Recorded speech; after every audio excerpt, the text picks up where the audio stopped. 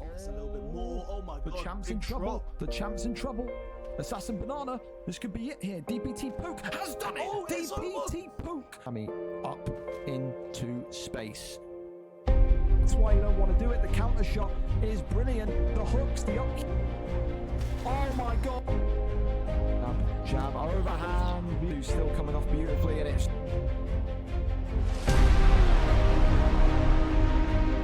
Is this going to be? Yes, it is. It's over.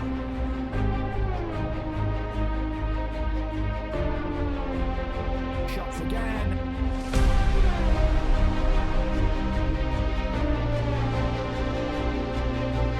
Oh my goodness me. And he's got him. Oh my god. Former lightweight champion of the world. The uppercut and the finish.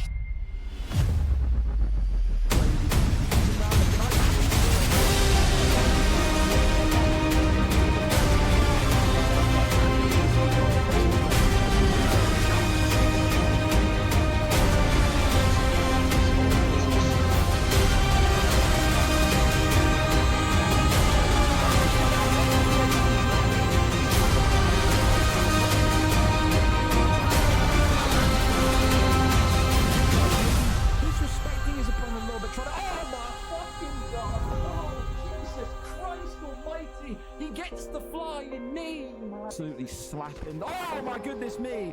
He's slapping something and it ain't cheap. There's now 1-2's over. Tries to get the takedown and gets another big slam onto him.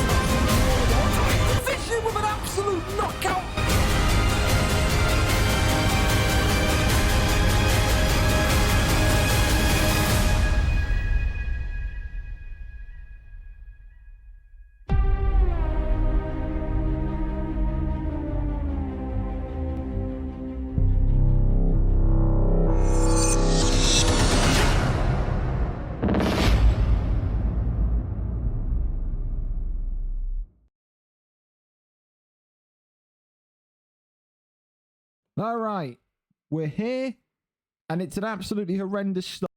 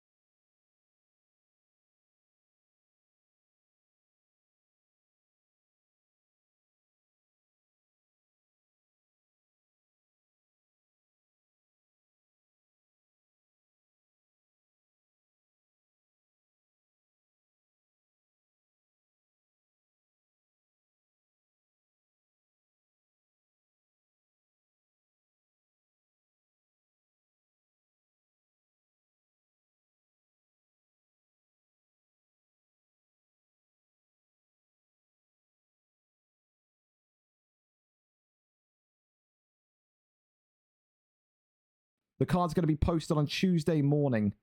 Gives everyone the maximum ability to kind of sign up and get involved. So, yeah, be aware of that. There will be an extra day of sign up, so no one will be able to complain that they missed it. However, 5 title fights tonight. The other one is just to see if we're going to have a PlayStation title fight, because Hickus has just messaged me as I was doing the intro. No joke, can show the messages, telling me, hey, don't know if I'm going to make it tonight because, yeah, I'm at work late. So that's great. So I guess we'll see if we have the PlayStation fight happen, not happen, blah, blah, blah, blah, blah. What do you mean? Back now there is sound. I don't want to be insulting and then maybe you not fight, but there is sound. You're just having a moment.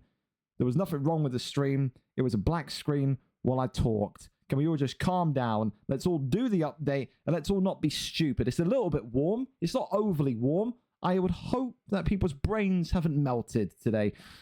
Well, listen, we've got a little bit of time still to go. Of course, if people want to go early, then we absolutely can. For some of you, I can step in for Hickus. Well, it will depend. You stay available, Wayne. It may well end up being you. You keep available. He told me I'll know an hour before because I'm working late. He's in the UK, by the way. I don't know where you're working on a Thursday. That means you're not home on a Thursday night at 11:45 for a co-main event. It's ridiculous. Why sign up if you know that you're working late? It's just the most brainless shit ever I've ever seen. I said to him, why did you sign up if you were working tonight? He said, I didn't know. It got changed midweek. Why not tell me yesterday? Why not tell me the day before? No common sense. Again, I'm telling you now, God is my witness. Dana White shit right here. If Hickus tells me he can't show up tonight because he's got work, totally fine. I'm not going to cut him. I won't ban him, but I'm not giving him a title shot. You can stick to unstream for a couple of weeks. If you know that your schedule's been changed, quote, midweek, his words, midweek, that means you've had time before 10 minutes ago to tell me. Tell me. It's a simple message. Tell me yesterday there's no problem. Tell me the day before there's even less problem. The more notice you give me, the better. 10 minutes before I go live to do commentary is brain-meltingly stupid. It is. It is. Thank you so much as well for Melon for the sub also. Appreciate you so very much. There was a 2-minute period when your mouth was moving, but there was no sound. That sounds like a you problem. I'm dropping no frames. I've had no issues my side, so that's very much a you problem. Fellas, we're going to see if Wilson and Justin are good to go. Wilson is one of the brainless lot that DM'd me just 10 minutes ago during the intro saying there's an update, to which I said, I know. I've put the ping out in the announcements. So Lord knows if he's going to be on time. If Gillum and Graham want to go early and I'll lobby it up, we can go. If SB and Robbie or Kieran and Samson or Benji and Joshy, whoever wants to go early and kick the card off and is ready to go early, then tell me. We'll go straight to you. Again, I can only do so much. I've pinged you all. I've told you all about the update. It's down to you lot to read. I'm not going to individually message each person and be like, hey, there's an update. Hey, there's an update. I've pinged you all. 45 minutes notice. It shouldn't be a shock that there's an update. It shouldn't be. It shouldn't be a shock whatsoever. Whoever wants to kick off the cards, let us know. The sooner, the better. Get us going. Get us moving. That'd be wonderful.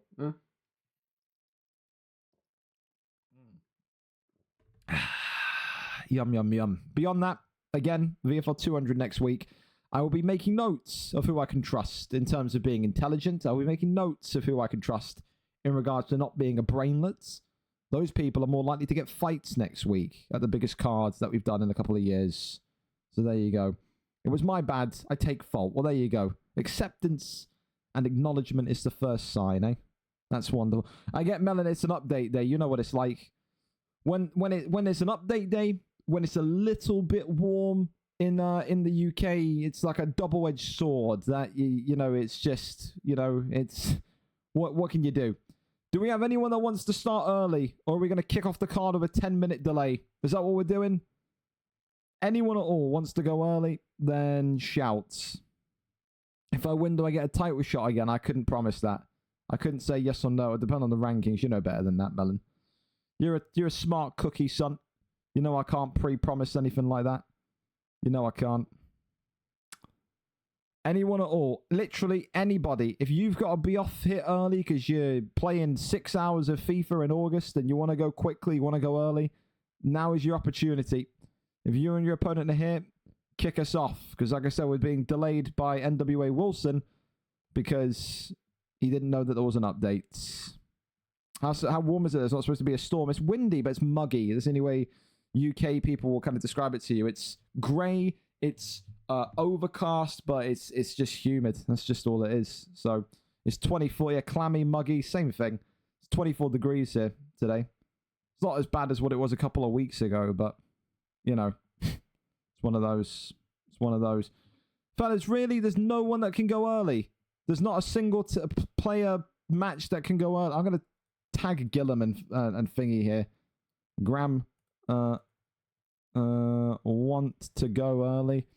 Again, it's always the same with the people on the early parts of the card. If I put you, this is what I'm going to say. If I put you early on the card, it rarely means anything other than I don't trust you to be completely on time. Or you're someone like TP Feng that needs to play before their FIFA stuff. Then I'll usually put you on. But the kind of like first 5 fights, you're the people that I say to myself, Lord, it's going to be a good day if we're on time here. I can't get a hold of my opponent. Wonderful. If Graham on Tick isn't here, I'm kicking Graham as well. Like, straight up. Again, we're doing this with the PlayStation stuff already. If you aren't here, by the way, you can absolutely stick to playing clubs elsewhere in 26. You asked for a fight between 6 and 7:30, and apparently you're nowhere to be seen. We'll see what happens with the PlayStation side of things. As always, I'm already being let down tremendously. Thank you as well, Juice World, for the follow. Top man. You're getting pickle poked when my fight's happening. I've had worse things happen. I've had worse things happen to me. Again, like, this is the thing I say as well, boys. Like, I mean, I was texting my opponent 15 to 20. Read the Discord. He's saying you're airing the piss out of him. So again, we got Gillum, who's telling me I can't get hold of my opponent when they've been talking for the last 15 minutes. And then you've got Graham. So again, Gillum, if you're in here, if you could engage your brain, that would be phenomenal. The CTE is running rife here. This is the worst start to a card I've possibly had in such a long time. During the intro, we've had one pull out, one maybe pull out, and now we've got people that can't speak. What are we doing? It's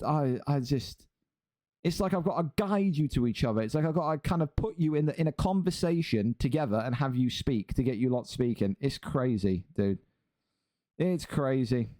And now what? We're going to be sitting here delayed because you've got people that can't read about an update. We've got people that can't communicate with each other. I've got Gillum 82. God help me, he's not born in 1982, because if so, then it's a lost cause for the human race.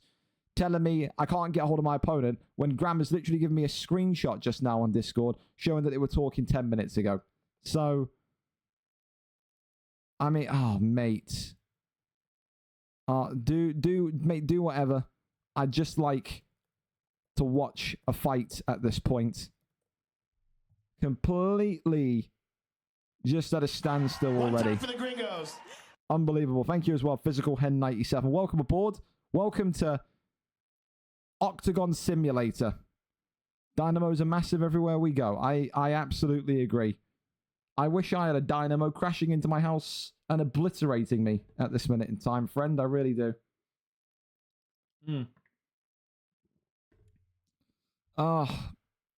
Hey, Gillum, are you going to do me a favor and stop atting me like you're discovering what Discord or computering is and just set up a stream so we can watch you fight? Or am I going to kick you and get a replacement in? What are we doing? I'm not doing this nonsense all day. I said it's an update day. You're all a little bit stupid. That's fine. Not all of you. Most of you. Some of you. Whatever. I'm not sitting here and dealing with this all day.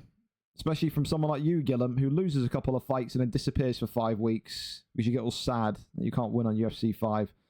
So are we watching a fight or are we not watching a fight, boys? What are we doing? Spark lost to Oni J. He did indeed. Lucky happening. How is Ben GP 0-6? He's struggled in featherweight. He has. He's struggled in featherweight. Yes, sir, Bob. One time for the gringos. Thank you for the follow as well. BRT Justin.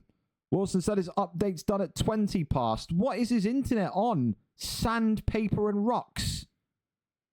I need, dude, Rob, honestly, I haven't had a haircut, a beard trim, nothing for like 10 weeks. It's out of control. I look homeless. Dude, I look homeless. I do. I'm rocking that Eastern European look. 1.4 gigabyte takes him 20 minutes, by the way. 1.4. So I know, Russ, it's bad. It's bad. It's bad. So, yeah. I need to get it sorted before I go and watch the NFL game in October. All right. 6 minutes into the card, we finally get a link for a fight. It will be remembered next week. Don't complain, don't cry, don't moan, don't bitch, don't give me any shit in DMs if certain people aren't on the VFL mega card next week. You want to be at VFL 200, be on time. Graham, your stream isn't even on. So, when you whack it on, let me know. But right now, it's off. It isn't even on. When we can go, we can go. I've had my fair few homeless-looking phases. There you go. Go Dagestan for a trim. I'll come back talking like them, man. Yes, brother. Yes. 2 to 3 years, barbershop, 2 times you can stream. There you go. There you go. 2 to 3 years, barbershop, brother. 2 times you can stream. I can't even do a good Dagestani thing. I can't. Send to Turkey 2 to 3 years and forget. It's not at that stage yet, thankfully. Come on, boys. Give me something. Come on, man. Give me anything. We're forgetting how to turn the stream on. We can't be on time. What are you killing me here, boys? You're absolutely killing me. Oh, my God. You think Sesko's going to be a flop? I think he will. I think he will. I think for that money, I think United had... if I was United, I wouldn't be spending 80 million on a striker. I would be spending 80 million on a goalie. That's what I would be doing. That's what I would be doing. Can we watch Bilal highlights while we wait? We don't want to send people that are here to sleep, Melon. No, we do not. No, we do not. He isn't home until 7:20. You won't be fighting early. Oh, come on, boys. Honestly, why can't we... You can send me the stream over and over again, Graham, until you're red in the face, fella. You haven't turned it on. You haven't turned it on. I can only click this link so much until you actually click the go live button, mates. I can't make you turn the stream on. I'm actually going to scream, boys.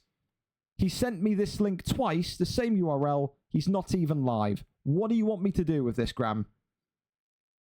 What do you want me to do? We can't even turn a stream on.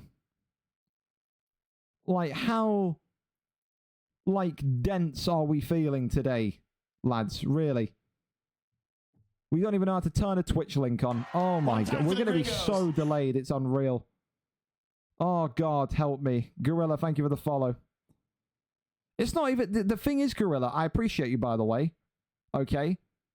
But it's... The people are here. They're just really slow today. It's an update. Whoa, we turned the link on. Holy Christ, we've turned the link on. Hallelujah. We're finally... It's been like for minus 58 seconds. About damn time, lads. We've got to fight. Jesus Christ, we get there eventually. All right, let's talk about this one. Gillam against Graham on Tick. Gillam today, 3 wins, 5 losses, 1 win in his last 5.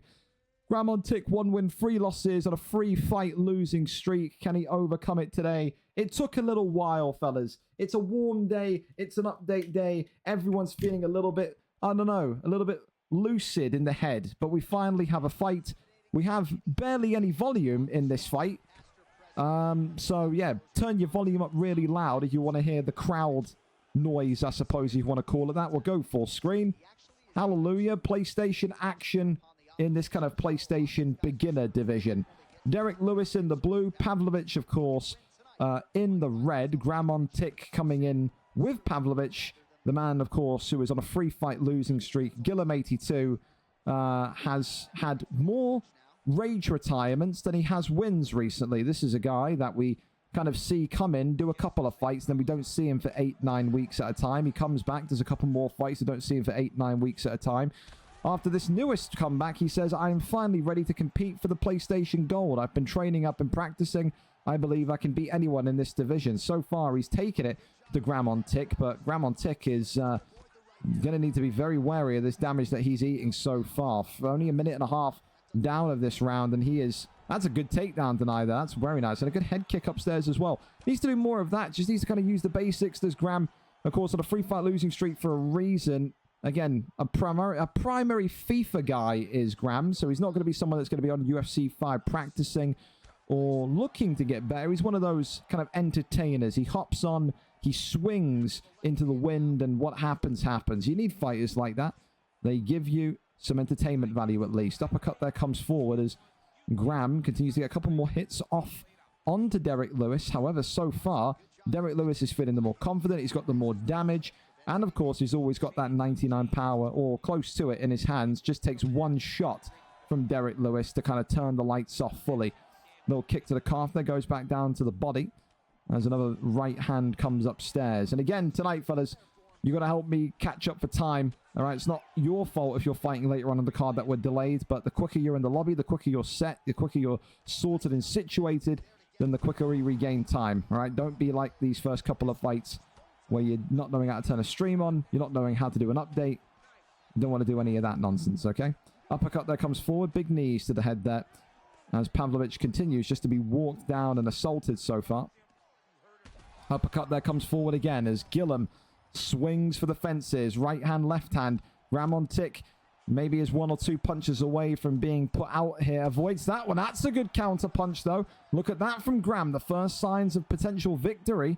Don't know why he's going for body shots now. Would have just swung for the fences. But again, that's one thing that Gillum's going to need to be careful of. Those poor counters could very much cause him a little bit of discomfort here in this beginner division of PlayStation tonight. 24 seconds left of round number 1. And you can just see the head movement now coming alive for Graham. However, that head movement is risky. If you go into the way of the strike, you will get flash knocked out if that happens. But right now, somehow, some way, I'm a little bit surprised by it. Graham on tick survives and has maybe found some confidence there at the end of the round. Round 1, though, you still got to give that one to Gillum. He's looking sharp with his pressure. I think 2 different sets of advice. If you're Gillum, you tell him, well, just keep walking him down, keep working the jab, keep working the pressure strikes, and you'll be fine.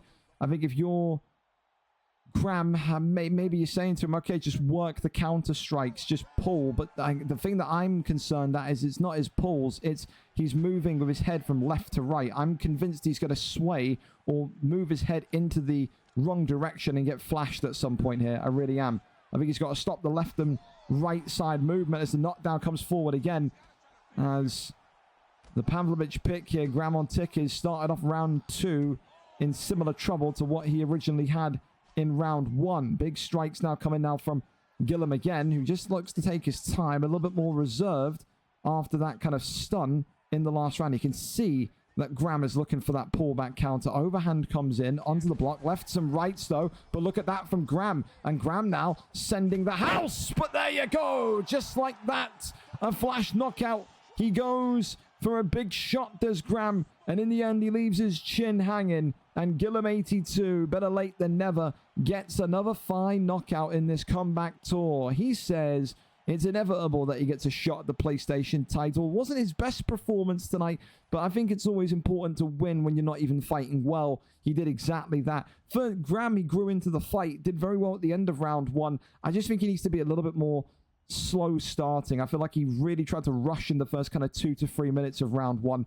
and that's what cost him. He needs to be a counter puncher, work off the jab, work the pullbacks, and try and go for victories that way. Not his night tonight, but we love him regardless. One of the most entertaining men in the PlayStation division tonight, though. Gillum makes it a victory, 4-5. He goes to now. And, oh, Jesus Christ, deleted half the card there. And, of course, for Gillum, it means that he's now back into winning ways, which therefore unlocks a higher-up fight, which therefore you would think moves him closer towards the ultimate goal of winning gold. So there you have it.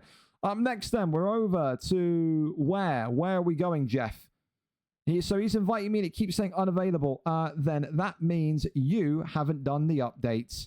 So hard reset your console and do the update, Justin. So great. Justin hasn't done the update either. That's fantastic news. I mean, come on, boys. Come on. Seriously, hold down the power button on your console for 10 seconds. Turn your box back on and do the update. Don't tell me you have. Just do what I said and we'll carry on waiting.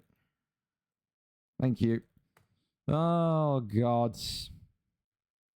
Don't even know how to do updates anymore, boys. Unbelievable. Unbelievable. Right, who wants to go next then? We've got SB and Robbie. I think he's going to be getting back from picking up his daughter. We've got Kieran and Samson. Kieran and Samson, do you two want to go early? We'll see if those two are down. I know Samson's got FIFA in like 40 minutes, so we'll ask him.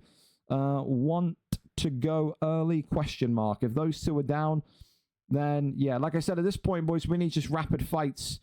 The more that happening, the better. We've had NWA Wilson, who's on Tesco Net, who has taken 20 minutes to do a 1.4 gigabyte update. And we've got Justin, who hasn't even done the update. So that's yeah. As you can tell, it's a really great start here tonight. It's a really, really, really top start here tonight. It could only get better. The only way is up, isn't it? The only way is up.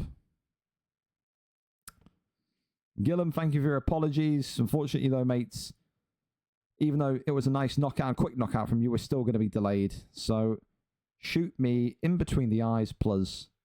Well, Samson and Kieran are saying they're lobbying up, so I have no idea who's going to be streaming that one.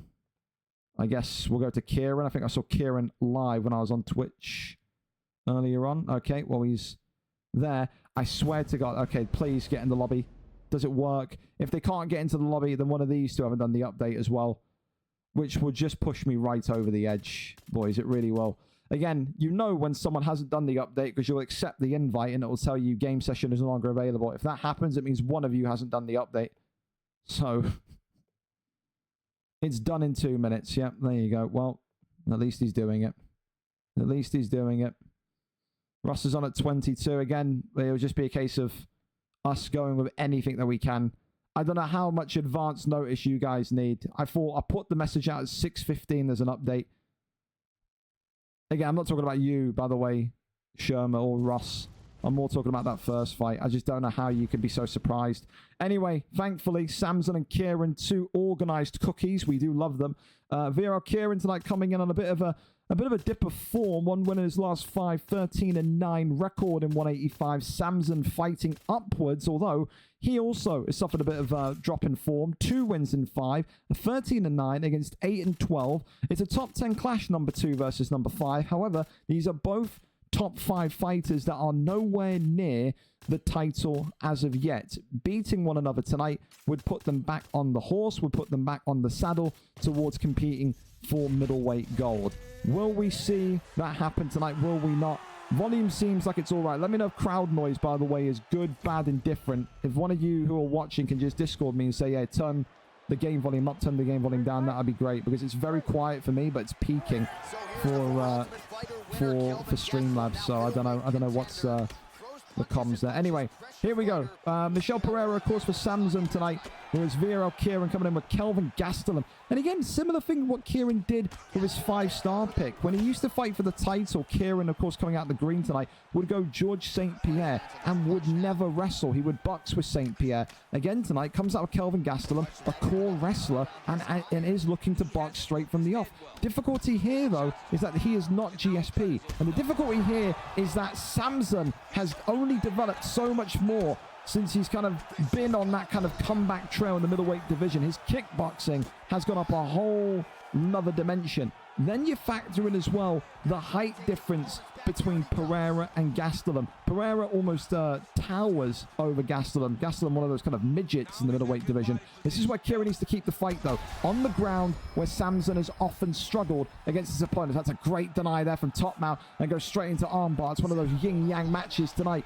Gastelum, VRL Kieran, the machine on the floor. Samson, the machine on top. And right now, we've already seen one big stun and now one big submission. Just as quickly as you think he's going to win the fight, he's looking like he's going to lose the fight. I'm amazed he didn't go for a submission there. Big shots raining in, though. Kieran not looking too far away from victory. Can he keep him locked in? This top mount from the former champion is absolutely incredible. Kieran's stand-up may well be in the bin, but his ground game tonight, that is the best ground game I've seen from VRL Kieran in a long, long time. He needs to work on his boxing, though. I tell you, he looked like he had the ground game of a welterweight there. His top mount, absolutely phenomenal, but his stand-up against Samson was just poor. He was too predictable, too readable, and he nearly suffered a quick defeat there. If he didn't get that spear takedown, if Samson defended that takedown, I think Kieran could have been out. two very different fighters. For Samson, got to work on the takedown defense or the submission defense or the denials in general. For Kieran, got to work on his boxing. However, take nothing away from Kieran tonight. Was on the brink of death and somehow manages to find a finish via submission in round number 1. That there is how it should be, getting back onto winning ways. 14-9 now for the former champion. He's nowhere near the belt, granted, but my oh my, he needed that one. A great couple of days for VRL Kieran as well. You missed it. Yesterday night, won his first ever VFL F1 race officially in Las Vegas. So 2 wins in 2 days. He is absolutely enjoying life at the minute. Congratulations to Kieran tonight. A fantastic bit of ground game work there to get the submission hooked and synced. So top tier from him. Thank you as well, Wayne. I appreciate you, man. All right, well, let's see where we're going. Does NWA Wilson and SCI Justin, are they now ready to go? Justin told us earlier on that it should be 2 minutes. Are we good? How are we looking? How are we looking? How are we looking? That was 5 minutes ago, so we should be somewhat ready to go. I'll go to James's. Oh, we've got a mobile Twitch link. You hate me, James. You do. That's all right, though. We'll go here. All right. Fantastico. Finally there. Better late than never. So, NWA Wilson tonight as we look to kind of regain speed on the card. 0-0. Coming up against SCI Justin. Also 0-0. Two fighters that are maybe shocked a little bit for confidence. I don't think either of these two, after their recent victories in previous divisions, or, well, to be fair, Justin had a victory. NWA Wilson had a very, very, very close loss. Some of people honestly thought Wilson was going to get the win in his last fight, but it was a competitive fight, is what I'm trying to say. So although both of them maybe should be riding off of top confidence, both of them are feeling a little bit worried. Both of them are feeling a little bit like they couldn't compete at 185. They both requested that move to 205. They get their wish, and they both begin their light heavyweight career and journey here tonight. Who starts off with a win? Who starts off with a loss? Paul Craig, the white man with the beard. Well, to be fair, they both got beards. The white man in the red gloves for, of course, none other than NWA Wilson. SCI Justin, the more handsy of the two, the better boxer of the two, coming in with Khalil Roundtree. Always a great pick. Has great power, doesn't he, for a 205er, and great movement as well. Good counter shot already though from Paul Craig to get maybe Justin feeling the sting a little bit. Of course, though, with Paul Craig, you've got to be very careful. If you can't get this fight to the ground, then you have got no hope. Paul Craig boxes like he's got pillows for hands. He can't do anything on the feet. So for Justin, got to make sure his takedown defense is nice and high. For NWA Wilson, got to make sure that he just consistently goes for the shot and consistently tries to find that submission. If Paul Craig gets you tied up, wrapped up with an armbar, a rear naked choke, there's only certain men that can escape from his clutches. However, so far, Justin doing a great job here in keeping kind of separate and staying away from the range of the takedown. And right now, this is the thing that I found confusing last week as well. We saw it in the PlayStation division. NWA Wilson effectively giving up on movement. There's points here where he's standing completely still, and he's just hoping to kind of wade them in. You can tell that NWA Wilson is fighting on Wi-Fi here. Took him 20 minutes to download a 1.4 gig update, and he's also suffering for a little bit of lag and buffer. However, right now, the lag and buffer is not going to be what loses him this fight. He is way too robotic, mechanical. He's got to actually move. He's standing there at point and just eating bombs from Khalil Roundtree. And Justin is able to hover around the outside and just kind of step in and get the shot. This is not the correct way to use Paul Craig. He's only landed one takedown, then he got immediately back up. You can't box with him. If you wanted to box tonight, you needed to go someone else other than Paul Craig, because he does not have the power for it. Right now, SCI Justin is just having his wicked way, and all NWA Wilson can do is just stand there and take it. Big right hand comes in as SCI Justin is cooking up a storm here. Leg kick comes in now. And there's no offense from Wilson, is there? He's sitting there. He's waiting. He's trying to get a takedown. He can't find the takedown. He's not working his jab. There's no strikes coming from this young man. He just seems lost at the minute. He really does. It was a better performance last week than this. It just, I don't know. I think he completely I don't think he took SCI Justin seriously. I don't think you can say he did when he's sitting there and he's just eating strike after strike. Another stun here comes forward. The flying knee and the uppercut now flying forward as well. Khalil Roundtree, SCI Justin has never had an easier fight than this. He really hasn't. He is absolutely... Why? I don't know why he's fist pumping. The only thing he should be fist pumping right now is the fact that he's going to survive the round and get into round 2. He's absolutely lost this round. It's not even close. It is a demolition job from SCI Justin here. It really is. 10-9. A couple more stuns or knockdowns. You can maybe make that one a 10-8. 17 out of 50 significant strikes connecting. And you got to think Paul Craig not have a lot of power, so that's going to feel like nothing to Khalil Roundtree. If you're Justin and in his corner, you're telling him, just keep doing what you're doing. The aggressiveness, the kind of ability to kind of hover and pivot around Paul Craig and get those strikes in is what's winning you the fight. If you're in Wilson's corner, you've either got to tell him, land the takedown. You need to get this to the ground, or for the love of God, get moving. You can't sit in front of a train, lie down on the train tracks and expect to survive getting hit. It's just not going to happen. Round number 2, up and underway. Front kick that was attempted, however, just avoided. Again, now you can see a little bit of movement. There's that left and right hand combination, though. Khalil Roundtree putting his arms up now. He seems to be offended by what Wilson has done in the first round of taunting, and that there is a highlight reel knockout from SCI Justin. The light heavyweight division may have a new killer in their midst. Knockout of the night so far. I think so. Khalil Roundtree, flying knee, and I can hear there in the background, Wilson is frustrated. He's pissed off. I don't know what the game plan was there. I don't know if it was maybe the anxiety because he was rushing to get the update done. There was no movement tonight. I can't, you know, the ability to pick Paul Craig, excuse me, I'm completely dead in the head. To pick Paul Craig, you have to understand that if you don't get the fight to the ground, it's a lost cause.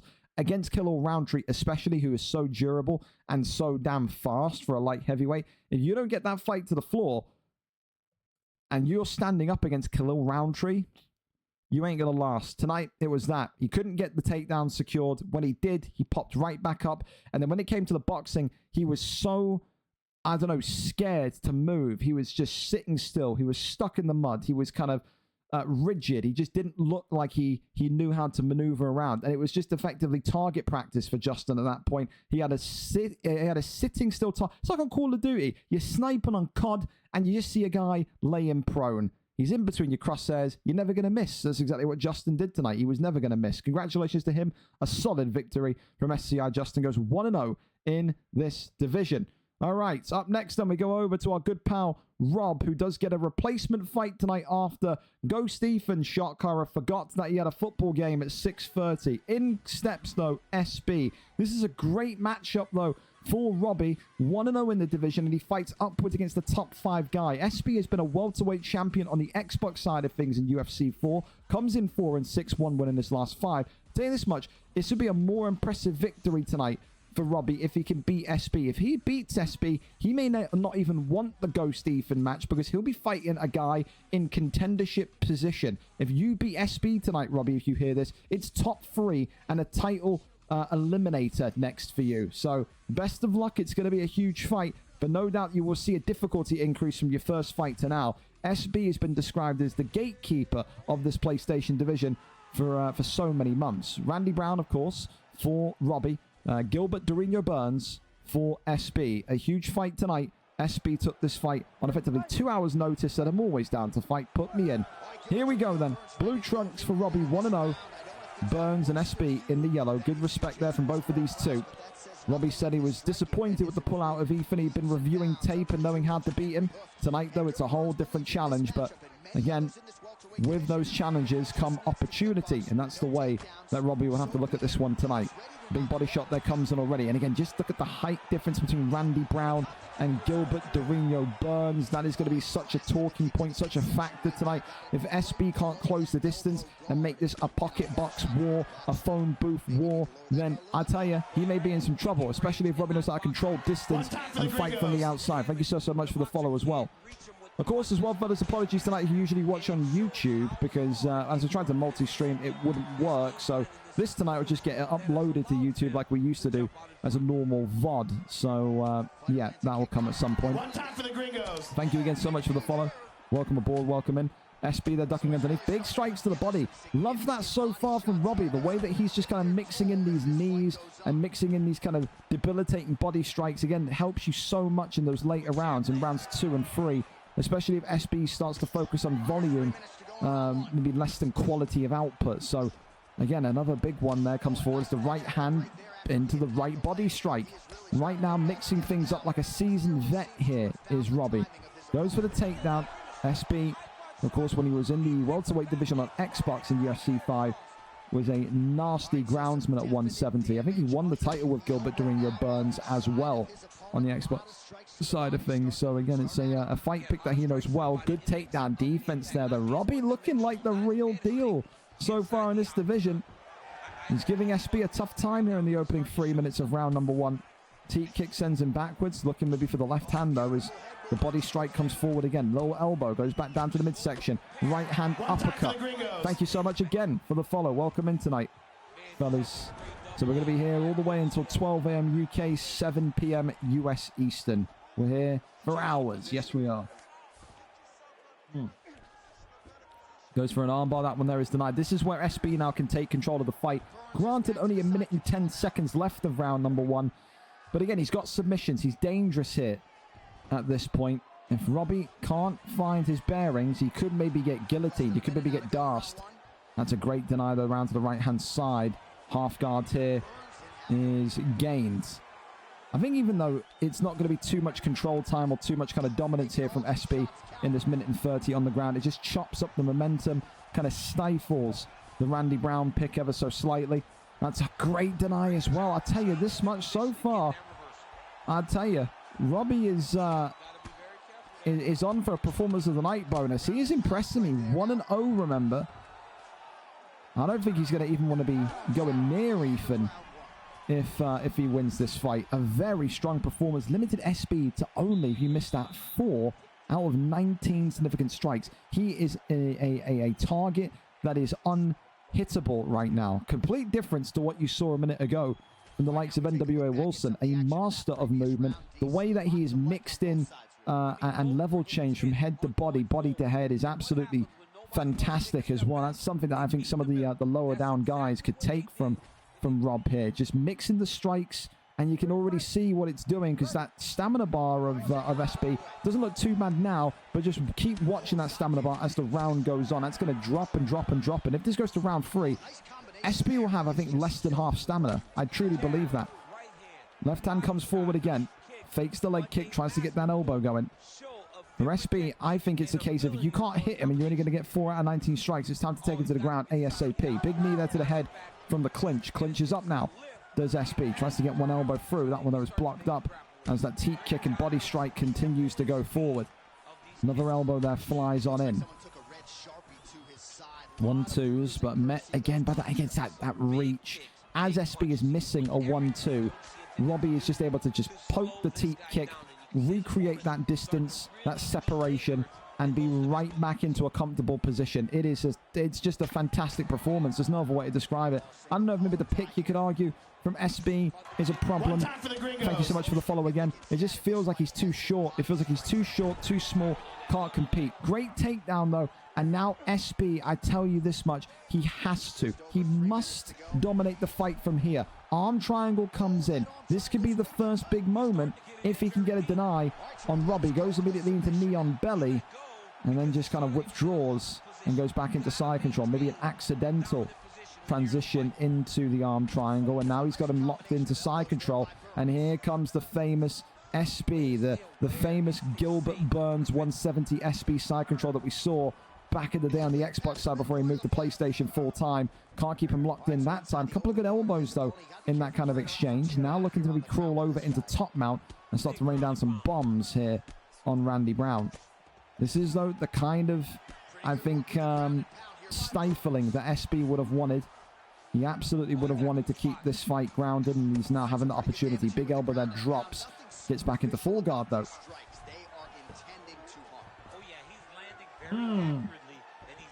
Puts him into rubber guard. Can he keep him blocked? No, breaks through into snack guard. I'm amazed that SB didn't take any shots there. I am. I thought maybe you break through into snack guard. At least test the waters. Throw 1 or 2 down. But look at this triangle choke now coming in.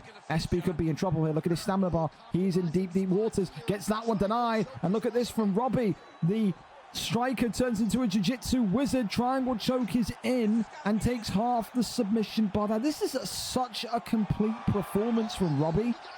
I'm blown away by this right now. This kid looks phenomenal. He really does. Goes over for a dash choke.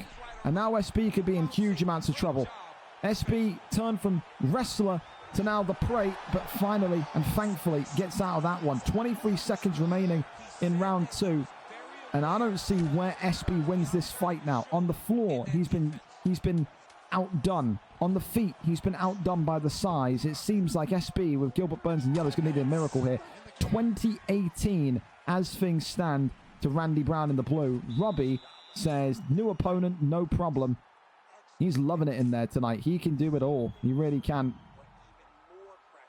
2 rounds to 0 as things stand. I just have I can't even give advice to SB at this point.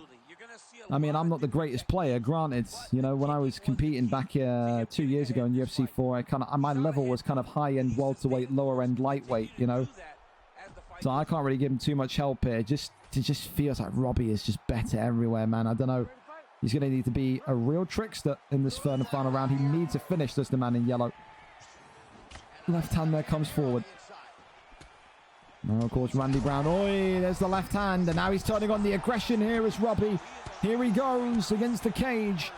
Survives that one, though. SB being put into the guillotine choke. Flips him over into mount as well. Top mount could be dangerous here. SB still in huge amounts of trouble. Randy Brown, Robbie looking for the finish. Not possible yet. What a start. What an aggressive start here in round number 3. He's not playing any games here, folks. Goes into the triangle choke. Robbie here. Look at a squeeze the life out the Scotsman here tonight. Robbie here in round number 3 is going to get this one done. No, just a sliver left. He's still in this fight. Is SB. Lord knows how. Randy Brown clearly not a submission wizard, but 10% of that submission bar left. SB has not got much left in the tank yet. He really does not. Elbows there coming in. That one there gets him over into full guard. Posture uppers there. Rains down the strikes and he says, up we get. I want that standing finish. Body shot. Rocking the liver again. Look at his combination work now. The elbows being mixed in with those body strikes from those knees. Flying knee comes forward. And now working that tenderized midsection before a head kick tries to go for the block. SB is just fending off this absolute lion, but it's an absolute world-class performance tonight for Robbie. No problem with the opponent change. 2-0, and he looks like one of the most exciting prospects in that PlayStation division. I don't think he will want Ethan next. That was a performance and a victory that screams to me he needs a contendership shot. He needs a title eliminator. He needs something which makes huge moves towards the belt. That is no doubt one of the best performances you will see from someone that only has 2 fights here. World class today. Elite everywhere for SB. You've got to give credit to him as well. Took the fight on 2 hours notice. Didn't really have any time to do game plan or any tape or anything like that. He took it. He didn't complain. And in the end, he falls on his shield. No doubt, I think there'll be a mutual respect there from Robbie. I think he'll be happy that he at least got the fight tonight. But Jesus Christ, what a performance from him this evening. Performance of the night.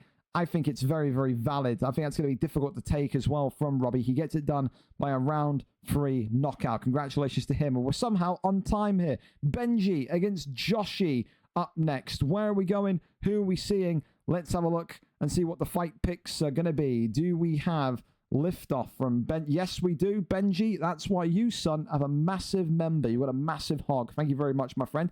Benji and Joshi here in this heavyweight division. So listen, Benji has had a bit of a tough time himself as well. 7 wins, 6 losses, but a 2-fight losing streak for the former #1 contender. He goes up against tonight Joshi, a man that is 0-0, but getting a huge opportunity to fight upwards. He was in this light heavyweight division on a 3-fight losing streak. He is a confidence fighter. is Joshi. When his confidence is low, he looks like a completely different man to when his confidence is sky high and he's on a 2 or 3 fight winning streak. He's a former light heavyweight champion, but he has very much fallen backwards in terms of his regression and in terms of his fight style. He wants to rediscover himself tonight in his new division. He will have an opportunity to do that against an elite striker in Benji. Heavyweight action in this beginner Xbox division. Benji and Joshi will both be looking to strike with one another. Derek Lewis in the blue for Benji, Pavlovich in the red for none other than the debuting heavyweight star. Never mind, wrong way round. Benji in the red with Pavlovich, and Derek Lewis in the blue for the debuting heavyweight star, Joshi. Again, it's all about his confidence tonight. It's all about working those combinations and patterns. The one thing that you'll say from these two, though, is that they are both known for their exhilarating and exciting knockout talent. There will be no ground game here tonight. It will be just about who is the better kickboxer out of these two. One man on a 2-fight losing streak, the other on a 3-fight losing streak, but with a 0-0 record in this heavyweight division. Hopefully, pastures new will be exactly what Joshi needed. Benji, of course, he's an absolute unit in real life. Met him for the Champions League. He is a towering, imposing figure. You'll want to be that towering, imposing figure here this evening as well. However, easier said than done against someone that is so damn difficult to beat like Joshi. And that's what I want to see from Joshi, going back to his light heavyweight roots from months and months ago. He was always one of those kind of light heavyweight fighters that would get you in the clinch and get that dirty boxing going. That's a really nice kind of return home to roots there from Joshi as he scores the first knockdown of the evening. Benji, of course, looking to fight with the 1-2 right off the rip, but gets the takedown instead and dives into the grounded position. So now we'll be looking to use Pavlovich's Russian background here to dominate this one through the wrestling and the ground and pound, perhaps. Good fake there and a good deny. Look at this from Benji. Getting some good denies in and now has to find a way to get over into top mount, you'd imagine. Oh, that doesn't stop the full guard. Transition. The fakes here, and that's going to be an armbar. And Joshi says, if we're going to wrestle tonight, then Benji, I've got you covered. As the arm here going to be taken, no, denied there instantly. And again, Benji is just kind of almost panicking. He's trying to maneuver way too quickly. Couple of big hammer fists there as well. And in the end, he just gets out. A little bit premature and juvenile, I've got to say, from Joshi. But then again, Benji just dives back in. That's a really risky strategy considering his stamina was so low. Works off the jab in the straight there. Body shot once more. Pulls backwards. Oh my goodness me. Suffers another knockdown. And Joshi here is now tuning up the band. He is feeling at home in this division here tonight. There's that slip straight. That is money in a nutshell. And this could be it here in round number 1. Big shot coming in and he gets up. He wants this one on the feet clean. Big shot again. Derek Lewis. Joshi, welcome to the heavyweight division. That is how you make a statement. That is how you end a near 1 month losing streak. That is the Joshi that won light heavyweight gold. That is the Joshi that we once upon a time said has the best boxing in the 205 division. And that is the Joshi that now exists and roams the heavyweight division looking for a challenge. Congratulations to him tonight for Benji. Some good shots in there, but I don't know, he just didn't really feel, he didn't seem too confident. I mean, that's the one thing I keep noticing with Benji whenever I see him fight now. Doesn't really strike me as someone that goes into fights believing he can win. Just shows up and wants to have a good time. Again, you're gonna you can appreciate that, but he has got the ability. He went on this incredible win streak some weeks, months ago. He's got to get back to those kind of levels of basics. And he had that good takedown and that great deny at one point in the round. I think he needs to go back to the wrestling. I really do. I think he's a good boxer, but I think you can make that a secondary skill. If you can tap people out at heavyweight, you can be champion in such a quick and lightning fast time. So I think he needs to go back to that. But again, I'm not his coach. I'm not the guy to inform anyone. So we'll see what he does. But commiserations to him. For Joshi, a wonderful knockout victory tonight. D1 Smumlinger against Charlie 18 next. Smumlinger, of course, coming into this one, 14 wins, 13 losses in the 185 division. 2 wins in his last 5, of course. However, his opponent tonight, dangerous in the regard that he is full of confidence. He is 4-3 in this division, but he also won the PlayStation belt last week. He competes on both consoles, 7-2 over here. He says, I want to move up beyond the middleweight division. I want to go into welterweight. I want to go into lightweight. I want to get out of 185 as quick as possible. The answer back to him is you got to prove it in the middleweight division. Tonight, he can make a big statement here by beating D1 Smumlinger and maybe even humiliating D1 Smumlinger. Of course, for Charlie, the one thing he'll need to remember is watch out for that fake glove touch. D1 Smumlinger, one of the dirtiest players in the game. That's what he likes to be referred to as. So we'll see if he lives by it again tonight. Michel Pereira against Chris Curtis in this one. While those two load in as well, big thank you again to Sam Ray for the follow, Mad Mick for the follow, Wamsap for the follow as well, KP1, SVG the Gorilla as well. Appreciate it so much. All right, here we go then. We're here, we're ready, and we're set. Michel Pereira, Chris Curtis in this one tonight. An opportunity for Charlie to take a huge step towards potential double champion status. He would love to be the PlayStation and middleweight champion. Again, right off the rip, the dirtiest player in the game, Michel Pereira, D1 Smumlinger, comes out of a fake glove touch into a head kick. Of course, the one thing that Smumlinger will be ready for tonight is Charlie's, I think, balanced style. He's a great boxer on his day, but he's an even better wrestler also. No time for apologies now. Smumlinger was trying to get the bow there, maybe to say sorry, and Charlie here, like a ball in a china shop, just running, sprinting towards Smumlinger and getting that first knockdown. That there is maybe a sign of things to come. For Smumlinger, it's about adapting and kind of acclimatizing to this kind of aggressive start. We saw it in his last fight at 185 on Xbox. He starts so quickly, does Charlie. Some people in this division just can't keep up with the speed and the trajectory of this kid, but that's a great bit of striking there from Smumlinger. Tries to go for his own 1-2 head kick combination, gives Charlie a little bit of a stun there, and now maybe these two have got the respect of one another. They've got each other's attention here. Body shots, though, being worked beautifully by Charlie. Shoots the takedown to Smumlinger and gets it. Down to the ground we go for the first time here. 3 minutes left on the clock in round number one. Both of these two right now, though, are looking very equal on the feet. Tell me I'm wrong. It's a really good start here so far. I need to put some lemon in that. That'd be nice. Well, an armbar here comes forward as D1 Smumlinger now is stuck in the trap here from Charlie. Charlie looking to just drain that stamina and end up getting the submission victory here this evening. Gets that one through. Arm going to be extended. And this one here, not done. Wow, he escapes it. Fair play there to Smumlinger. That is a great bit of escapism. 2 minutes left in the round. I think Charlie's going to be absolutely amazed that he's bottled that. I can't lie to you. Not the first time we've seen Charlie struggle with arm bars, though, or the kind of jousting of the fakes. We have seen him kind of let go of a couple of surefire arm bars before. We absolutely have. Right hand there swinging onto the dome of Charlie 18 and Chris Curtis. Again, big shots here, uppercuts now flying forward. Don't forget as well, tonight, fellas, main card, 10 p.m. UK, 5 p.m. US Eastern onwards. 5 title fights on that main card tonight. Who goes into VFL 200 next week as champion? It's the big question. Again, get involved as well, Xbox and PlayStation. We do fights on both consoles. So we're running now for nearly 4 years. 4 wonderful years of me telling people, hey, you've got a fight at this time. And they then go, what? What do you mean I've got a fight? What the fuck's UFC? I don't have that installed. Trust me. It's happened more times than I care to comment. Big knee to the body, right hand there, slips on forward. Again, Charlie just doing this kind of, this slow burner type progressive strike building that he likes to do. We saw it in the PlayStation fight as well. Big knee to the body, though. That's really good from Smumlinger. And also, prior to that, opened up the slight bit of damage on Chris Curtis, on Charlie 18 also. End of round one.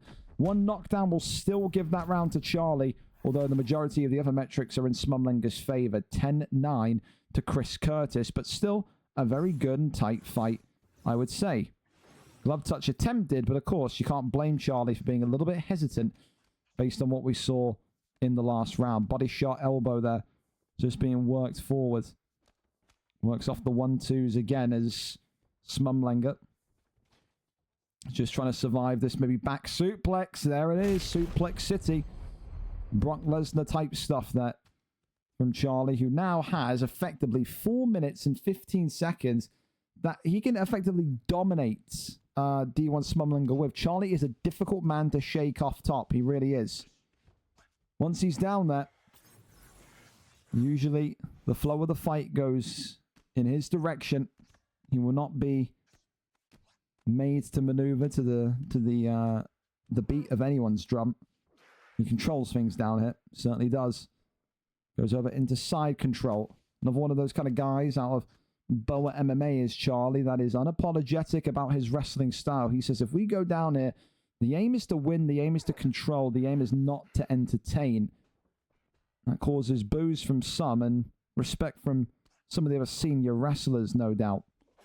Moves that right-hand side. Gets over now into half-guard position. Works the body shots again as G8 attempted to be built. Now goes up and around into side control. Elbows there. Coming up. Still though. Body shots being used. More and more. Goes over into full guard. Elbows. Posture up. Nothing there. More and more towering elbows from the bottom. Now Smumlanger is giving Charlie a little bit of kind of, warning, and it's not going to be a free passageway down here. Thank you so much for the follow again. Give a proper shout out after this fight. Pulls him back in. Elbow still coming forward. Smumlanger trying to maneuver away into a wonderful triangle choke, or sorry, guillotine, excuse me. As I think he's going to get out of this one, isn't he? Yep, easy peasy, but flips it into mount, which is not bad. So really good defense there from Smumlanger. I've got to say that. Didn't really panic. We've seen people go down onto the bottom and be dominated and be controlled before, and they start to panic transition. They forget about building GA. Smumlanger using all of his expertise there and look like what he is, a seasoned vet in this middleweight division. Rains down a couple of big strikes here with Michel Pereira as the elbow there clatters on down. No signs yet, though, of any stunner or of any knockout. And you expected this fight to be tight, but how tight is it truly going to be? There's the elbow that drops and gets the stun. Thank you so much again for the sub. Appreciate you so much. Thank you very much, fellas. Help us get back to 200 subs. That's the goal. VFL 200 subs. Hey, it's got a ring to it. That's the aim for next week. Touch wood. Anyway, listen, I think a better round for Smumlanger. I'm prepared to give that a Smumlanger round. I think 1-1 going into the third. Maybe a little bit crazy, maybe a little bit deluded, but I'll go 1-1. Immediate attempt of the uppercut. The big thing for me is Smumlanger's stamina. That is going to be the thing that really gets him in trouble. Thank you so much again for the sub. Appreciate you so much. Thank you very much. God bless. Works off the 1-2s again as Chris Curtis. Just missing that elbow there was Pereira. Against the cat. I don't like this from Smumlanger, though. He's completely given up cage position. Back against the cage. Thank you so much again. Thank you a bunch. Appreciate it. Still trying to maybe work the head movement, though, but this is a very, very confusing start in round 3 from Smumlanger. He just seems completely slow off the rip. Seems like he's just happy to sit there and kind of try and stay stationary and dodge strikes. He needs to kind of get control of this round, personally. I don't think you get control of this round by trying to bait him in for counters. I think the port of call should have been trusting your wrestling like you did in the last round, and I think shoot the takedown first. I am amazed at that this is the way he's chose to go with it. And against the cage, he's forfeited so much cage position. Rains the strikes down. Thank you so much again for the sub again. I appreciate you so much. But look at this. He's the game planning for this round 3 in particular, with how we kind of reclused back towards the cage, stood still. Big, oh my God, thank you so much. I appreciate you so much. Thank you very much for the gifted. Thank you very much. That is too kind from you. You've got a big penis and an even bigger heart. Oh my God, he's got the pull elbow. Maybe that's what you wanted. Charlie getting too aggressive. This could be the end here. Charlie 1 or 2 strikes away. Smumlanger would have been laughing to the bank with that one. If that came off, that was huge. Charlie 18, remembering, even though he's had a fantastic round 3, he's still very much in the thick of this fight. He has to focus on getting his arm raised and not doing anything stupid. That was a huge moment from Smumlanger there, who is now even more depleted of stamina. Maybe sitting there and baiting Charlie was the correct idea. Can't lie to you. If I'm Charlie, I'm not even advancing anymore. I'm not throwing a strike. I'm just sitting back and relaxing here. I still think he's won the round. I do. But you never want to leave it to the judges. That could have been big. I think he should have went to the a hook to the body. That would have been nice. Oh, he knocks him against the cage. Charlie 18 has got the finish. It was a really, really, really strange start to round 3 from Smumlenga. Stood too still. Didn't really have the belief in himself, I think, to kind of push forward and go for the aggressive stylistic push. But regardless, you have to give it to Charlie. Looked phenomenal tonight, and I think that's going to be fight of the night so far. I enjoy that one. Chris Curtis gets it done. And for Charlie 18, his mission of getting 2 belts at once, PlayStation champ, middleweight champ, remains alive and active. Yes, it does. Before we go into the next fight, thank you again so much. Let's give you the proper shout-outs you deserve. My fucking Streamlabs. Davy Dragon for the 5 gifted. Appreciate you. No, it's Nightfall for the 5 gifted. You motherfucker, you. Thank you, Davy Dragon, though, for the gifted. Little Max for the follow. Hamzat Shemaev, big fan for the follow. Sam Ray. And so on for the follows and subs. Appreciate you so much, fellas. Top men. Maybe not you, Nightfall. Maybe when you're a bit older and you're not fucking making my life miserable, we'll be friends again. Until that day, I still dislike you fully. Inked Beast against Rossi. Okay, that's where we're going next. Inked Beast. Here we go then. Of course, Jay Shermer. The Shermanator. Ink Beast, of course, former light heavyweight champion, back into his humble abode that he made such a splash in the welterweight division. One of the best strikers, one of the best Jeff Neals in the business on his day. Of course, though, that was 6-7 months ago. Comes back into this division, 10 wins, 11 losses, 1 win in his last 5 fights. He returns today, having won a belt, having shaken off those cobwebs, and has to take on one of the most dangerous grapplers in this division, Rossi. 8 wins, 9 losses, 2 wins in his last 5. Ink Beast Shermer is going to need that takedown defense at absolute maximum capacity tonight. Same kind of thing that we just saw in that last fight. If Rossi gets you down, I don't think you get back up. But for Ross as well, struggled with strikers in the past, struggled against people that consistently deny the takedown, and struggles with his boxing. If Shermer keeps him up, if Inked Beast keeps him on the feet, and he goes Jeff Neal, I don't know how long Rossi can survive in this one. It's a huge, huge fight indeed. We go over and we have a look and see exactly what the fight picks are going to be. And like I said, Nightfall, I see everything you're saying. The reality is, dude, like, I can't be bought with subs.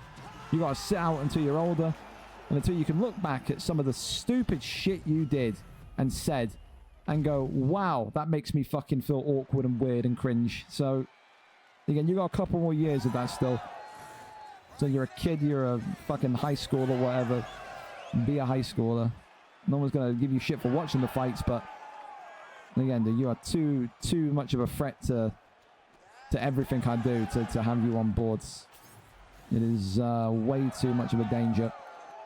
Guys like you and fucking Slink and stuff like that, like, you're never going to change until you just grow up and, I don't know, figure it out. Power to you.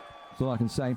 Anyway, Rossi tonight, of course, coming in with the black trunks. Tyron Woodley, Jeff Neal for Shermer in the blue trunks. And this is exactly what we're talking about. This is exactly where Rossi would want to get the fight as quick as possible. You don't want to be standing alongside Jeff Neal, who almost feels like he's got cinder blocks in those gloves. Tonight, if you're Tyron Woodley, it's quite simple. Keep this fight exactly where it is for as long as possible and use that kind of towering strength for Tyron Woodley and top mount to rain down those strikes and break bones, break orbital bones, break faces, just like you know he can do. For Shermer, it's a case now of getting up and to your feet as quick as humanly possible. The longer you stay down here, the more that this round goes in Rossi's favour. Neal taps it to the right-hand side. And again, big thank you to everyone so far that has helped us recover our little bit of a time delay earlier on in the card. We're actually 4 minutes ahead of time, so big ups to you lot. Like we said, we've only got the smartest and the best as the card goes on. So top tip. Works the body shots. There we go. Posture up is there. Rains down the big strikes. Pulls on down. Tyron Woodley here again.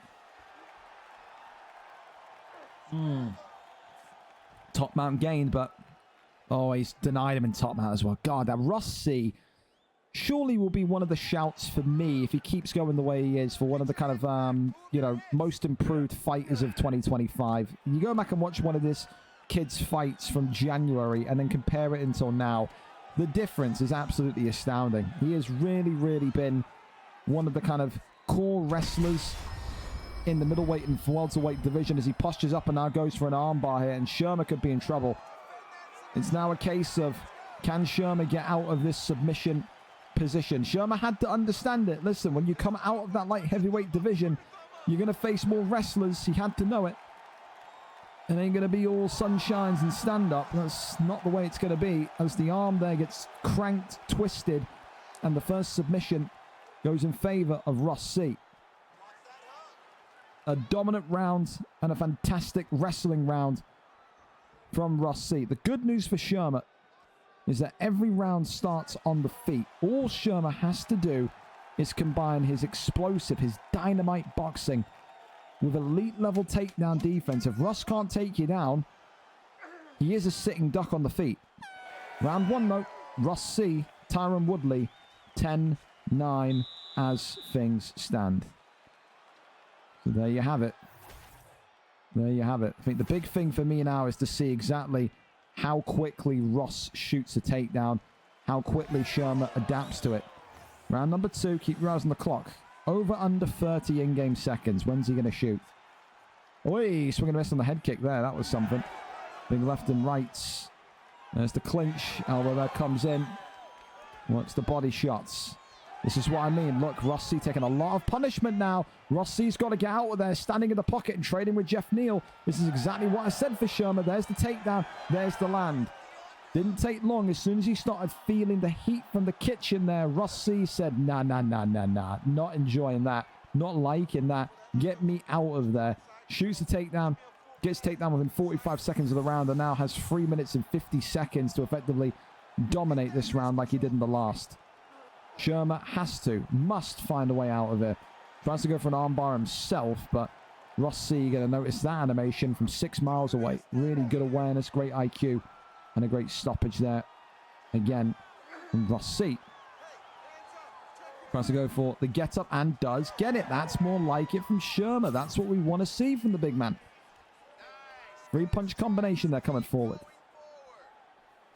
Ross now got to just be a little bit careful and take his time. Tries to clinch here. Wants to get him back towards the cage. Pull there would have been dangerous. I don't know why Shermer didn't go for the strike following the pull. There's the takedown again. Just waited for Shermer to effectively kind of be mid-sequence, off-balance, shot the takedown, lands the takedown. Really good. And this is what I'm saying. You know, you have to, especially in lightweight. I think that's why Ross struggled in lightweight so much, because once you go from 170 to 155, I personally believe that is the weight class where you need to be kind of above average in both. As there we go, look at this, a Von Flue, and that there is a submission and a half. Wow, one and done on Von Flue tonight from Ross C. One of the highlights of his career so far, tapping out and stopping one of the most dominant knockout artists in UFC 5 VFL welterweight history. That there is a submission worthy of potentially being called submission of the night. Ross C always improving, always developing. Now it's about his consistency. He can be welterweight champion. And if he works on his boxing, he can be a serious lightweight contender. The thing that let him down in lightweight was not his lack of wrestling skills. It was his inability to box. He is very similar. I've said this before. Ross C is very similar to Driscoll in the sense that there's no stand-up there. There's no knockout power there. But there is great IQ and understanding in the wrestling. Commiserations to Shermer tonight. Got caught there with that brilliant Von Flue.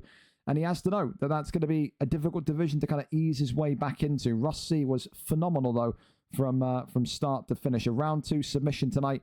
And, yeah, I think that's good enough to call it, yeah, to call it a submission of the night so far. So all we're missing is a knockout, right? No, we got a knockout as well. We got all performance bonuses tied up. Submission, fight, performance, knockout. That's the earliest I've seen all 4 tied up. Or what are you going to be able to take that from them? That's the only big question. Up next then, Logan against Allergy Zeno. So Logan tonight coming in 3 wins, 2 losses. Former welterweight champion, 3-2 in this middleweight division. Back in the saddle tonight. Allergy Zeno, of course, former light heavyweight champion before he lost to Inked Beast in that last defense, or only defense. Will tonight say, I wanted this move into middleweight. I wanted to move into those lighter divisions. I want to prove myself. Has the opportunity to do that as he takes on a former welterweight beast. 3-2 versus 0-0. Number 13 in the division. versus number 16 in the division. Only one of these two can come away with victory here tonight. We go forward and onwards into this one. Allergy, not afraid of grappling. Neither, though, is Logan. He will absolutely be at his fit and firing best. Yes, sir, he will. And again, Ross, congratulations, man. Hell of a sub there. Top, top, top from you. Absolutely. And for Sherman, hey, don't be too upset as well. Like I said, in those stand-up sequences, man, if Ross didn't shoot, you would have cleaned him out. You can see it's always interesting to watch those fights, man, because you can clearly see the holes in both of your games. And again, I always say, as cringy as it sounds, you two would be great to do a couple of spars against one another. I think Sherman could teach Ross a thing or two about boxing and pressure boxing and pocket boxing. I think Ross could teach Sherman a thing or two about telltale signs of transitions and denies and so forth. Again, use each other, you know? Spar with each other, use each other. If you care that much, of course. You don't have to if you're not really too asked. But again, there's so many benefits to kind of looking at that fight there and saying, yeah, we could both benefit off of each other. So, one of those. Anyway, listen, we're ready and set to go. Logan Allergy here lobbied up. Again, the last time we saw Allergy Zeno, he was completely flatlined, battered, destroyed. Tonight, though, it'll be an opportunity to get his middleweight career up and underway. One win for Allergy Zeno against Smumlenga, or against Logan, excuse me. Whether that's coming a BMF or whether that's coming a random online matchup, only these two know. Logan tonight will have the priority pick. He says, I will be going with Ruthless Robbie Lawler. No. Who's he going to go with? Hovering over Joe Pfeiffer as Allergy Zeno. His first appearance in 185. We'll go with the Welshman. Robbie Lawler it is then. All right, all boxing affair. When you see Robbie Lawler and you see Joe Pfeiffer, you're talking about two heavy-hitting 185ers. It would be quite shocking to me if we saw either of these two shoot the takedown one another. Let's see what happens. Logan, of course, in the yellow with Robbie Lawler. Allergy Zeno in the blue with Joe Pfeiffer. They're going to move, in which Allergy Zeno was absolutely happy with. Said he wanted to move out of that light heavyweight division when he lost that title. So he saw no other real need to stay at 205. I would agree with him.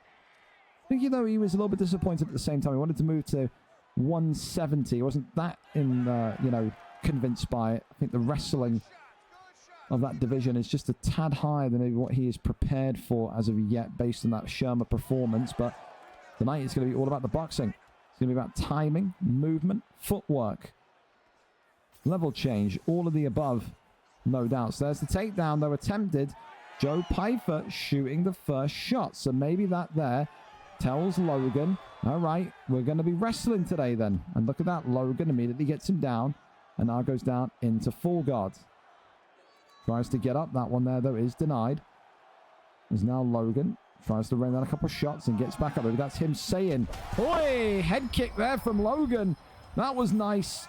And as you said, I didn't expect that one. Joe Pfeiffer rocked and stunned there for a brief moment. Huge shot right from the off. Overhand there, swinging and missing, however.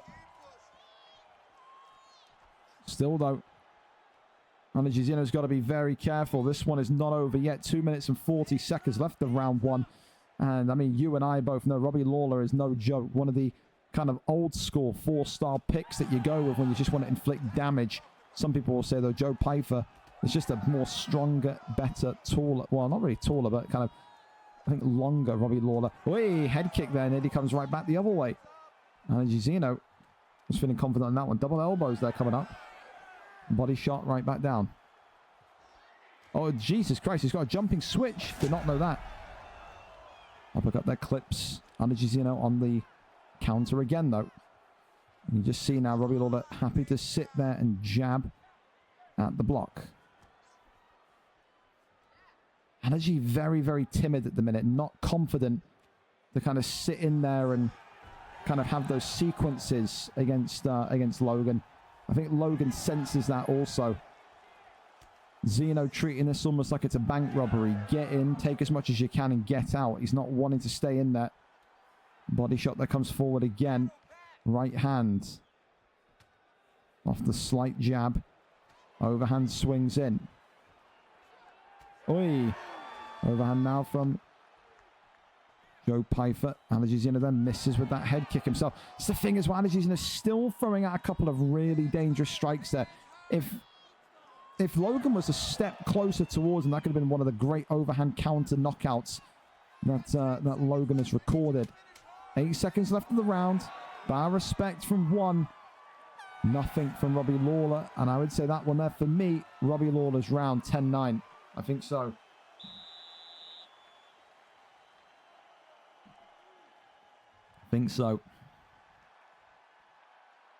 Well, Ranagizino, kind of iffy. An iffy first round in the middleweight division. I don't think it's terrible. I've seen way worse first rounds. I just think he needs a bit more confidence. Like I said, there's points in there when he's engaging in sequences with Logan, and he's almost just kind of a little bit scared to stay in there for a couple more seconds, when I think he can absolutely stay in there for 2 or 3 more seconds and continue to win the damage battle between him. And there you go. Double elbows, just like that. Stays in for a little bit longer, and now opens up the damage and gets Logan panicking. Uppercut there. Beautiful work from Allergizino. As I said, he stays in the pocket for ever so longer, and look at the rewards that he is now winning. That is going to give him huge confidence not to be scared of that pocket exchange anymore. He's got power with Pyfer. We know this. Logan now for the first time on the brink of potentially losing this fight. Such a clean and professional round 1. But it's all gone wrong here early doors in round number 2. Continues to sway on rounds here. Now it is Logan who is fighting from the outside. That's a great counter from Logan, though. Works the body. That is absolute brilliance from Logan. Gets the stun, works the midsection. Love that. It's a great fight here between these two so far. And I wonder what Logan is making of this new breed light heavyweight former champion. Head kick drops him. Allergy in big trouble. Wonder what Allergy is making of the difficulty increase here from light heavyweight to middleweight. The takedown's now coming. Logan says, no, my son. That's not how this is going to go. And then dives in. Goes into stack guard here, raining down some strikes. Not able to get more than one attempt through. Kicks him off and away. Allergizino starting off the round so well. But this is what great contenders do. Logan, former welterweight champion, almost taking that as a challenge to rise to the occasion again. And does so brilliantly. Really fun fight. And Allergizino as well, proving that he deserves to be in this division. Does not look out of place. He has given Logan some serious trouble tonight. Gets back up onto his feet. He believes that the knockout is there. If he can get his kind of sequences correct. So Joe Pyfer has got opportunities as well when Logan is throwing these extravagant overhands, and sometimes the odd head kick just takes one counter. Oh my God, the double pull, the triple pull. Hoi, woo. You see that every day in the middleweight division. Double elbows again. Just missing a knee, and we're right back in UFC 4 territory. RIP the Nebo. Uppercut there comes forward. Logan now gets the head kick execution. He's been looking for that all fight.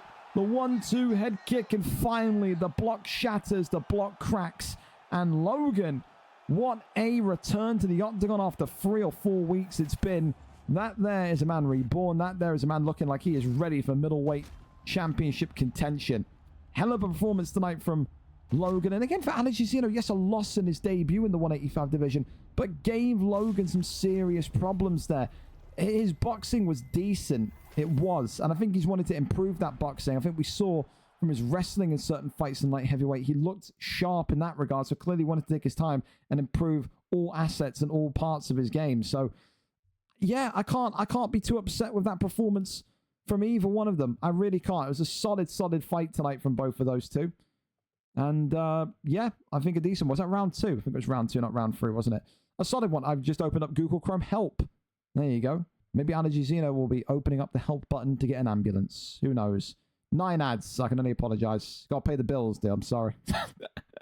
All right. Up next, then, we go over to Fear 209 and To4n UFC. If they, of course, are ready for us to keep this kind of running of the card, flowing. Again, we're 5 minutes early. We love that. Fear and Tay, of course, tonight. 9-8 for Fear 209. Former champion of this kind of beginner intermediate division. Tay, of course, though. Great to always have him on the card. He's back in after a couple of weeks out.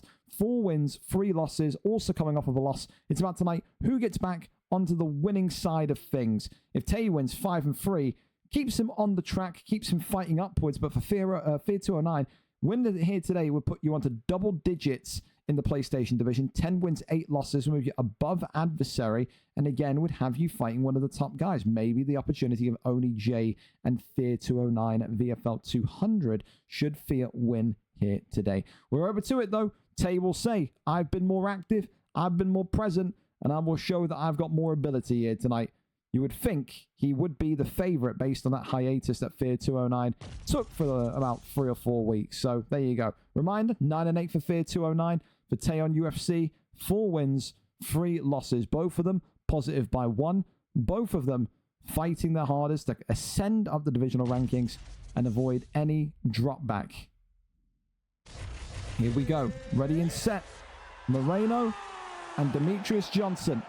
A big welcome back to Fear 209. Always a pleasure to have Fear on the cards. When, of course, Fear isn't falling asleep. But, hey, we forgive and forget. There you go. Love touch and real weight. Brandon Moreno, of course, in the green tonight. Demetrius Johnson in the white. Johnson, of course, for Tay. Whereas Don't Be Scared, 209. Fear 209 in the green with Moreno. I wonder what they make of tonight as well, fighting in this flyweight division. So many of the kind of higher up guys like flyweight because of the speed, but then also hate flyweight because of the fighter picks. It depends what kind of side of the fence you sit on with that. But, you know, to each their own. To each their own. Works off the 1-2, shoots the takedown there, spins him round towards the cage. Nothing really too dangerous there, though, as the left and right hands come forward again. Goes with that left hand again. You can just see Demetrius Johnson working some strikes already that are going to maybe look to give Moreno a couple of problems here and there.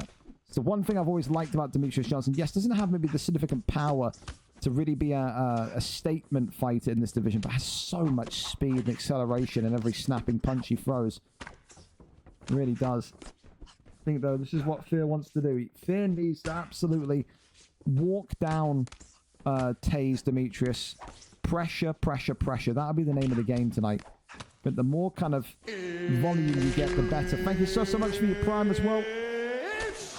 You are a wonderful human being. With a large binesh, as we like to call it. Hope you're well. Thank you very much. Of course, Fear taking some damage, though. It's just the thing as well that I do like from Tay, and I've said this in his fights before. This guy is one of the great counter artists in the PlayStation division. So snappy, so fun, and so elusive at points as well. His head movement a couple of fights ago in his last win. Absolutely phenomenal. It really was. Clinches up well, goes for the elbow. Tries to get that upwards and kind of counter into the takedown, but doesn't happen.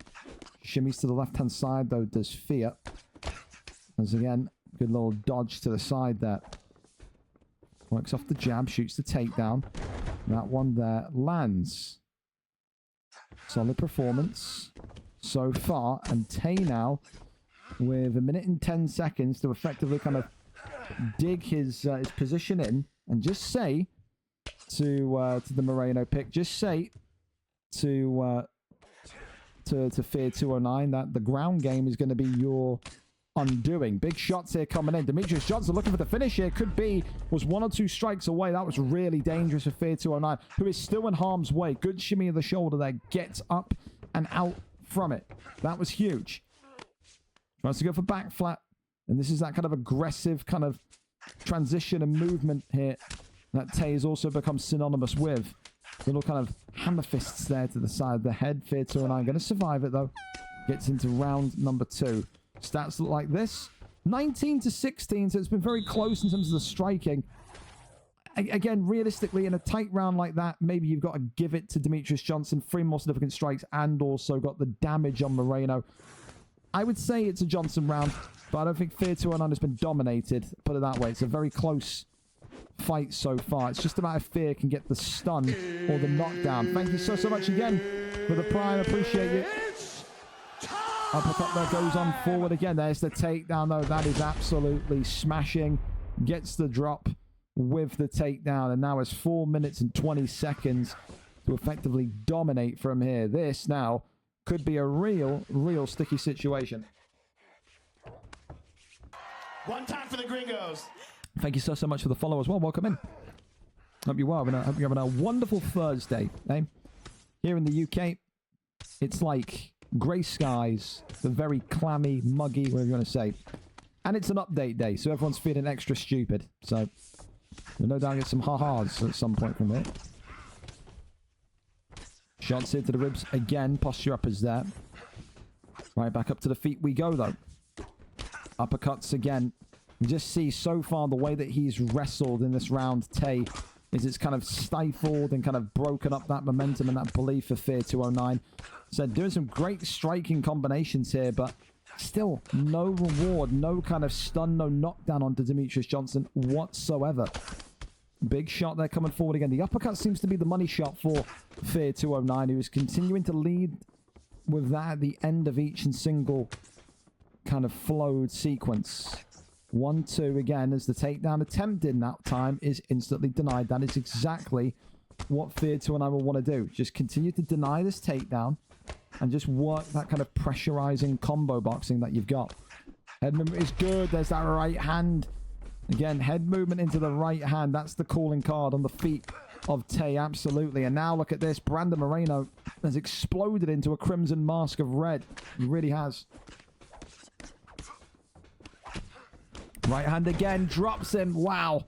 Lightning fast hands from Demetrius Mighty Mouse Johnson. Tay here shooting another takedown, and that time gets the second. Holy smokes. Tay might have the best Demetrius Johnson that I've seen on PlayStation, boxing-wise. I mean, I think when we saw Spooky Ghost use him, we saw him purely grappling-wise, but the way that he makes this high speed, high tenacity kind of hand speed of Demetrius flow, it's phenomenal. And this could be it here. Fear 209 is out of there. 45 seconds left of round number 2. And Hollow Tay is back. Back on a card, back onto winning ways, and back as one of the names to watch in this PlayStation division. I thought a really kind of interesting first round. Fear 209 looked very good, in my opinion, for the first 3.5 minutes of round 1.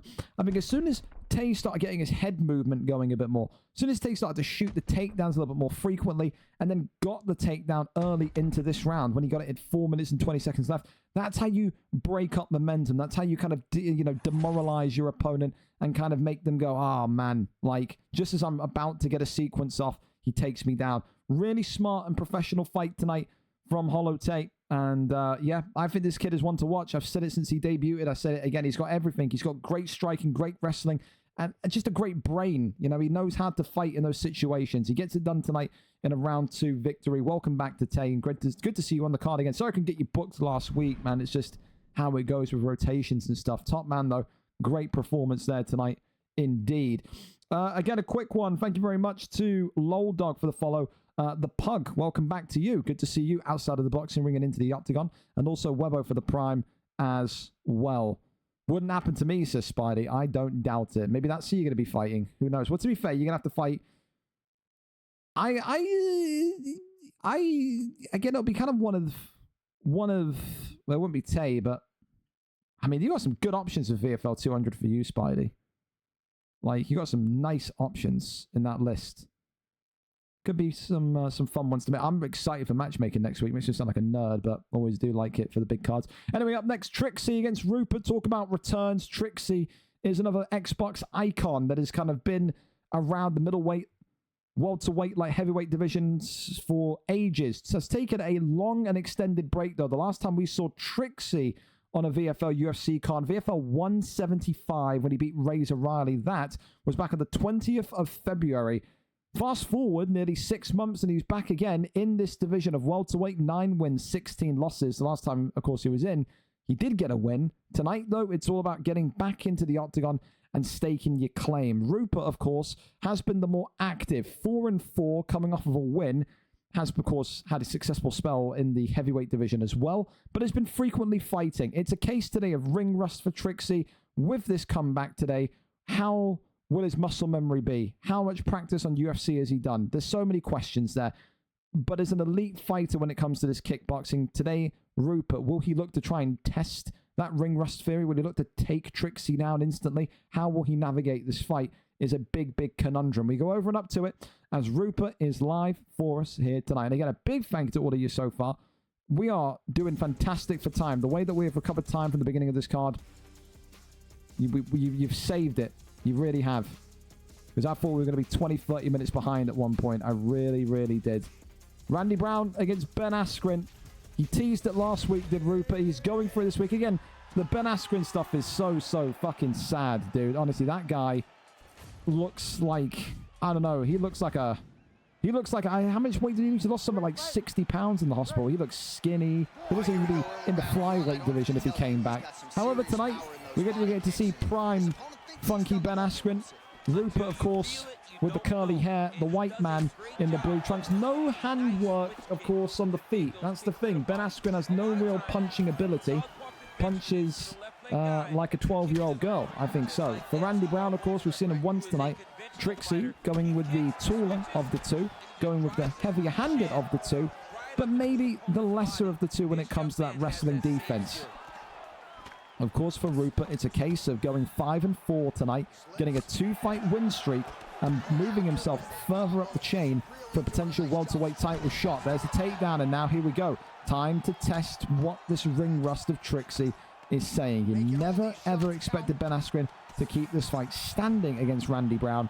But now, this is where we get to see if Trixie has been practicing or not. Posture up is there. Rains down a couple of strikes. Ben Askren again erupts the elbow. That's a huge one. Works the body shots again. You've got to think, if you're Ben Askren, where do you effectively maneuver to? How do you win this fight? Is top mount the best position? He's going to rain down some strikes. Of course, Ben Askren probably more, I think, aligned and suited to potential kind of control wrestling. I think if you're giving me the opportunity and you're saying to me, gun to my head, all right, top mount, you're going to go for a submission or some ground and pound with Ben Askren. I'm saying the submission. I don't know if he's got any submissions, so it'd be very surprising to me if he didn't. But even an armbar, you'd think he should do. But it's going to take almost so many strikes from this top mount position to kind of even get any damage off. However, right now, Rupert is having his wicked way, and Trixie is maybe realizing that this welterweight division that he left about 6 months or so ago has rapidly evolved. Never easy to jump back into the 170 division after so much time out. Sherman will vouch for that after tonight. So the gap between middleweight and welterweight starting to become big. Not just noticeable, but big. True story. That one there's denied again. Look at Matt D. Dominant middleweight champion, but has had barely any success in the welterweight division. And that kid's incredible, you know? Could be fighters, could be the skill level. Only you know. Some people say they hate the welterweight division for fighters. I don't understand it. I think there's so much balance in welterweight. Nice. Slip straight there works, says Ben Askren. Tries to go for maybe an uppercut. There's that left hand from Randy Brown. Spin kick upstairs being blocked up. However, this is probably going to be the end of round number 1. Ben Askren, of course, has not really had too much to say on the feet, but on the ground, he's been a complete different animal, and that's why I'm almost amazed that Rupert is wanting to continue to stand up and strike here. I'm still giving the round to Ben Askren. I think Trixie has got to make sure his takedown defense is nice and high. Similar to what we've said in some fights tonight already. The longer he keeps his standing, the better chance he's got of winning this Trixie. He's looked sharp on the feet. He has.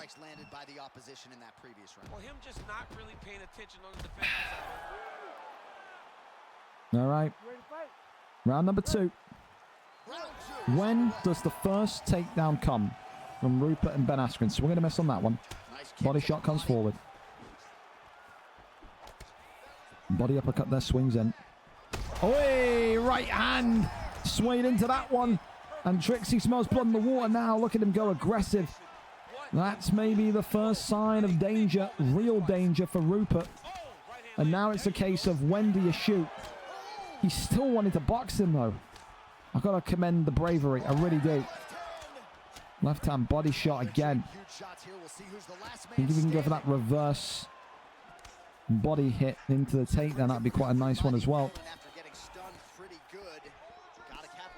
Moves off that 1-2 still. You can just see Trixie now again getting more and more kind of power in his sequences here. Reopens the wound on the eye of Ben Askren as well. Wait, but there's Ben Askren reopening the wound on his eye, and there's the takedown. I don't think so far, unless my memory fails me, that Trixie has defended one of these Ben Askren takedowns. I really don't. I think he's got every single one that he's shot so far.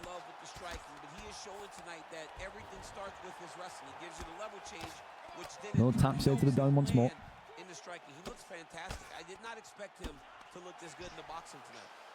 Now raining down the strikes here. Trixie got to try and survive this one, get back upstairs. And he does. That's a really, really good kind of shimmy to the right-hand side. This is where he wants it. And now Rupert's got to think about perseverance and preservation.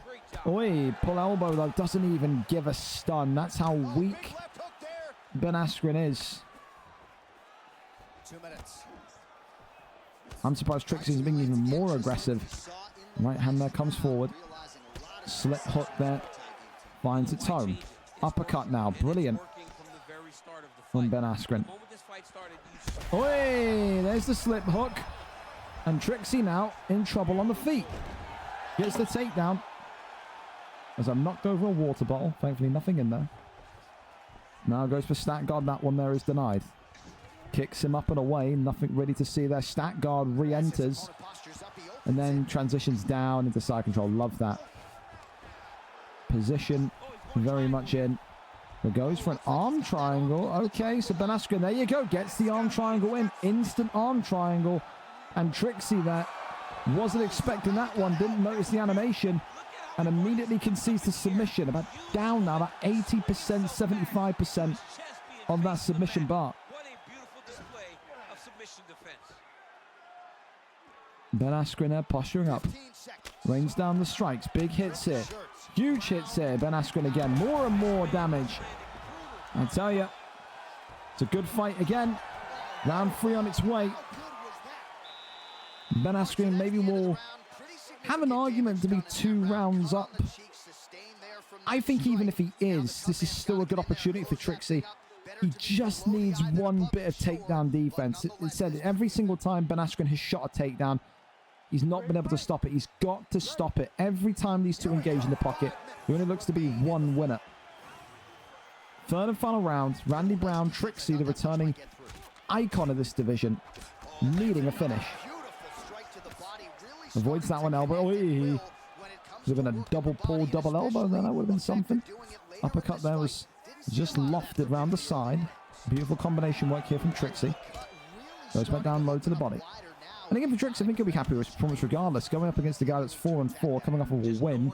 Not fought competitively in 6 months, and he's taken into the 3rd round. Granted, yes, he's Ben Askren, but again, you can't take the piss with whoever you pick, as that's a great knockdown from Ben Askren.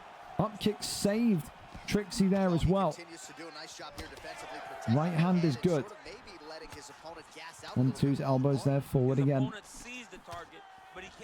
Got to think, if you are Trixie, you've got to very, very much be careful now. You just need one sequence of excellence, but you can't have one bad sequence either, because Ben Askren now with his weak pillow hands is getting stunned, is getting knocked down. That elbow has got to just be bailed on. He's trying to go for that pull elbow constantly, and he's got those T-Rex arms with Randy Brown. He's not able to get the full-on connection. Flying knee, nothing there. Spear takedown, primed to perfection. That is absolutely brilliant. As now the elbows are coming in, and Ben Askren may well be close to a huge victory here. Elbows in again. Oh, there's some good ground and pound here, and some swelling has now been caused on his opponent. Rizzo in the sprawl. Rains down the strikes here. No decision as of yet tonight. As Rupert there tries to pull him down. That one there is denied though by Trixie and Randy Brown. Body shots. Left some lads. Oh, but this is why you don't play with Randy Brown. Jumps in. Trixie, though, was very, very concerned about the ground game. Immediately pulled out of that one. You can see how much he respects Rupert's ground game. Oh, left hand, though. Big shots coming forward. Randy Brown, Trixie, on his return, raining down strikes, and he's not going to get the kill shot. And there's the takedown now. Trixie can't stop it. Maybe that was his only opportunity to secure this one here. You'd think now Rupert, with those two close calls, those two close shaves, just going to ride this one down to a decision. There's no need to rush. However, look at this, though. The choke may be coming. You may be saying it's time for a round 3 tap here. Gets out, though. Trixie not going to be subbed. But at the same time, Trixie not going to get the victory here tonight either. I think it's 2-1 Ben Askren. I think Rupert has walked away with a decision victory here tonight. Great fight, though. And for Trixie, definitely a good way to get some grease on the wheels after 6 months out. Brilliant performance. And again, a really nice pick with Ben Askren, considering, you know, the guy IRL is facing some problems. So good to see Funky Ben Askren on a card. But we'll listen into Bruce Buffer. I got that one 2-1, though, to Rupert. I think Ben Askren, Rupert, wins that one tonight 29-28. We'll see. The official decision is in. It resides with Bruce Buffer. Ladies and gentlemen, after 3 rounds, we go to the judges' scorecards for a decision. All 3 judges scored this contest 29-28. Declaring the winner by unanimous decision, Ben Yeah. Funky The right call. A good 3rd round from Trixie, but it just wasn't enough. 1 and 2 went for Ben Askren, and then the 3rd round was when Trixie really looked like he could have got the finish. Should he have jumped in and stayed in? Only he knows. But for Rupert, he won't care. At the end of the day, it's all about the wins, and he does walk away with a big win tonight to make it now a 2-fight win streak. Congratulations to him. Up next then, AG against OG. There you go. AG, OG. It's the fucking derby of 2 letters. AG, XIVI against OG Lemon tonight. 4 wins, 6 losses for AG. He continues to ask for the top killers. Tonight he goes up against OG Lemon, who gets that move into the bantamweight division that he was so desperate for when he first kind of debuted. Tonight, 0-0, looking to get his first taste of bantamweight elite greatness. Of course, for AG, he has been effectively the testing stone for so many fighters coming in to this elite division. 10 fights, going on to his 11th. Had a great career, of course, in the featherweight division where he won the gold. However, it's not really clicked for him yet. Like I said, 1 win in 4. You'd have to think doesn't want to go on a 3-fight losing streak going into VFL 200. However, we'll need a big performance today. OG Lemon is no joke. He is no laughing matter, not one bit. We are there, we are set, and we are ready to go tonight. A huge, huge matchup, and it's always great to see OG Lemon on these live cards as well. Not something that we get to see often due to, I think, his work schedule or whatnot's going on. I know he broke his pad last time out, but said, really happy to have both of these guys on. AG was one of the funnest fighters to watch in his 145 days, and OG Lemon, like I said, always a pleasure. Here we go, though. Purity Yan in the red trunks against Sugar Sean O'Malley in the black trunks. Yan tonight will have less height, but he will have maybe potentially more power. Sugar Sean O'Malley with speed, with reach, with all of the above. It takes something special, though, to put on a perfect performance with Sugar Sean O'Malley. You're going to need to see tonight if the man behind the pad in OG Lemon can, of course, do that. Or will it be another disaster potentially down the stretch for AG? He will say winning this fight probably one of the biggest wins of his career to date. I think it would be. OG Lemon has barely ever lost when he's been in those kind of featherweight and lightweight divisions. We'll be hoping today that that is set to change. Lemon, of course, the mission is clear. Get into this division, get as many wins as possible, and then challenge for that bantamweight or even flyweight strap. However, this is the division of men. This is where men and boys are separated. It's very much you can go in and be a featherweight champion. You can come in, be undefeated in featherweight, go into this bantamweight flyweight division, and then, Jesus Christ, you really get a reality check. We've seen former champions in UFC 4 and even in the early days of UFC 5 come in 9-1 from featherweight before you know it, they're 0-4 in bantamweight flyweight. So difficult to maintain your place.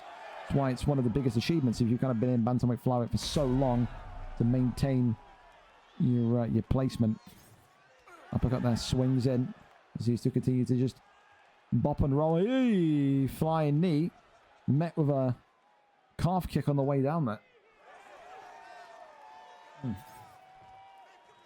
Continues to move forward. As Sugar Sean O'Malley not afraid of any of that kind of forceful progression that AG and Yan are doing here. They seem confident. Maybe AG in his corner. We've got something up their sleeve as well for when OG Lemon starts to go overly aggressive, because we do know that at points he can turn that aggression dial all the way up to 100. Can OG Lemon. A little teep kick there, I think that was, as he goes back upstairs to the head kick. Still these two maneuvering forward. Uppercut now flies forward. There's the uppercut again. Left hand, right hand now being looked for. Overhand swings in. The block, very good still of OG Lemon. It's just the actual head health itself which is somewhat concerning me, because we know how good this Yan is. We do. Lemon so far just can't find his rhythm, it feels like, in this opening round. Really great performance from AG so far. Double uppercuts there, come forward again. Right back to the body shots. And kick upstairs. Got to think, if you are OG Lemon, you don't need to rush this. 13 seconds after the round. Sail through, get through, and then from there, see what you can muster in round 2. All right, well, a huge opportunity for AG to potentially end the losing streak in this bantamweight division against one of the most impressive featherweights that have made a move in recent months in this bantamweight division. A good start, but it's not about how you start, it's about how you finish. We've seen some great round 1s tonight. And then before you know it, they lose in 2 or 3. Now just about if Lemon, as I said earlier on, can acclimatize to this speed, this rhythm, this style that AG is bringing in. 1-2 head kick there, works a charm again. Uppercut there, pokes on through. Body shot, left hand. Another one to the ribs. Flying, no, wow, that was something. Continues forward there with the left and right again. It's just very, very, oh, that's a good counter shot. I was going to say, it felt like OG Lemon was waiting for something, because he was very inactive in that sequence there. Now these two are turning up the tempo dial. Look at them both go. From sluggish to supreme real quick. Flying knee comes forward. Body shot. Uppercut there, creeps in. Got to think here as well. If you are Purity Yan, you can't get carried away and turn this into a brawl. You've got to be very wary of your own head health. It is a battle of who can break through the block of who first at this point. Lemon knows he too has to be perfect, and he is perfect. Good shot there, right hand. Head kick comes right back from Lemon though, or from AG onto Lemon, excuse me. This is a great fight. This is a really good fucking fight. Another couple of body shots there coming forward again. The tactical feel of this one tonight could come down to who makes the first mistake. Left hand comes forward. Sugar Sean O'Malley though eats a big body shot, rocks him. Wow.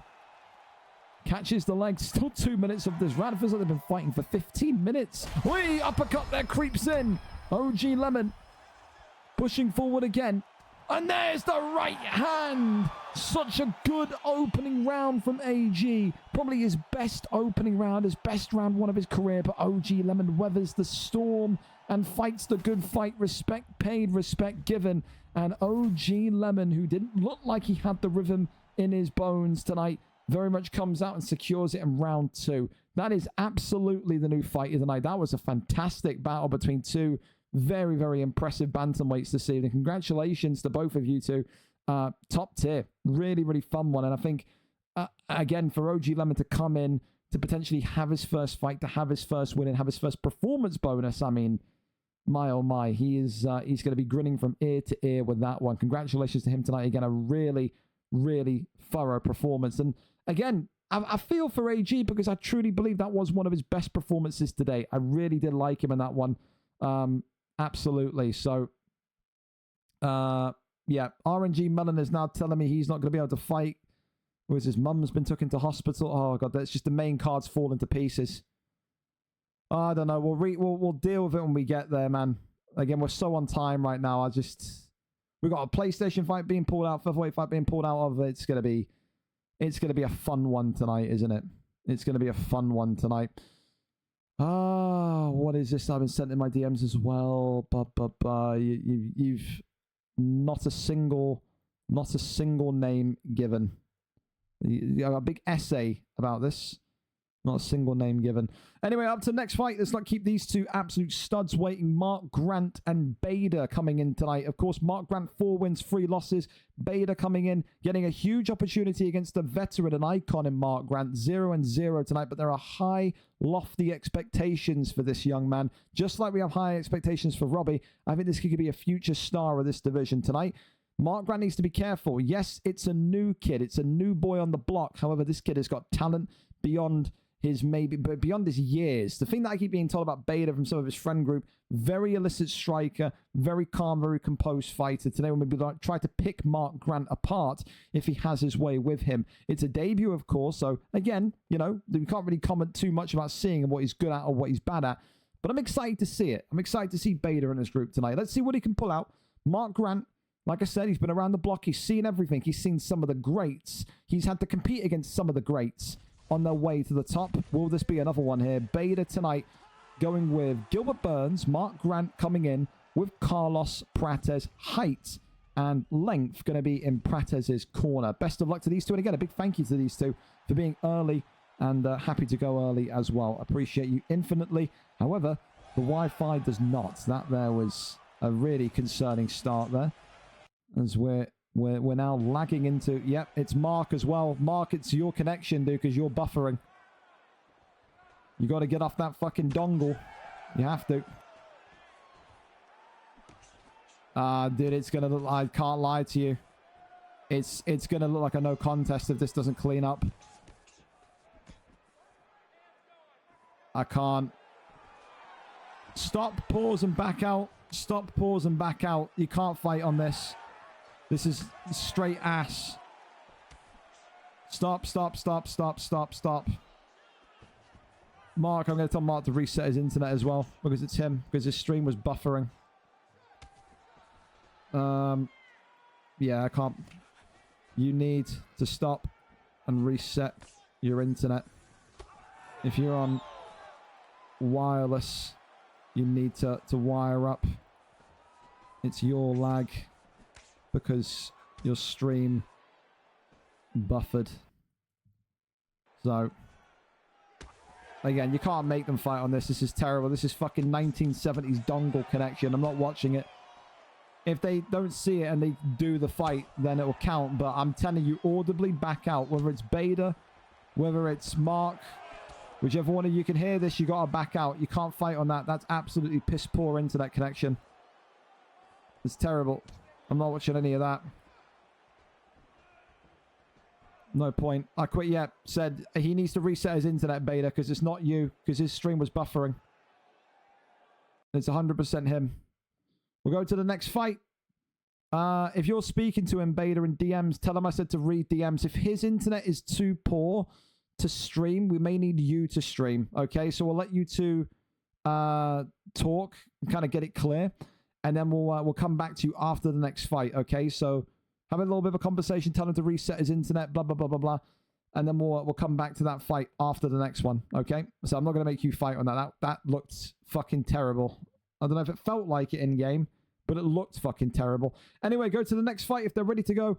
Silver Salt and Theo B for the second time. A big welcome back to Theo B. Silver Salt, though, 10 wins, 15 losses, coming off of a win.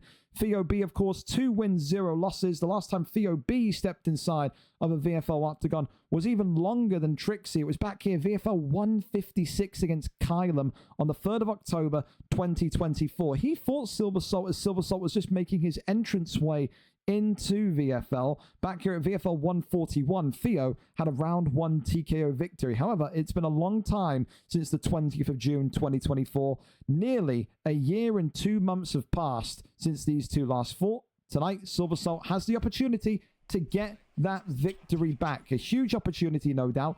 What I could do about Theo B is even when he was here the last time, a phenomenal boxer, once upon a time called himself the best boxer in that featherweight division. Of course, his interest disappeared. His, I think, his kind of concentration towards UFC disappeared, and with that, he kind of retired. He's now back. He has that fire to compete again, and now we'll say to Silver Salt that I have the opportunity to make it 2-0 on you and be your boogeyman. Clay Guida tonight for Theo B against Silver Salt's Chase Hooper.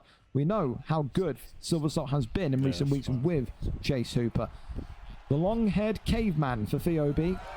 The taller of the two for Silver Salt. It will be a stand-up war of attrition. No doubts. Teep kick there right to the middle of the body as the 1-2s go down the center.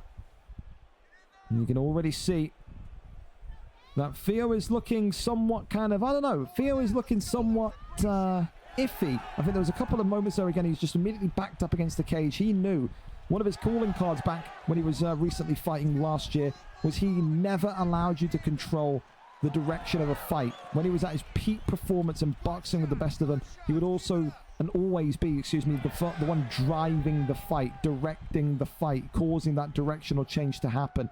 You don't want to concede space, especially against someone like Chase Hooper, who is so much taller than you and is so much more reach than you. If he pushes you back, he can teep kick you from distance. He doesn't even need to be in the same area code as Clay Guida to get shots off.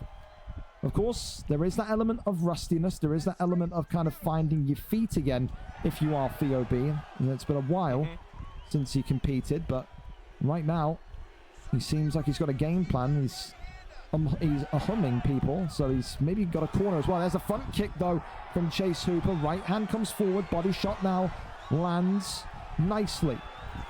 This is what we're talking about with all this range, all this length. And Theo B in the lightweight division in UFC 5 has not had a defeat.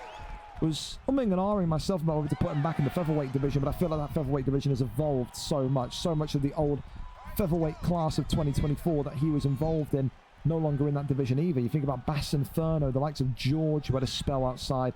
I mean, definitely when you're coming back in for the first time, you've got to have that kind of adaptability period. Lightweight made the most sense in my mind. So far, though, Silver Salt getting cracked here. Amazed as well, you picked Clay Guida, no wrestling. Theo B was never really someone that wrestled, but tonight wanted to use that kind of ruggedness of Clay Guida to kind of get those strikes landed and connected. So another good counter shot there from Silver Salt as well.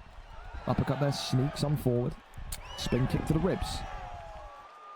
Works off the jab, right hand. Another big one down the center.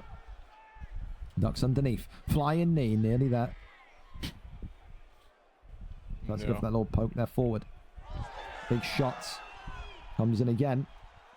You gotta say though, I tell you, the one thing I don't like from Theo right now is he's standing in the pocket with Chase Hooper, just absorbing bombs. Yes, Clay Guida in his day was durable, and now Theo B's getting annoyed, and then you just heard it there under his breath. He's getting pissed off by this guy. He's taken a lot of damage here inside the pocket, and now those elbows are carving him open. Head health is dropping, and also now the damage is open on the eye. There's that pull uppercut though, Theo B. Oh, I'll tell you what, Chase Hooper was drunk on his feet there. He looked like he was about to go down. Theo B's going to be absolutely ruining that. He'll be saying to himself, 5 more seconds, you are out, buddy. You are gone. It's a good back and forth fight though. I feel like that just saved me. He thinks it saved him. I think you were... I disagree. I think if you had 2 or 3 more seconds, I think you could have knocked him out there. Good fight, though. It is a choreographed dance, almost. That's the way it feels. Silver Salt will maybe now be very much snapped back into focus after that near miss at the end of the round. However, he did have some good dominance inside the pocket.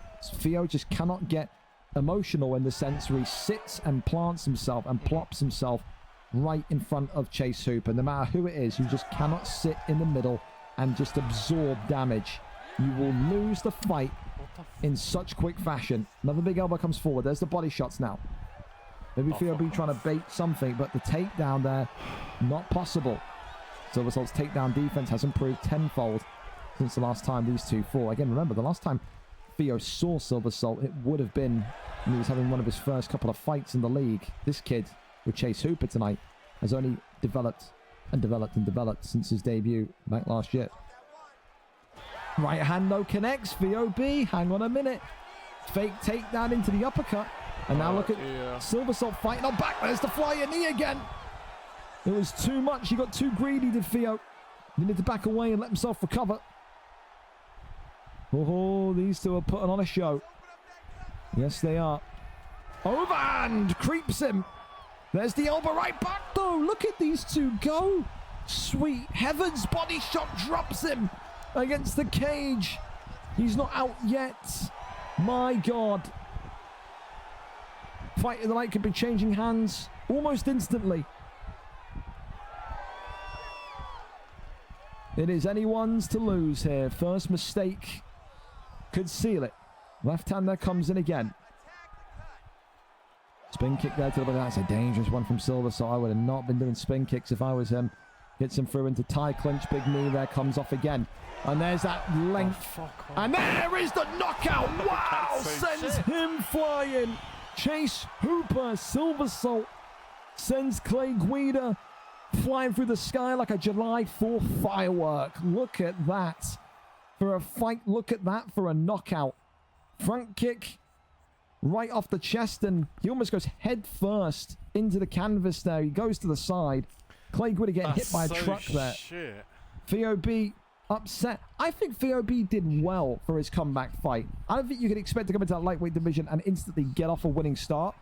They're 1-1 now. The trilogy will be loading. VOB, though, showed some good fundamentals. I don't think he's going to take too long to readapt to this division. I really don't. 2-1 now. The Silver Salt makes it a 2-fight win streak, and probably there steals the knockout of the night bonus. That was one hell of a front kick that sent Clay. You know me, I'm a sucker for landings, and I think he got one of the crazier landings I've seen in a fight tonight. So, yeah, Silver Salt will take knockout of the night. Takes that one right away from Justin and Khalil Roundtree. So, unfortunately, Justin, you held on to it for long, but not long enough. All right, let's go back over and see what this Mark Grant one is saying for us. I think maybe Bader will stream it. I imagine Bader is going to stream it, so we'll go from there. Mark Grant apologizes and said, yes, the internet has been a bit of an issue all week. No problem. Let's give it a go. Take two once again. The ping is spiking. We'll see. Here we go. As long as it's clean in game. I don't mind about delay, but it has to be clean in game. We can't have stop, start, or else it will be a no contest. Here we go then. Mark Grant and Bader take two in this one. No, that looks already smoother, so it seems like he just doesn't have the ability to straight. Oh, I spoke too soon. Oh, I spoke too soon. It's all right. Still a bit cleaner than the last one. Here we go. Yellow trunks for Mark Grant. White trunks for Bader. It just needs to be clean. It is cleaner. It's cleaner than... Is it cleaner? I don't know. It's slightly cleaner. I don't know. I'm all right for now, but I'm going to keep evaluating this. Oh, I don't know, boys. Well, this kickboxer is a layered striker, and look at that. He is out to prove it early. A beautiful body kick, and on the other side, the boxer has that... I don't think we can do it. I think it's got to be a no contest. I think Bader's... I mean, we'll let it run, but... As long as these two are happy, then I'm happy. But I mean, oh, I would not want to be in there. No, sir.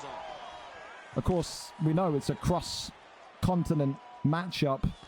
Mark Grant in Ireland. I think Bader is somewhere in the United States. So we saw the ping spiking between 150 and 200. But I mean, again, when you think we had Dexter in the league before, you never used to see this level of issue. I think if one of these two are on Wi-Fi, it's a bad night in the office for both of them. But right now, I'm leaning heavily towards a no contest here. I don't think you can. I don't think you can rightfully give either of these two a loss if they lose this one. Big uppercut there comes forward. I think it is more so get this. I'm judging it at the end of round one. If it's still like this at the end of round one, I'm just calling a no contest and we're moving on. So go and get the knockout at your own fucking peril quickly. Look at that redness underneath his elbow. Again, I get it. It's cross-country, cross-continent, all that, but we've had UK versus US people tonight. We've had you know, people fight consistently from America against the UK. We don't have lag like this. We never do. That it indicates that someone's on Wi-Fi. I don't know who's on Wi-Fi. I don't know what it is. Submission there gets pulled in. But if one of you's on Wi-Fi in the great 2025, you gotta fix that up. Jesus Christ, man. No doubt one of the worst connectivities I've seen in a long time. These two are still trying to power through it. God bless them, but in a minute and 30 in-game clock time, we'll call it. He's going to try and get the tap quickly. Kimura, that one is denied. Again, a no contest will be no one wins and no one loses. And it looks like he is going to get the Kimura. He taps him. I don't know. I think they were both happy to continue, so you can't be too annoyed at it, but didn't really get a fair, clean representation of what Beta was all about tonight. I don't know if it was Beta's net, Mark's net. I guess we're only going to find out when both of those two fight next down the line. But again, it smells. If it smells and it looks like someone's on Wi-Fi, then it smells and looks like it was on Wi-Fi. Mark, I appreciate you for being a good sport, mate. Like I said, your internet is fine and great. We never have any problems with you. So I was thinking maybe it would be you on Wi-Fi. Maybe it would be the connectivity of Beta. I don't know. But you're a fucking champ, Mark. As soon as you get it fixed, if you know what it is, I don't know if you're getting it worked on or whatever, then shout, you know, we're going to get you back in ASAP. If you want to test it against any UK guys, you can. But yeah, props to you, man, for taking that one on the chin there. Most people would not be happy with that. But yeah, again, we'll carry on. Again, Beta, I don't know if you're... Beta, where are you from? Like, what are you from? The West Coast? The East Coast? I need to try and, like, figure out if, like, the distance was an issue as well. So, yeah, let me know.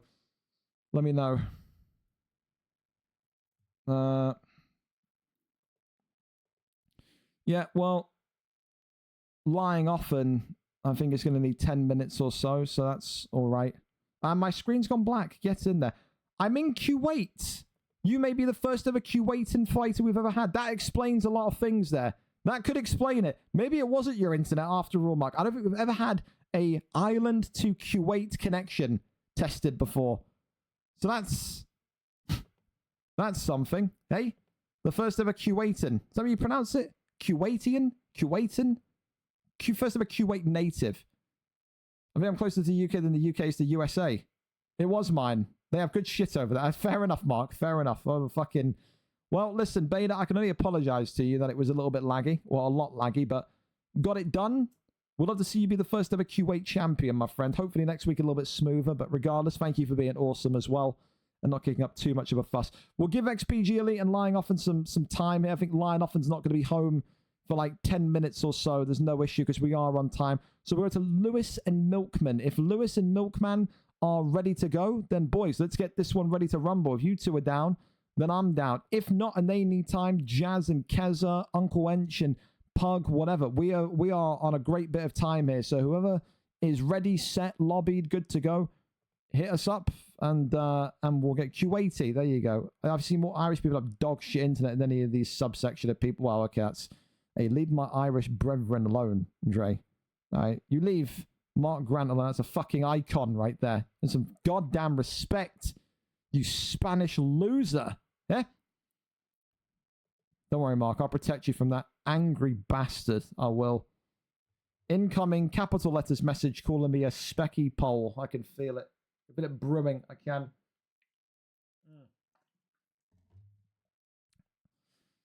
Yep. Yep. There it is. There it is. Well, we got Milkman saying that he is lobbying up and sending me the link soon. We got Keza saying that him and Jazz Cox are lobbying up. So it's the first one, fellas. There we go. We've got a link. We're good to go. Keza, you lobby up. We'll get to you ASAP, my man. Thank you so much for being ready as well. Milkman and Lewis coming up next then. Lewis, of course, back in action on the PlayStation Division. 1 win, 1 loss for Lewis, 19. Coming off of a loss last time. For Milkman, it's the exact same record. Both of these two, identical form, identical record. 1-1 against 1-1. Only one of these two gets back to winning ways. Only one of these two goes on a 2-fight losing streak. We are here. We are ready to go. Thank you to these two again for being ready to go early as well. Appreciate you so much. Milkman, one of the politest guys on the PlayStation division, by the way. This guy is DMing me saying, hey, just want to, apologize for the performance, apologize for being late. He was a minute late last week, I think he was, and he was kind of apologizing if he delayed the card and so forth and so forth. Thank you so much for the sub as well. I need to read that back. I didn't hear it, but said one of the nicest guys in the PlayStation division. But niceties leave the octagon. It's all about winning. Tonight, Rush Milkman will need to do a bit of the winning if he wants to get himself a good fight for VFL 200. You want to know? I'm just asking if Vandal I'll let him know that I'm here. We're good. There you go. You can go. We're good to go. All right. Here we go then. Umar Nurmagomedov and Pyotr Yan. A big fight for both of these two, especially considering you don't want to go negative in this division. You start to go negative, you start to think about, am I going to get relegated to the other division? Am I not? Only time will tell. Huge fight for both of them tonight. Here we go. White trunks tonight for Umar Nurmagomedov, who I believe is Lewis. Yep, there it is. And for Rush Milkman, the Yan pick in the red trunks here. Love this Yan pick. I keep saying, I think it's the alter ego Yan as well, is it not?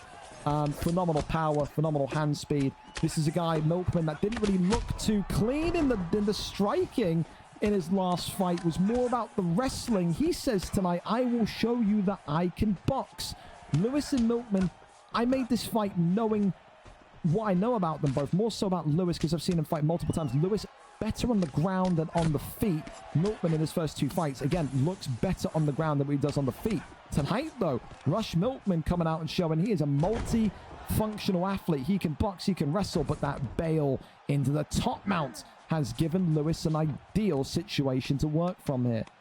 Big shots here coming in to work up the GA already. 3 minutes and 20 seconds now to effectively build from here and get himself moving. Goes over into stack guard, rains down the big strikes as Yan not able to absorb too many of those punches and gets back to his feet. This is when Milkman will probably want to be. He wants to be delivering dairy tonight. Dairy being the nickname for his left rights, clearly. As the axe kick there comes forward, uppercut there just out of range. As there's that right hand, that slip hook timed brilliantly. And look at these two now. They are slugging and swinging inside the pocket. Shoots the takedown again. Milkman says, nope. No takedowns around here tonight, Chief. Unless they're coming from me. Gets off of him, though. Wants that clean knockout. Look at him go. The Yan pick is just fucking working. Umar Nurmagomedov right now. Gets his back, though. Tries to take his back and does so. Lewis has got to keep it down here. Lewis on the feet right now is looking completely lost. He doesn't have a single clue how to cope with Milkman's Yan. Not a single bit. Milkman's got to be careful, though. He's got to be very, very kind of aware and precise in his movements. He can't allow Umar Nurmagomedov, of all people, to take his back and get in a rear naked choke. This is the kind of position we've seen Umar Nurmagomedov, put it this way, get one and done taps before, especially from the rear naked choke position. That's a great top mount. Deny reins in the strikes, though. Milkman gets that elbow down, and now back over into half guard we go. Rains down the body strikes here, works the GA ever so slightly, now back into sprawl. Goes over into backside. Umar Nurmagomedov taking his time. Lewis just needs to do exactly this. Calm the fight down, slow the fight down, break the momentum, and just kind of annoy Milkman. Milkman is going to want an aggressive start in round two. It's clear as day, a Yan round. But Lewis has got to find his bearings. The quicker Lewis gets a takedown in the second round, the better. If Milkman's takedown defense is high and this fight stays on the feet, I think we all know what way this is going to end. Round one so far, 10-9 to the Milkman.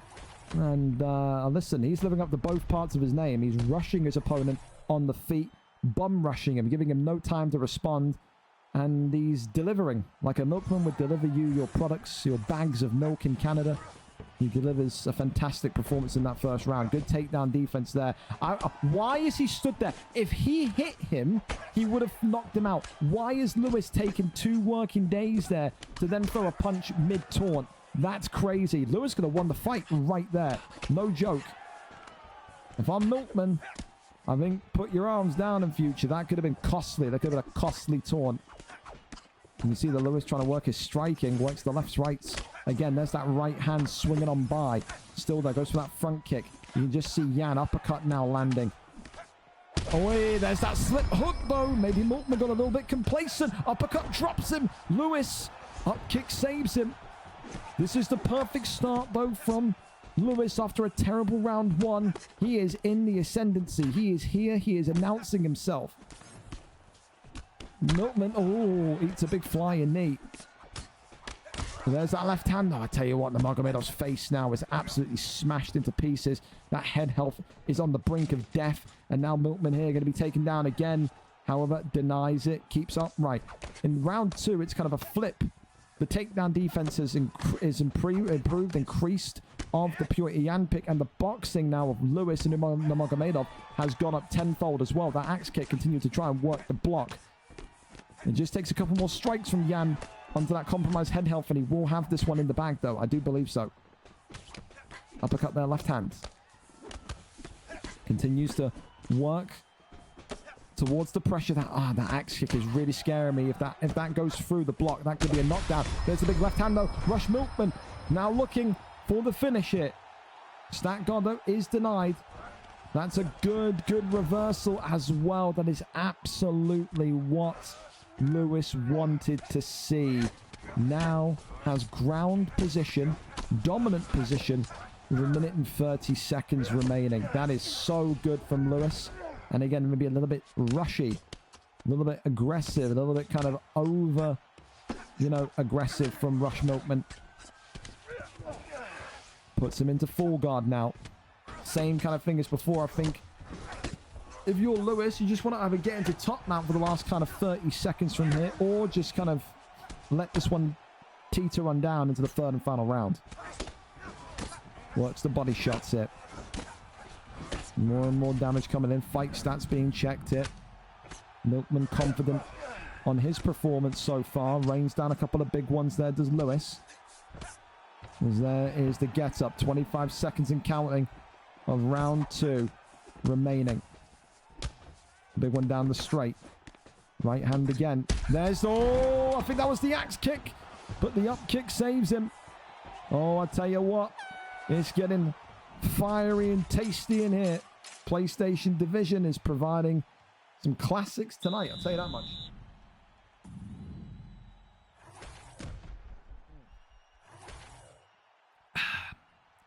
Third and final round. Here we go. Left hand there goes forward. There's that beautiful shot selection of Jan. Not so beautiful on the follow-up, though. There's that axe kick again. Oh, it's the left hand! He says, I'll avoid your axe kick. Shimmy to the side. And a left hand to put him to sleep. For Milkman, that is one of the nicest knockouts you can possibly imagine. Uses his shoulder blade to avoid the axe kick. And then a clean as day left hand to put Umar Nurmagomedov out into an early bath. That there is what Milkman promised. He said, I would give you a performance tonight. He very much delivered on that. That was entertaining. Great fight from those two again. Lewis didn't look like a one-on-one fighter either in there. It's only a matter of time before he gets a victory. But for Rush Milkman, he gets the job done tonight. Walks into VFL 200 now with a positive record and will have the opportunity to fight upwards. So congratulations to him. A huge victory there this evening. All right, over and up to it. I'm about to invite him. So there we go. We know that Vendetta very much is here and good to go. So XPG Elite is here ready for us. Here we are. Then we're back on track. And then Keza, we're over to you. XPG Elite tonight against Lying Often. I don't know if this is... Is this the... No, this won't be the fight. It's a women's fight. Well, they're waiting to go in, no doubts, as we're there and ready. I'll let him know. Here and waiting for you. There we go. So he was a little bit late home. It's totally fine. Again, you know me. If you're going to be a little bit late home, it's completely fine. Just tell me. But we wait for him as XPG Elite gets some reps there in OWC. Keeping fresh, keeping active. And again, it should be a good fight tonight. Of course, the breakdown of this fight, XPG Elite coming in with a 3-7 record, 1 win in his last 5, lying off and, of course, getting the move down from welterweight to middleweight. I think this is the correct move for him, and we'll have the opportunity tonight to say I make my start now. It didn't go to plan at 170. It will go to plan in 185. Tonight, of course, he goes against the talented striker in XPG Elite. But listen, the one thing the XPG Elite will have as well is maybe a little bit of a soft spot in the wrestling. It really just depends. We've said it with Ethan before. This kid, when he was in the heavyweight division, had some phenomenal kind of wrestling at points, but then when he kind of took time off, it would just disappear. It would kind of go. It would just kind of go. It's just kind of, you know, 1 minute you're watching him kind of do all this fantastic shit with Mike Tyson on the feet and on the floor. The next week you're seeing him, you know, just do nothing. It seems like his movement was off in his last fight. Seems like his understanding of sequences and when to push and when to withdraw, when to go into the pocket, when to not, was just kind of all over the place. So again, it's an intriguing one for Ethan, because it is a fight that you look at and you say he should be winning. But how many times have we said that for Ethan before? A great fighter on his day, but it's his concentration, it's his focus, it's his consistency that often is the pitfall. A confidence player, he is as well. So I mean, again, much like we said with who was it? The likes of Joshi earlier on. When XPG Elite is on a 2, 3, 4 fight win streak, this kid is completely different to what he is like when he's on a 2, 3, 4, 5 fight losing streak. It very much does come down to that level of confidence. So there you go. So I'm being told in DMs, Lying Off and said that his game is loading at 9:17, so pretty much seconds ago. Can we see the PS heavyweight rankings? There's no real heavyweight rankings, just there's 2 divisions. You've got this kind of amateur intermediate division, kind of like a beginner / I'm all right at the game division. And then you got the sweaty goths, the killers, the top boys of the PlayStation division. So there you go. It's 2 PlayStation divisions. It looks like that. So, yeah, there you go. They're on screen for you now. And again, thank you for the follow as well, Phasm. So give me the sweaty boys. Pause. Well, in pause indeed. The biggest of pauses, eh? The biggest of pauses. Ethan, are you still in here? Are you looking? Is he talking to you? Has he disappeared? What's the comms from you? Band Vendetta says he's on. Yeah. Yeah. He says he's on. Probably updates. Are you updating? Are you updating the game? Are you updating the game, or should I move to the next fight? Again, he's just, all he said is game loading. I don't know if that means update. Restarting Xbox, he says. Sassy. No, that's all right, Ethan. All right, if he's restarting his Xbox, we'll go over to the next fight. Let's do it. We'll go to the next fight. If Keza and Jazz are ready, we'll let those 2 kind of lobby up. Again, Ethan, cheers for being kind of sound about it. Let's go to Jazz Cox and Keza then. Keep this kind of flow of fights moving here tonight. Jazz Cox, of course, is live for us. Jazz, of course, continues to be the entry guard. The guard at the front gate of the PlayStation division. 2 wins, 3 losses, a 3-fight losing streak. It doesn't get any easier for poor old Jazz Cox. Today takes on Keza, making his PlayStation debut. Keza, if you don't know, 17 wins, 5 losses in Xbox flyweight division. For Jazz Cox, he's going to be saying, what have I done, Dana, to make you keep giving me killer after killer? My response is, every fighter in this Xbox, or in this PlayStation division, this elite division, is a monster. Tonight, it is about finding a way beyond Keza, finding a way to get through Keza if you want to undo this losing streak. Right now, though, only one of these 2 can win it. Keza, of course, for his PlayStation debut with Davison Figueiredo. Jazz Cox coming out there tonight with Alejandro Pantoja. Just when Keza fought, he was free of these lighter weight divisions. He's thrusted right back in there. Here we go. Figueiredo in the yellow, Pantoja in the black. The favorite today, Keza with Figgy. Of course, for Jazz Cox, we have had such good things to say about him, but although we've said all of those things, he is still on a 3-fight losing streak. He has been so close to victory in parts of his fights. This guy's been kind of deemed as the ultimate kind of guard for the division. People have maybe said if you can beat Jazz Cox, you've got a good future in this division. He has fought only the very best so far. You go back and look at his record since he's moved to this division, or the players that he's fought since he's moved to this division, you see exactly what I mean. He has fought nothing but high-end prospects or killers like he is doing tonight. If you want to get through Keza, of course, the big thing to do is just frustrate him. Keza's someone that does have a mistake in his locker when he does get a bit cocky or over complacent. Big shot there comes in, though. Rocks Jazz Cox already, sways on round. As Figueiredo now going back down to the right side. Got to think here, Pantoja needs to find a way to just get that instep and cause Keza a little bit of discomfort. Good movement there. Moves down that left-hand side, but throws up that wild head kick following. There's now the double jab there coming off. Tries to work one shot to the body. There's that left hand. There's that teep kick.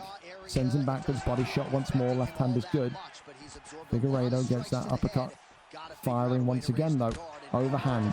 Lands. Uppercut now. Being looked for. Ooh, the elbows from both was nice. Still only slight, very moderate damage from Keza onto Jazz Cox. The health pack effectively kind of a dull yellow. The nose starting to show signs of damage as well. This is what Keza does. Keza kind of works you in the first round and then will get aggressive or get destructive in rounds 2 and 3. He sets the foundations in 1. He builds upon those foundations in 2 and 3 as the left and rights continue to find a home. Body shot that lands again. Got to think here. If you are Jazz Cox, what do? Do you just try and kind of stave this off to the second round? Do you sit and maybe try and match Keza's rhythm but put yourself at the risk of a knockout? It's such a difficult, especially when Keza is on form like he is, it's such a difficult kind of fight to kind of navigate. One of the best minds in Europe is Keza. As the takedown there comes in, lands that one. So I think he's just saying to himself, get into round 2, see what we can kind of work from there. So Keza does have more damage. Again, Figueiredo, maybe not as durable as what you'd think, is that kind of, you know, dull orange health pack. He's going to maybe give Jazz a little bit of confidence here or there. And gets that armbar flip, but I don't think we're going to see the armbar here extend. Gets that one denied. And we're into round 2. So far, you've got to give the round to Keza. But he's not home free yet. So that damage on the strikes from Jazz Cox. I think Jazz Cox has won that round based on the strikes, by the way. It depends if you think a stun wins the round or not. I don't think it does, yeah. I think based off those stats, you've got to give Jazz Cox round number 1. Keza set the foundations, though. We always say he comes alive in rounds 2 and 3. This now is where you would maybe start to think Keza opens up the Pandora's box of his arsenal. Gets that takedown there, landed into the single leg. Couple of jabs here from Keza. That one there is denied. Over into the side control of Pantoja. Goes now into half guards.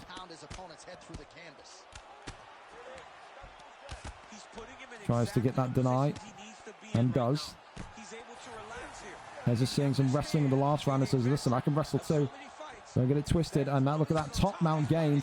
This could be huge here. Keza could be going for the finish here. Stuns Jazz Cox it.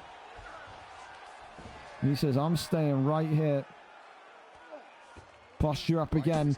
This is bad news for Jazz Cox. This could be the end here. Big elbow breaks through again, but Keza there was running out of time. But another big deny in top mount. This is Keza at his finest. Thinking about submission there. Thankfully, Jazz Cox defended that one. Big shots raining in again. More and more damage. Another elbow that drops on down and gives Jazz Cox more issues here. Another deny in top mount. Keza not able to consistently get that posture up, though. Now he does. Finds another big one down the center, but it is just a mauling from Keza in this round. Keza Nurmagomedov at this point. Boys, where did this come from? We haven't seen this version of Keza for some time. His evolution of the Liverpudlian. He says he wants that next Xbox title shot. Well, listen, he could be one of those guys that if he plays his cards right, could be an Xbox and PlayStation champion on this game before UFC 6 comes out. Left some rights again. Uppercut there, pokes on forward. Jazz Cox believing in Pantoja's power be enough to kind of maybe get that victory. Right hand comes off again. Pantoja swinging away around. There's that overhand. There's the uppercut from... It's the overhand versus the uppercut. That's the nuclear bomb of each. That's a good head movement. Works the body. Uppercut that pokes in again. Of course, as well, one thing that you'd have to be asking for Kez's sake is, how does the controller feel? We've seen some Xbox guys go over there, the likes of George, who then kind of said, nah, not doing this anymore. The controller is just way too big. And let people stay. Kieran Crowe, of course, retired on the Xbox side. Went on to have a successful career on the PlayStation side. Was a former champion over there. There's a big shot there. Lands on Jazz Cox. 9 seconds remaining of round 2. But it looks like this one will go to round 3. Again, Jazz Cox. Say what you want about him. This kid has again put on a brilliant performance and is taking Keza to the deep rounds of this fight, something that a lot of the Xbox flyweights have not been able to do consistently. A bad respect there. Keza, though, all business, marks him and marches him on down. Shoots the takedown, gets the land. Now it's time to see if Keza can do what he wants to from this position. Can he find a way to keep him here locked up for the entirety of round 3? So inside the open guard of his opponent, you gotta be careful playing around for too long. Goes over into top mount. That one there is denied again instantly. Keza knows. Couple more top mount posture ups. He's going to be A-OK. Goes for an arm triangle instead, looking for a submission. A rare Keza Laos submission tonight. We have seen him be a knockout machine. Tonight he turns into a submission machine on PlayStation, but that one there reversed. And gets through, does Jazz Cox. Fakes that one. Fake transition, then goes over and out into rubber guards. And that there gets the, wow, flipping rotation into top mount. That's what he wanted. Keza looking for the finish. Elbow there, cracks through again. Not possible. But maybe this one will be. Big shots. And again, the block being worked, and Prime, I think it's a Prime Dock, and Jazz Cox not able to find the way out. Well, commentator's curse, he finds a way out. You'd hate to see it. Ducks underneath that. Head health, left hand is good. Uppercut. Whoa! Keza rocked! Back down to the body. Body shots now. Oi! Keza's in big trouble here. Jazz Cox winding up for the finish. Left hand, no, gives him right back into the forefront. These two are both nervy. They know one shot, one mistake could do it. The stamina of Keza absolutely worked, though. Jazz Cox going low again. Swings on round to the left-hand side, shoots the takedown. And Pantoja this time gets it. That there tells me Jazz Cox believes he's won this fight on decision. That's what it tells me. Does Keza lose this fight, lose this PlayStation debut? Oh, that could change a lot of things. Arm bars in. That one there, though, is denied immediately. And gets out. Wow. It goes the distance here tonight. Has Keza done enough? Wow. The Jazz Cox, the weight now. Never mind. There's no weight. Wow. I disagree with that. I love Keza. I don't know. That would indicate that he won both round 1 and 2. I think that's harsh. Unless he won round 3. One of those. Keza, if you can hear us, whoever's streaming again. Yeah, Jazz, show us the scorecards. Let's see what the judges gave that one. A decision win to Keza. It indicated to me when he took Keza down, he thought he was winning the fight. So never leave it to the judges, ladies and gents. Never do it. But the stats tell you a picture. 5 stuns to 2. No knockdowns in that fight, interestingly enough. Kessler, though, did just land less. 39 out of 136, 48 out of 83. More efficient, more accurate was Jazz Cox. Not going to be able to see the scorecards, it seems, but yeah, I think it's a little bit of a contentious one. Maybe you disagree, maybe you don't, but for Jazz Cox again, oh, there we go, we got the scorecards. 30-27 is nuts, by the way. That is completely bonkers. 29-28. There you go. So the judges get two of the judges giving figure eight rounds 1 and 2. I mean, fair enough. We go back to that conversation where Jazz Cox outstruck him, but Keza got a stun. So clearly the stun won that round and won Keza that fight in his PlayStation debut.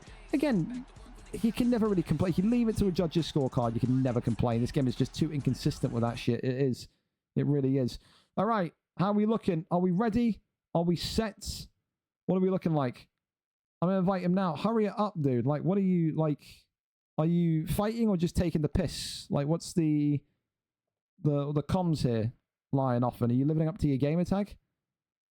All right, we're finally here. Okay, fantastic. Fellas, we got there. Thank you again, Ethan, for being calm on it. 20 minutes late, but at least we're there. Here we go, then. Straight in, no nonsense. Uriah Hall tonight. Michelle Pereira, a debut for the Uriah Hall selection. And, well, again, he changes his name every single week, it feels like. We know him as Lying Often. Tonight, of course, he comes into the middleweight division. 0-0 for the man in the black and gold trunks. Whereas XPG Elite coming in with Michelle Pereira in the yellow trunks. 3 wins, 7 losses. Lying Often says tonight, I will prove that I can, you know, keep up with some of these kids in this division. I will get a win here tonight. For XPG Elite, it's all about his calmness. It's all about his confidence. It's all about his consistency to be able to outstrike the American. Oh, and he's maybe made a big mistake there. He's been rocked and dropped. That's a huge start for Lying Off, and the Uriah Hall pick. As quick as you blink and you see it, very much now leading this dance. And again, these two are brawlers. They are going to scrap. There's that uppercut as XPG Elite lives up to expectation. They brawl, they scrap. There may well be a record number of knockdowns here in this fight. Dear goodness me, the middleweight division has got 2 bangers in this one. Left hand, right hand, continuing forward. Look at this, neither of them taking a backward step. Right hand there swings across the dome, and Michelle Pereira like a baseball bat. Spin kick. Oh, the overhand could have been dangerous. The American and the Brit here. Away, continuing to do the dance of doom. And toward the body. There's that left hand from Michelle Pereira. XPG Elite now suffering a takedown for the first time in this fight. As Lying Often, only known tonight as Obtain Aura, is now looking for a way to kind of work this one on the ground. Goes for an armbar, though, does Ethan. That is smooth, that is suave from the veteran, who's going to keep him locked in. Works the hammer fists, but again, his hammer fists are going to drain his stamina even more, so perhaps not going to be able to get the submission he wants off here.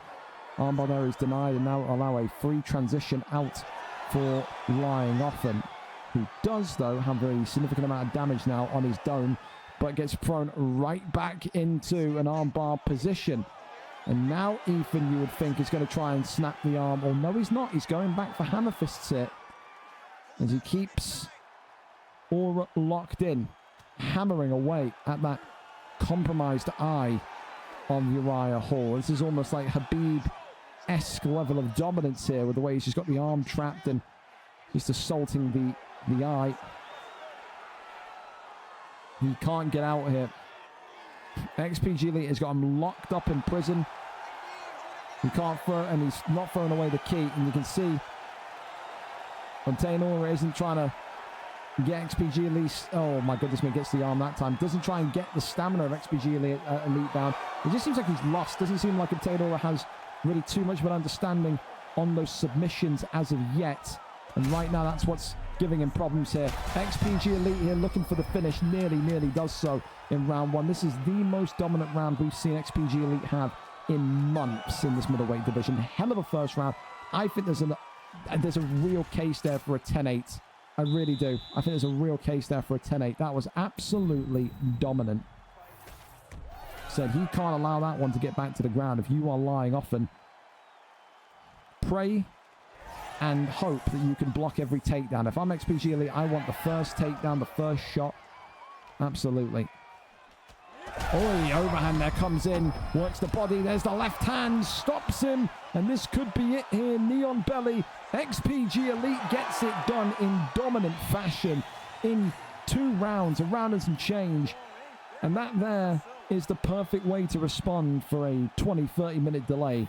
No complaints, just pure class tonight, and put on probably one of his best performances that I've seen from the young man in quite some time. Michel Pereira gets it done tonight, a round 2 victory. That there was special. Congratulations to you, Ethan. World class, my friend. And I want to see that version of you more often. Not the one from last week. Bring that guy every week. That guy can win the middleweight title. I'm dead serious. Up next, then we go over to Uncle Hench and the Pug Gaming. Uncle Hench, of course, coming into this one tonight, 1 win, 1 loss. Whereas Pug Gaming, a stallion in the undisputed boxing ring, tonight makes his debut in the featherweight division, 0-0. He was supposed to have a fight years ago in the Octagon. Didn't show up to it. I think it was on PlayStation. Now he's here tonight and very much says, I will dominate this featherweight division. I will make my mark. I will leave people in awe of my talent and skills. We go over to it and see what the picks are going to be. Uncle Hench and Pug Gaming here ready to go. Always a pleasure to have Uncle Hench as well on. If I'm pronouncing that wrong, Hench, by the way, you tell me, because I'm shit with names. Uncle H, whatever you want to call him. Always great to have him on the card. Said one of the funnest fighters in that featherweight division. Tonight, of course, will come out once again with that prime Jose Aldo. Conor McGregor, of course, on the other side of things for the Pug. Which one of these two prosper? It is a rematch of that incredible 7-8 second fight that we saw years ago when Conor McGregor wasn't doing kilos of cocaine. But who walks out victorious tonight? Does history repeat itself? Only time will tell. A big welcome to the Octagon, to Pug Gaming. Good to see him back once again in some sort of combat sports perspective. He tonight is in the white trunks of McGregor, whereas Uncle Hench, the experienced of the two, more experienced of the two, will be in the black and white trunks with Jose Aldo. See this Jose Aldo, you want to see those leg kicks being used. I would also say the clinch work of Aldo is imperative, especially when you've got this height difference. You don't want to be in the pocket with McGregor for too long. You don't want to suffer that left-handed bomb from McGregor too much. It's just all about making sure you can consistently find home base, and if you can, then it's a way easier kind of story to navigate. But we have seen McGregor's before that have completely used the height in this featherweight division to a T.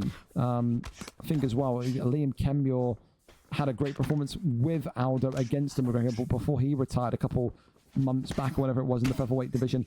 Again, just really mixed up the boxing with the leg kicks, with the clinch work. It was just an all-around complete performance from Aldo. But then you have people as well on the other side, people like Jovi Rami. I think he used to have McGregor before Topuria got buffed, and he was just a lightning beam. Again, it's a very kind of interesting matchup in terms of picks. You wouldn't really see Aldo used often against McGregor. People often will say probably Volkanovski just because of that pure extra power. But at the same point in time, if you're feeling good about a pick, then your pick's your pick. You know, if you're telling me you've won 20 fights straight with fucking Clay Guida, and then you go into the VFL fight, you want to use Clay Guida, it's whatever you feel comfortable with. It really does come down to comfortability. That's such a huge factor of it. Right now, though, McGregor, Pug Gaming, is really giving Uncle Hench the work. He really is. You can tell that this kid has got some great IQ with his boxing, his kickboxing, his combination work. And he's living up to what he promised tonight, which was, he said, was going to be a performance that made this division be on standby, on alert for what's just entered. Slip hook there, uppercut, though, not possible. As that one was just kind of counteracted brilliantly. There's that right hand again. Was teasing that kick there. Was teasing that kind of, that teep kick ever so slightly. Works off the jab. And there's that right hand again. Goes back down to the midsection. Got to think here.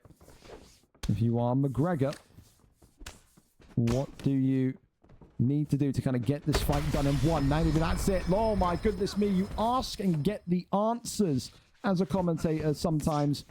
Those are one of those times right now. It's a wonderful step forward. That kind of slip hook timed to brilliance from Pug, who now will look for that kind of clean left-handed knockout But it will have to wait until round number 2. It seems like Uncle Wench here going to get through this one here tonight. Round 1 in the books.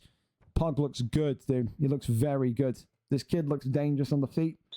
I would wonder if it's worth maybe Uncle Wench looking at this round, looking at that kind of dominance from McGregor and say, maybe this is one of those fights where I need to work my wrestling a little bit, see and test what he can do on the ground. Often, rather than not, you see these great strikers come into featherweight and you shoot a takedown and it's like they're lost. Let's see what he does, though. Round number 2, up and underway. A big response needed is the only thing you can really say here. The Pug, he will continue to work that forward push. He will continue to work that aggressive nature of striking. And we'll probably say to this Jose Aldo pick, if you think you're going to walk through me after the damage I've put on you, you're crazy. Body shot there just lands like a gunshot echoing through the arena. He needs to kind of work his forward step more and more. McGregor, ooh, working off those double jabs. There's that teep kick this time. There's that front kick, uppercut, right hand. Jose Aldo trying to take advantage of those big misses of Conor McGregor. Easier said than done, though, especially when he's not being able to beat McGregor to the snap. Uppercut there comes in. Oh, hey, that is a big one. That's more like it. That's huge from Uncle Wench. So I'm saying a good counter striker on his day just gave Pug a little bit of a problem, but then right back comes McGregor. Works the body himself now. Oh, hey, and there's the elbow. Works off the double jab. Overhand coming in. Holy smokes. These two are dancing in the fire here. That jab continued to just work the block down before he then unleashes a sequence of debilitating attacks and strikes it. Avoids that one. Uppercut time. Brilliant. The distance management of that was sensational. Was scintillating. Unreal from Pug Gaming. Left hand continues to work. Works off the jab. A little bit more pep to his step now, Jose Aldo. He knows that if he doesn't stop this, the knockout's coming. Big left hand. Again, McGregor continuing to almost kind of be hesitant to pull the trigger outright when he gets the stun.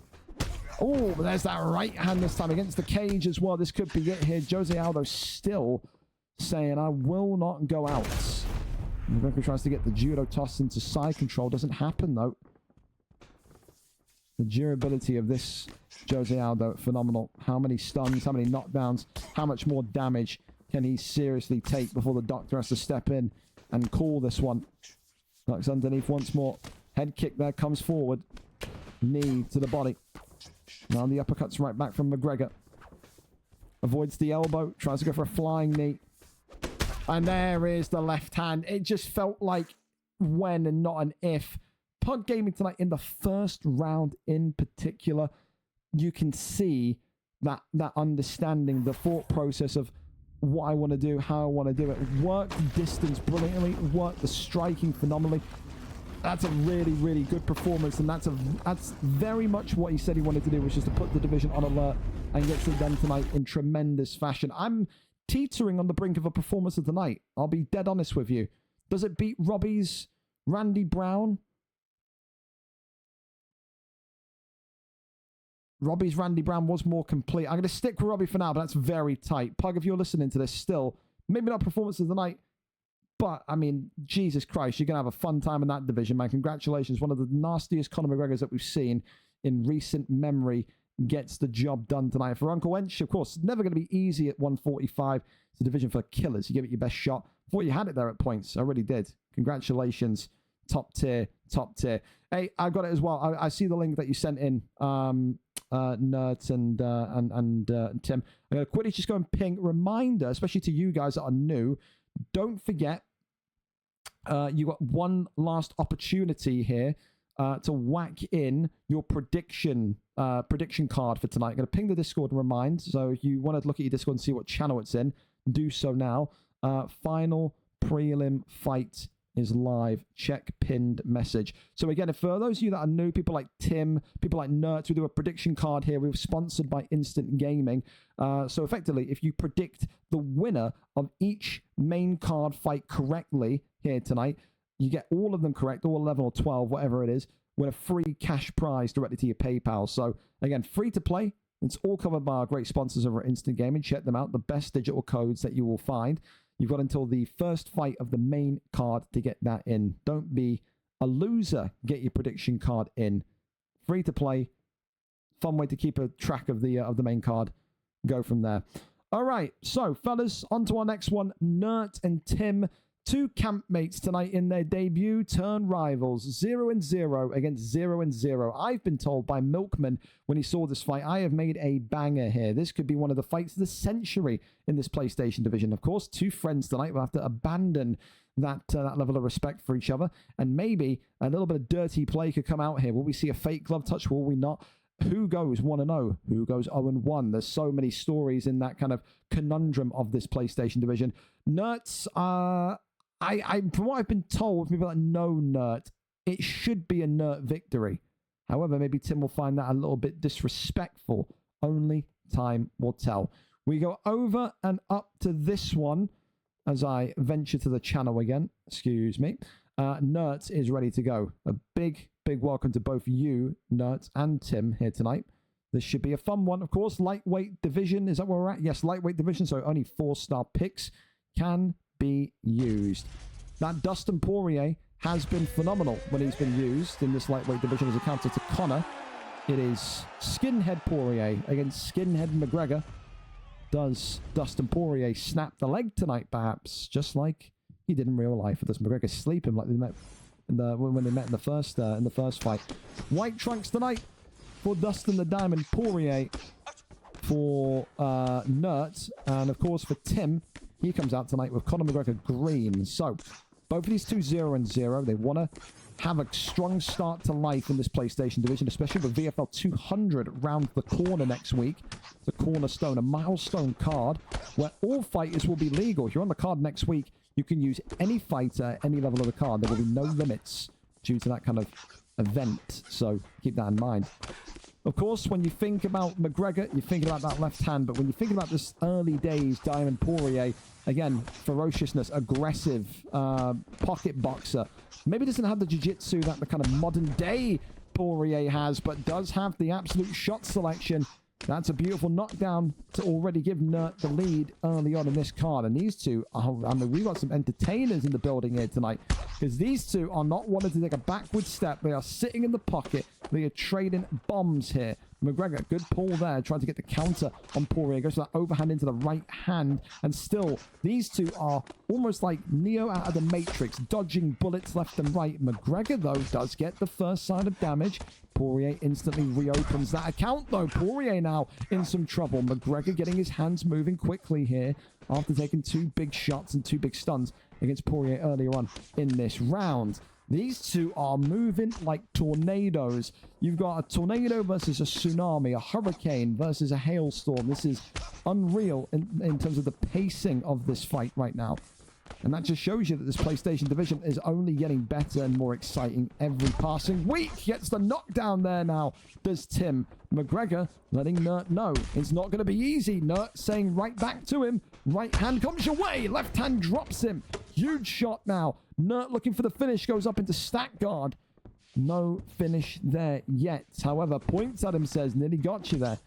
That one was a huge moment. Tim nearly seeing the bright lights on the back of an ambulance. Right hander continues to work as Tim is... pops him and drops him. Double drop is good. This could be it. He gets right back up to the feet. But I respect these two campmates not jumping. Uppercut there, clips him again. It may well be that Tim's got that superior boxing. This is a hell of a fight so far. Uppercut coming forward again. Left hand drops him right back. My goodness me. How many knockdowns in this PlayStation debut are we going to see? Oh my word. Left hand continuing to be worked here. There's no way this one goes to round two. Surely not. These two have taken years off of each other's lives, but Tim gets it done in round one. Clear as day. I rarely do it for one round fights. That is the fight of the night. I'm not hearing any bullshit in my ears telling me otherwise. I need a knockdown counter. What a fight. And for Tim tonight, a lot of people backed Nert. A lot of people said Nert will win. Tim said, I'm the better of the two. I'm the more dominant of the two. And that there is Conor McGregor 101. 8 knockdowns in a round. Fellas, you're going to be fucking smash hits here, both of you. Phenomenal performance tonight, Tim. And for Nert, commiserations. It was one of those. One of you had to die. There was no way you're going to go to round 2. And those are the types of fights which you love to sit and watch. You would wish that we go another 5-10 rounds. But, hey, listen. Right now, you're on for a fight of the night in your first fight. Incredible performance there. Top tier from all of you. GG's there, boys. So listen, we've got all the performance bonuses locked up. Fight of the night so far. Submission, performance, knockout. We've all got them locked up. But however, does that change when we go on to our main card? Of course, tonight's main event, Leloh against Prime Dock, closer to 7 p.m. Eastern, which is 12 a.m. UK time. Okay, that there is going to be a huge main event, especially considering when you factor in what Dave wants to do. Dave wants that decider. Dave and Prime Dock, 1 win, 1 draw, 1 loss. The only way Dave could get that opportunity on such a big card is if Prime Dock wins tonight and then says to Dave, I want you. That is one of the very rare situations where I would look at that and say, yeah, it makes sense to give him Dirty Dave. However, Leloh could, it's not WWE. Leloh could undo the entire script. Leloh could say it's all about me. It's all about my time, my title, and I'm the one that's going to be headlining VFL 200. For now, though, listen, we're going to go send a ping to the Discord, get ready for that main card, grab a snack, grab a beverage. Should be an absolute banger. Some of the non-title fights as well, absolutely phenomenal, including some fan favorites as always. But yeah, we are imminently approaching the main card. And again, thank you so much to everyone on the prelims tonight. That kind of allowed us to regain time. I was really fearing the worst when that prelim card started. Main card is now live. Like I said, grab a snack, grab a beverage, grab a blanket. We'll be here until midnight UK time. We are pretty much ready and set for our main card. We'll be back in 60 seconds after our trailer. Don't go anywhere.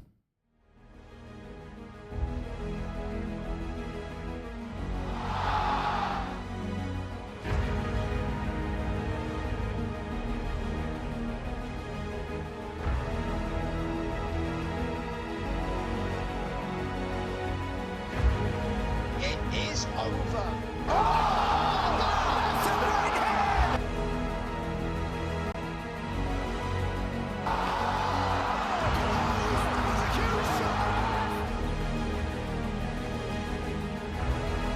Oh my god.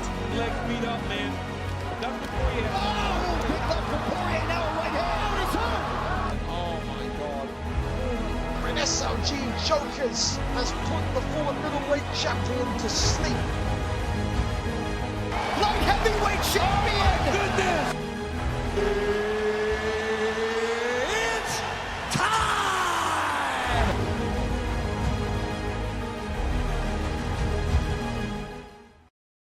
All right. Oh, Jesus, I need to like sneeze and cough. Hang on.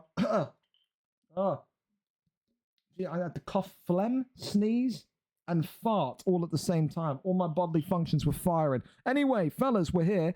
Welcome to the main card here tonight. A wonderful main card, but an even more fantastic prelim card you just missed. You got to go back and on the VOD and watch that Tim and Nert fight. You just got it. I'm telling you, 8 knockdowns in 4 minutes. That there is what UFC is all about. However, tonight we start off nice and fast. Of course, Master 34P and Boz Season. Of course, if Boz Season is here, Boz did tell me that he's going to be a little bit late because he's just getting home from work. So, yeah, he's going to need 10 minutes. So if Tez and Webbo want to get going here tonight, we are open for it. If not, an Aussie and Stankerson want to get going, whatever. Whoever wants to go first can go first. Again, I'm not going to flip out a Boz. He'll be back. He'll be here probably, like I said, in about 5-10 minutes from now. So, yeah, sit tight on him. He will be there. But gonna send more of my soldiers over. Love this. Hey, listen, we appreciate you, Milkman. Send them if they fight like that, like Nert and Tim, then they are absolutely welcome here. So, fellas, like I said, we can start with whatever, whether it's Tez and Webbo, Stankerson and Aussie. Whatever it's going to be. My screen has gone black as I'm flicking between Discord messages, so that's fantastic. Fellas, of course, we're just coming in for the main card as well. Sit tight. Again, I hate this. Why does Streamlabs do this? When you flick between Google and Discord as an app, it does this shit. It's so terrible. Detect streamers now. There we go. There's my Chrome. All right, we're back. Fantastic. I'll get off beta and send it in. But completely your call, man. I'm not going to force you. Of course, you want to go at 10:10, you can. But if the opportunity to fight earlier is there and benefits you, then it benefits me as well. We're in good time anyway. We're actually 5 minutes early. It's a very rare time in our lives, Tez. We're a main card. It's fucking early. I can't quite believe my eyes either, mate. I can't. You're back, Boz? We're in the lobby. Think he's streaming perfectly. Boz, you get set up. Get Master 34p in the lobby. We'll come to you after this fight. So starting off tonight, Tez is stoned against Webbo. Tez is stoned. Where do we begin with this fucking phenomenon? This specimen of a man that has only improved week upon week in the last couple of weeks. He comes in tonight fresh off a performance of the night bonus. 6 wins, 8 losses. Yes, a negative record, but 3 wins in his last 5. A 2-fight win streak. Webbo, of course, a fan favorite. 2 wins, 1 loss. He says, or 3 wins, 1 loss, excuse me. He says it's only a matter of time before I get my dirty little hands on that featherweight title. Does Webbo come in tonight and look to wrestle like we know him to do, or will he look to come in here tonight and have a striker's delight with Tez's stone? It is a yin-yang matchup. Fight stays on the feet, you favor Tez. Fight hits the ground, you favor Webbo. What is Tez's ground game defense looking like in this one tonight? This will be, categorically, the most tricky fight that these two, I think, have had so far in this division.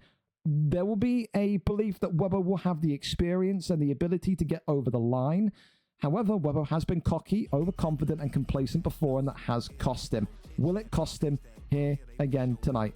Zabit against Movsar Evliov. Of course, this Zabit pick from Tez what has guided him through the last 2 fights. 2 fantastic wins, 2 fantastic performances. Will it guide him through the Webbo gauntlet here tonight? We're ready, we're set, and we're good to go.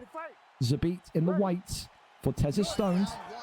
Webbo in the black and gold with Movsar Evliov. He knows he is now within touching distance of a VFL Featherweight Championship opportunity. That there is exactly what we need. Confidence boost. As the first takedown immediately connects and lands. There will be no risks taken by Webbo tonight when he is... This is the thing, Webbo will take risks in these fights which don't really mean anything substantial. First fight in this division, you know, he was boxing. Now that he knows he's 3-1, potentially 4-1 after tonight, you're talking about potentially fighting for the belt, maybe even next, depending on sign-ups. He is going to be all business. This is business professional Webbo with a crucifix that would make grown men cry. This is an absolute lockdown. This is prison sentence. The island of Alcatraz Webbo type shit here. Tez is already busted open badly, and now it's an arm triangle that looks to be maybe the exclamation point. Thankfully, though, Tez gets out of that one, but that's a lot of damage in the first 2 minutes. He is okay, though. He's on his feet, but the elbows there have really created a sense of danger already. And now Tez has got to go maybe 2 rounds, 3 rounds with some of the most disgusting damage that you will see inside the opening 3 minutes. Brutal from Webbo. It's a great knockdown. This could be it here against the cage. Dude, I didn't know Evliev's kind of crucifix was that dangerous, and this could be it here. Webbo looking for a round 1 and done. Tez survives again. This is a really, really slow start from Tez. He didn't expect to be locked up in Webbo's crucifix that early. But my oh my. Webbo putting on a showcase here tonight. He is sending a message to the featherweight champion of the world. Be careful. Be careful, Falcon. That's what he's saying to him. Left hand there comes up again. Evliev eating the teat kick. Spin kick upstairs, and now Webbo's going to be confident to sit there and strike with him. It's only if Tez gets a knockdown, I think you'll see Webbo go back to the ground. He absolutely believes he can get that standing KO this evening.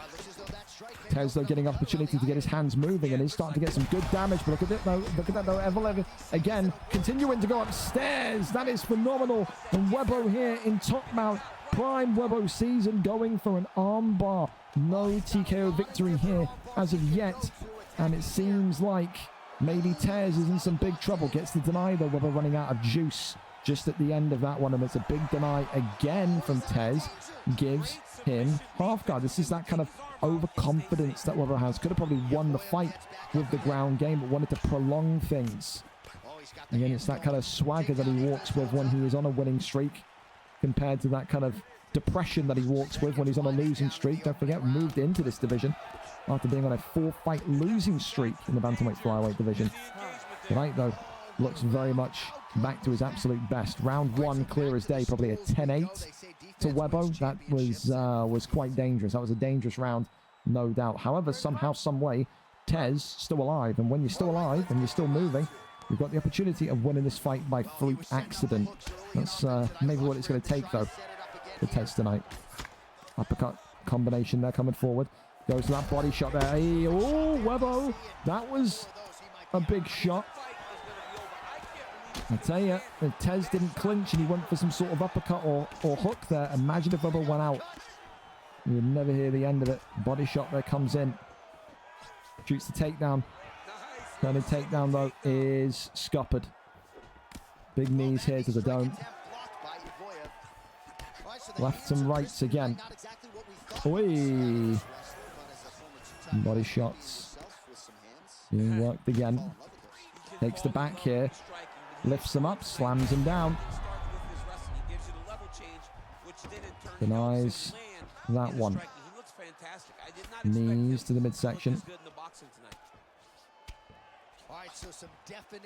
Got to think here now. Surely Tez will... I think Tez will be happy with this. I don't think he's going to be too annoyed with Webber kind of kneeing away at the body. Webber showing no interest whatsoever in going over into top mounts. He is just happy to sit here and wait here. If there's ever a person that would intentionally try and re-delay the card, it would be Webber. He's got no interest in going anywhere else in the side control position. There's that posture up, brings down a couple of strikes now. Gets that flip and rotation. Tez right back on top. He gets up. Okay. Well, there's a will, there's a way for Tez. It'll be one of the greatest victories ever if he, from this compromised position, can find a victory against Webber. Big elbow that comes in. Goes back down to the body. And tries to go for the leg kick. Marches him back towards the cage. Webber now taking the back here. Suplex City. It's Brock Lesnar. Webber Lesnar. That one stopped in its tracks. Knees to the midsection once again. Well, you got to think he's happy with this performance here tonight. Essentially, just the way he drew it up. It's been a got to think as well. Here, if you are Tez, you can't take too many of these. Tez just effectively eating them, elbow after elbow. You got to think, as soon as they stand up, the doctor's going to come in here and try and maybe check on the eye. That is a really, really bad bit of damage. Webber knows it. Webber can toy with his opponent like a child playing with its mashed potatoes. Tez is fighting on a whim here. He really is. Teep sends him backwards. Head kick. Cracks him open. Uppercut drops him against the cage.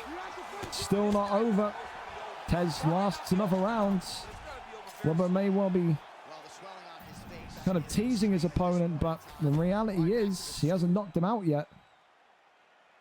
Whether that's by choice or by struggle can be debated, but the reality is the record books will always say that if he does win here, it came in a round 3. We give off the indication of a close fight. Uppercuts there, goes back to the body. Body shot there being worked again. It's the pull elbow attempted by Tez. Clinch gets him down. Over into side control. Side control now. We'll see if he can knees to the body. Goes over into sprawl. Now into backside. Here on the ground, now maybe trying to get to a choke position here, DC. Posture up is denied. Rolls him through back into side control. Back in side control. Oh, beautiful. Knees to the midsection. Knee to the body again. Another knee landed by Evloyev. I'm just going to say it, boys. I'm just going to say it. If this was Chub Nardino, a lot of you would be kicking off and calling him a freak. And he's back up. Pick and choose. Be correct. He's doing the same shit that Chubb would be doing. Man, his body not looking too good right now. It's not quite It's a Dominic poor Reyes look against for Webbo, Yakovlevich, because he but forgets that he was absolutely getting his fucking cunt kicked in every week on bantamweight flyweight. It's just pointless. It's needless. He was going to eat this guy up from bottom to top. He was going to go in reverse. That is exactly what he has done. Oh, and now the underhook, DC. He gets some flip down. He gets back up to his feet. Take him down. High praise, I would think, from the Olympian, DC. Nicely done. I mean, it was Back to the body. The way that he stepped across, got his hips in and started Spin driving kick for the his ribs. opponent. What a phenomenal technique. Great position. Overhand. Great knowledge of knowing how to Body shots. Take that again. It's just, I'm telling you, this is the most Chubb Nardino shit I've seen. I said, keep consistent. If Chubb was doing this, if Chubb was doing what Webber is doing, you would all have a massive problem with it. He's completely prolonged that for no reason. It's ridiculous. The kind of shit that makes me not want to give Webber the next title fight and put him right back into bantamweight flyweight. It's just silly. Same sensitive petal as Webber fucking threatened to retire the last time he didn't get a fight for 2 weeks. So it's like, it's just embarrassing, dude. It is. Like, just win the fight. I don't know what the fuck the problem is with Tez. Kid's nice enough. I don't know why he's just longing this out. So it's just boring. He's not. I said great performance, but again, I'm not dealing with all the cocky shit from a guy that's been in bantamweight flyweight for like the entire year. I'm not giving him the next title fight. You could have won this dominantly in the first. You didn't. You chose not to. You're just taking the piss out of people that you know you're better than, Webbo. Makes me question if you threw the fights intentionally to get some sort of ego boost when you were in bantamweight flyweight. It's a poor look. It's the worst look that Webber could have had fucking in like the last year of fighting here. That makes him look like a complete cock. So, yeah, well done, Webbo. Enjoy the bench next week. That's all I can say to you. Fucking, that's super unnecessary. Super unnecessary. Well done, though. You showed him. Wow. Woo. What a fucking real, incredible fucking fight that was, man. Brilliant. Awesome. Anyway, back to fucking fights. Do we have Master 34P? It looks like we do. Master 34P and Boz should be ready to go. I believe so. Yes. All right, we're good. Boz and Master 34P. Again, for Master 34P, thank you for being patient. I know you're an hour ahead. So 7-5 tonight for the former champion against Boz. 4 wins, 4 losses. 2-fight win streak for Boz against the former champion. Win here. The next title shot against Charlie could be yours. Rakib will have something to say about that. Master 34P says, listen, regardless of win, lose, draw tonight, move me into that big boy division. I want to have a go at the lightweight, featherweights, bantamweight kind of classes here tonight. Well, not tonight, in the future, and see exactly what I can do in there. So maybe this will be a farewell fight for Master 34P, but will there be a farewell fight that he wins? Shavkat Rakhmonov against Michael Morales here this evening. One time for the gringos. Thank you so much as well for the follow. Welcome in. Second fight of our main card tonight. Master 34P, the former champion, in the black trunks with Shavkat Rakhmonov. Whereas Morales, Boz season, his first time, I believe, on a main card. He deserves it after the last 2 performances he had in the white with Morales. And like I said, he needs to be ready tonight for an uptake of ability. This will be, and is, no doubt, the hardest fight he will have so far in his career, and wants to go positive tonight. And if he does, 5-4 will put him in a great place for the championship belts. Immediately, though, it's 2 big moments already. 1 knockdown from Boz, and then an immediate stun right back from Master 34P. So these 2 starting off fast. Don't worry if you can't hear any game sound, by the way. There is game sound, but it's very faint. It's from Boz's side, plays with low game volume, obviously. Body shot there comes in as the right-hand uppercut there swings on by. 1-2, so there's the left-hand, right-hand combination. As Boz continues just to sit here and try and time this well. Big uppercuts, left hand. That's brilliant. Master 34P's in big trouble here as Boz season, fresh out of work, wanting to end his night with a victory, nearly does so. That was a huge moment. Master 34P, I tell you this much, respectfully, if he wants to move up to that kind of big boy division, he's going to need to be sharper than this. He's going to get killed up there if this is his best right now. I get it. It's a farewell fight. I get it. It's, you know, I'm moving up regardless, but he won't win a fight up there if this is the speed, the rhythm that he's fighting at. He's got to improve here. He's got to find a way to kind of get himself back into this fight. Got to find a way to maybe use Shavkat's ground game in particular. That's when he will want to kind of take the maximum out of as Morales clocks him again as the left hand was just being looked for. Right hand there creeps forward. Spin kick there to the ribs. Really nice. Boz, though, so far. Taking nothing away from him. Yes, Master 34P may well be having a bit of a slow start, but Boz has done the damage. He's been the aggressor. This is exactly what you would want to see from an up-and-coming title contender. Absolutely is. Oh, uppercut that was just being looked for again. Little lofting one. Right hand comes forward. Avoids that one. Master 34P, big knee to the midsection. Once more. Right hand there pops up. Got to think. If you're Shavkat, he's looking for counters. He's got no interest in using Shavkat's incredible ground game. Just wants to outstrike, out-pocket Boz here tonight. And if I'm Boz, just be aware of that. They both went for a flying knee at the same time. A symmetrical flying knee there. Hey, uppercut there, clips him. As Rachmanov now right back into the conversation. Tries to go for that head kick through the block. Overhand now comes back from Morales.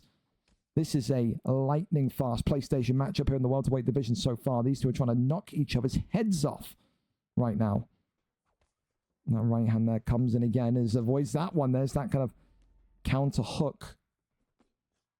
As another uppercut was being deemed necessary there. That time, though, it was avoided. Overhand swings in onto Master 34P. The elbow just glances on by. And that's the end of round number one. A lot to unpack there. That was a very, very good round from Morales. I think if you're Boz season with Morales, you're up 10-9. I think absolutely. Absolutely. Round number two. Up and underway. Master 34P cannot afford to start so slowly. And it's quite the opposite now. He wants to get that. He goes for it consistently. Stun. And he goes for that kind of question mark head kick. He believes that can power through the block. Morales, though, right back down the other way now. The left hand, right hand combinations. Taking advantage of Shavkat's depleted head health. Talk about knockdowns in the last prelim fight of tonight. These stuns, absolutely brilliant. Body shots coming forward again. Tries to work off that left hand. Fantastic. Morales, lefts and rights again, swinging in abundance, but not that. It still feels like there's maybe a mistake from these two in here as to who wins this. There's no one's been dominating in this fight. Maybe in the beginning 2 minutes, yes, but since more time's elapsed, it is coming down to maybe who is the more clean of the two. Shavkat now with an increased amount of blood pouring out of his mouth, and finally Master 34P says, okay, the takedown happens, but then can't keep him locked in. And just like that, Boz gets right back up. And look at that, the uppercut. Left hand, right hand, drops him. Knee on belly. This has got to be it. Master 34P survives it, though. Just keeps himself conscious. Boz season is having a real highlight level performance tonight. He just can't afford to get finished. And this could be the position. Shavkat Rachmanov looking for the finish. I'll tell you what, not too far away. Morales now very much stuck into stack guard. This could honestly be it. I think Boz has rushed it, and Boz here eating big shots, and this one is all over tonight. Boz season has learned a valuable lesson. Do not be over aggressive. Look at Shavkat Rachmanov. It's like he's been hit by a car. All right, he's been hit by 4 cars in a row. He was not in that fight, Master 34P. What put him in that fight is Boz jumping in, thinking he can get the finish. When you're knocking the opponent senseless on the feet, don't jump. Stay away from the grounded opponent. It's a trap. Let him get back up. Finish it on the feet. Tonight, there was a fight which I feel like Boz threw away. I really do feel like Boz threw that one away. For Master 34P, resilience, shows his championship quality, his caliber. And now we'll say, doesn't matter about the performance, it matters about the win. I'll see you in the big boy division. Master 34P gets it done tonight by a round 2 finish. That will be one of the most painful losses that Boz has taken, purely because of how well he was doing in those in that opening round. Like, really will. So, hey, you live and you learn. You understand and you fight on. So, there you go. We go on to the next one. And we go to, of course, a highlight reel level performance. And it's going to be Aussie Kid, who, again, put on a absolute classic last week against Warbsy, against Stankerson. A great opportunity for Stankerson as well. 2-0, and gets the first kind of big promotion, the big push towards someone like Aussie, who's been in the title conversation, the title picture for so many months.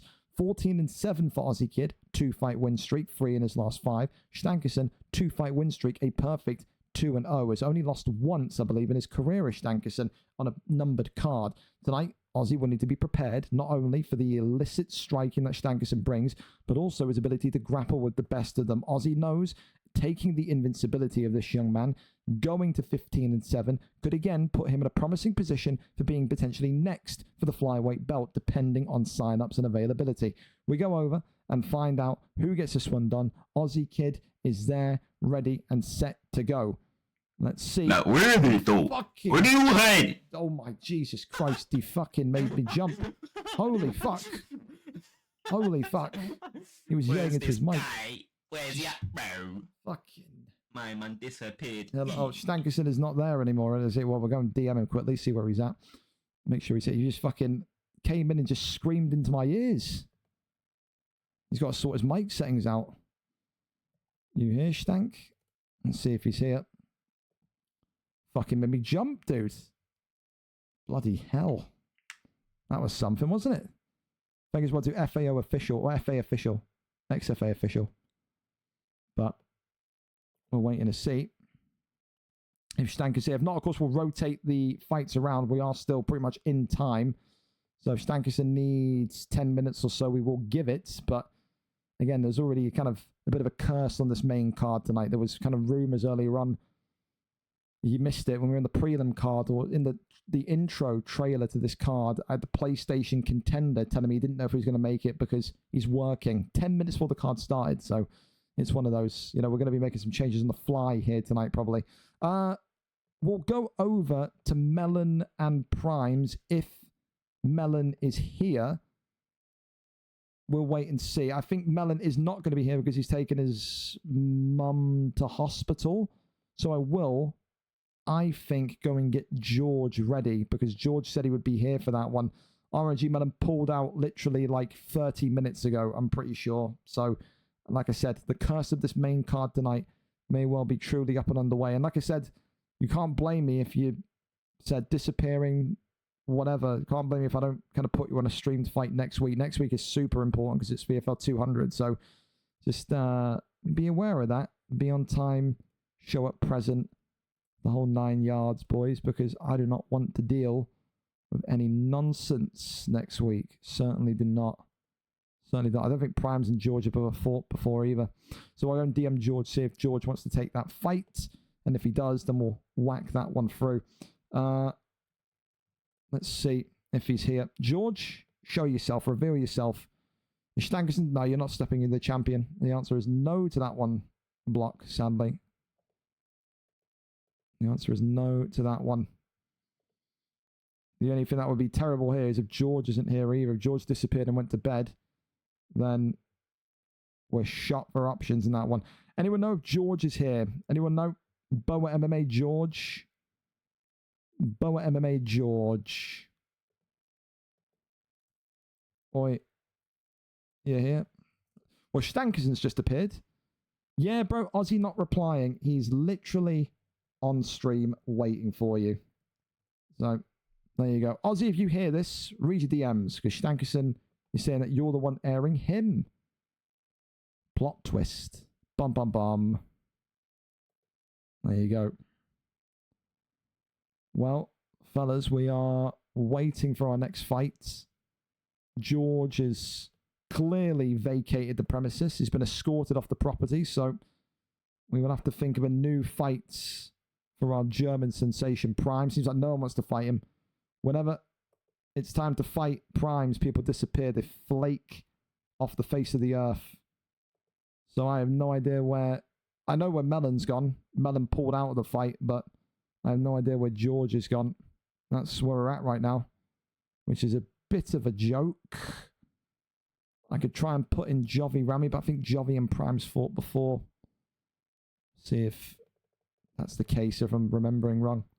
Danny, Mellon, Viper, Tilo. I don't think they did. Benji. Yeah, we'll offer the fight to Jovi. See if Jovi wants it. I'm ready to go. Let me just quickly message Jovi.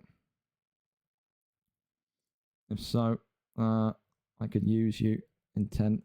All right, well, while we try and figure that out, and again, if anyone is in contact with George, as in Boa MMA George, I don't know why he would DM me 8:47 and then disappear not even 2 hours later. If we can get him on, that'd be a great opponent for Primes. Anyway, Aussie Kid and Stankerson, as we said again, 14-7 tonight in this flyweight division, coming up against, of course, the 2-0 Stankerson, both of them on a 2-fight win streak. We are here, we are set, and we're ready to go. Late. Actually, not even late. We're on time. Can't even be angry. We're right on time. Of course, this one tonight, UK versus US. So we do know that in recent times, we have seen Aussie struggle a little bit against the US, the North American fighters. It's a huge opportunity for both of these two tonight. Aussie takes the invincibility. He will be very much up there in the conversation for potentially the next title shot, depending on availability. Whereas for Stankerson, if he wins, beats a top guy, goes to 3-0, he will be knocking on the door likewise. Of course, it is the orange and white tracksuit as per usual.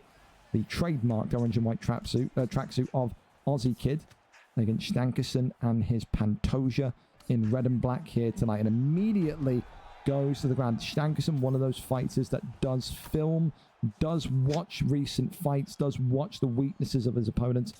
And he'll be looking at Aussie Kid and saying, you're like an advanced Mark the Shark. You're like an advanced Mark Jeff. I know that when I take you down, I can absolutely have his way with him. Aussie Kid seems like he's in good spirits. We haven't piss test Aussie Kid.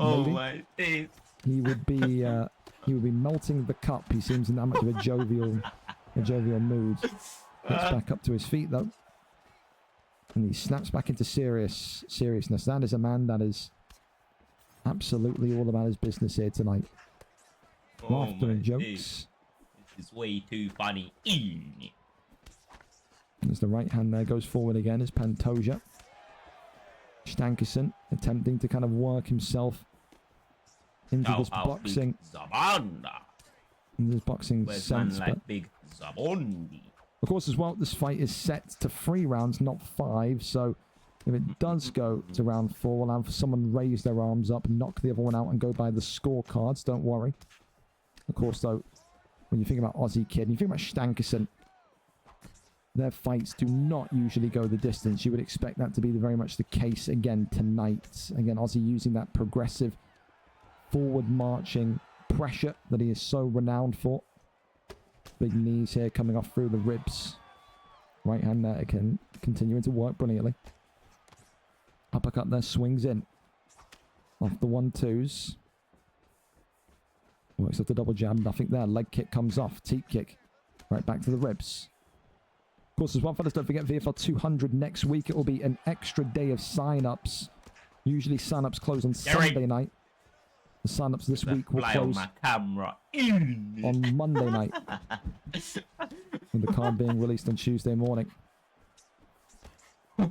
Continue to work the right hand, left hand. Uppercut there lands again. Stankerson just being popped by a couple of jabs. Goes back down to the body. Swings on round. And there's a good shot there. That's fantastic from Aussie Kid. It's the first time Stankerson's been hurt in a boxing affair. Thank you so much for your sub as well. Thank you very much. Body shot there, connecting as we teleport forward. He's having a laugh, isn't he? He is loving life. Is Aussie Kid. He seems to be in the most relaxed state I've ever seen him. Always so serious tonight. Must have been the best round in the world. He is. Dude, he is fucking high as a kite. He's got to be. He is fucking loving it tonight. Look at him. That's the face of a maniacal killer in the octagon tonight. Well,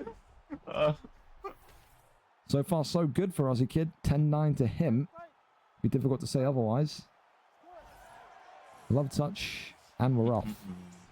Choose to take that immediately. That happiness turns into a grimacing frown from Aussie Kid there. Does not like to see that ground game come out right from the off. Stankerson happy enough, though, to effectively let this transpire. It will end up where it ends up. That'll be the words from his mouth. Tries to kick him off and push him off, and that it does. Goes back down low to the body. There's that left and right here as Aussie Kids continuing to just tag away at the body and the head.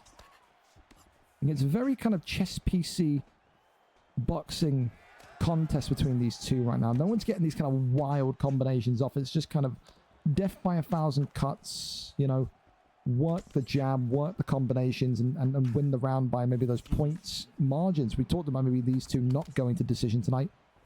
But the way these two are fighting right now, it could very much be a decision tonight. They are both working each other's stamina. Their midsection down. That head health is starting to come crashing for Stankerson, you could say. Ozzy's got to be very careful, though, with the power and the speed of Pantoja also. Not something you should treat lightly. Body shot there comes in again. Body shot there lands in. Left hand, right hand. Just see here that Pantoja, Stankerson struggling as well to kind of dictate any sort of movement in this fight. He's just conceding cage space. A lot of the time it's been back to cage. Tries to take the suplex there. Burns a little bit more of his stamina. Takes the back now. Slams him down. Goes over into full guard. Posture up is that. And back to the feet we go. 1-2 body shot coming in. Left hand is continuing to work. Gary. Goes that. You know about take some distancing, contagious and diligent. We man know. Well, he's talking to his supporters section. He's enjoying himself again. We know about that bar. As the 1-2s continue forward, there's the uppercut. Goes back down to the leg kick. Stankerson showing... Flows are hoping, wrap that bit of a soul in hoping that my piece will be so enormous. Stankerson showing a lot of damage right now to the nose, but also a lot of damage to the stamina bar as well. He isn't going to be able to last too much longer, I think, at this third round in particular.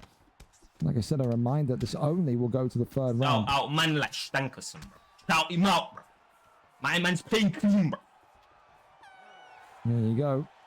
2 rounds in the books. You'd probably say you'd be surprised respect if Aussie Kid wasn't leading this one 2 rounds to 0. And again, I don't know if anyone knows and talks to Stankerson or Aussie in here. Just let one of them, if not both of them, know. If this one goes to round 4, just lift their hands up, take a knockout, and we'll go by the judges' scorecards. I'm talking about It is not a 5-round fight. Body shot there continuing to be worked. There's that slip straight though. Right hand continues onwards. Body shot. Oy. And this could be Stankerson being in a lot of trouble. Down low to the body again. Aussie Kid peeing away. Drops him against the cage. No cage strikes. He said he liked Stankerson fighting clean, but there's some cage strikes now. Big shots coming in. Knees against the body. Stankerson is in so much trouble. He can't find any solid ground to stand on here. And Aussie Kid is now just butchering him, dissecting him in this third round. As he drops him again, body strikes and head strikes. This is an education for the young, new, formerly 2-0 flyweight champ or flyweight contender. Body shots there being worked again, but body shots on Stankerson's drops him again. And Aussie Kid here has gone and got the victory here tonight. It is a really phenomenal performance by Aussie Kid. He is hyperactive. He is loving life tonight. That's the most jovial I've seen him. That there's the face of a happy man. And you can see why. He's put on an absolute clinic there against Stankerson tonight. One of the rare losses in Stankerson's career. And tonight it comes against Aussie Kid, who will, again, be knocking on the door for a title shot. 15-7, 3-fight win streak now. Not many can deny him, especially the champion. I think Leloh would be welcoming to that fight as well. Thank you so much as well to FM Rob for the Prime and also T Stocky for 25 months. In a row as well. Tears, Aussie stoned to the bone. He is. That's why we love him, though. Like I said, Aussie, good thing we didn't make you piss in a cup. You'd have melted it. But Christ, wonderful performance. And Stankerson, top tier as well from you, my friends. Had a really good chess match tonight on the feet. I know we got Aussie's respect. Said during his stream, I don't know if you were watching it or ours, he was shouting you out, saying how much of a clean fight you two were having. So good to see a bit of respect there after the fight. So there you go. All right. Okay. Well, listen, we've got news. George and Jovi are willing to take the fight. So I'm happy for either one to get it. If it's George and it's easier for George, then we can go for George and Primes. Those two have not fought here before. We're locked in, and it does look like it is indeed George here in the lobby, ready and waiting to go. So there you go. Orangey Melon pulling out after... he had to take his mother to the hospital. You told me that about 30 minutes ago. George tonight comes in against the German Primes. This one not counting your predictor cards. 13 wins, 18 losses for George. 1 win in his last 5 coming off of a win.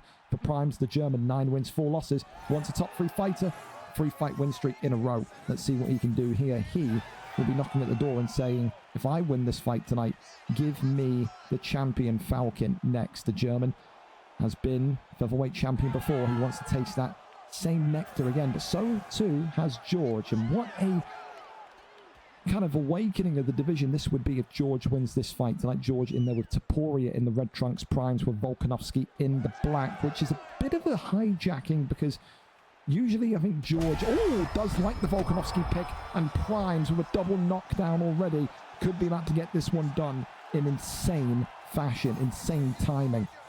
Primes right now is looking like one of the most in-form 145ers that I've seen in recent memory. Raining down the strikes here, and Primes gets it done with a dominant performance. And maybe he points to the division and say, that's how you get it done. It's dominant, it's clean, it's quick, it's respectful, if you want to call it that.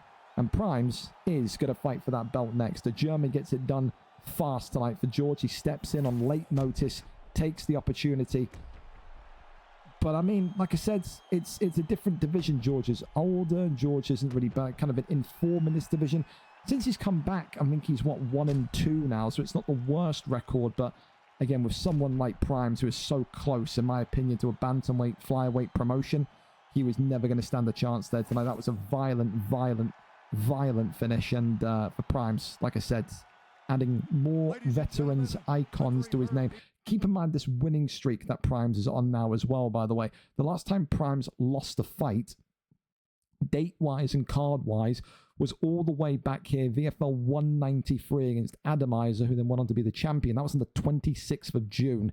So nearly a month and a half of Primes not losing a bout in that featherweight division. It seems like that Adamizer fight unlocked him to the next level. The German will fight for gold next and looked phenomenal in doing so tonight. Up next then, Viper Archeo TTV against I Play Campy. Viper Archeo TTV tonight coming in 14 wins, 16 losses, 2 losses in his last 5, 2 wins in his last 5. Also, Campy, of course, 2 wins, 1 loss, 2-fight win streak, of course, and tonight we'll look to make it 3. Of course, as all fighters are usually allowed to do, Viper Archeo TTV has requested that an integrity check take place. So we'll wait for Walshy, we'll wait for I Play Campy to make sure he's all good, and then we'll get that integrity.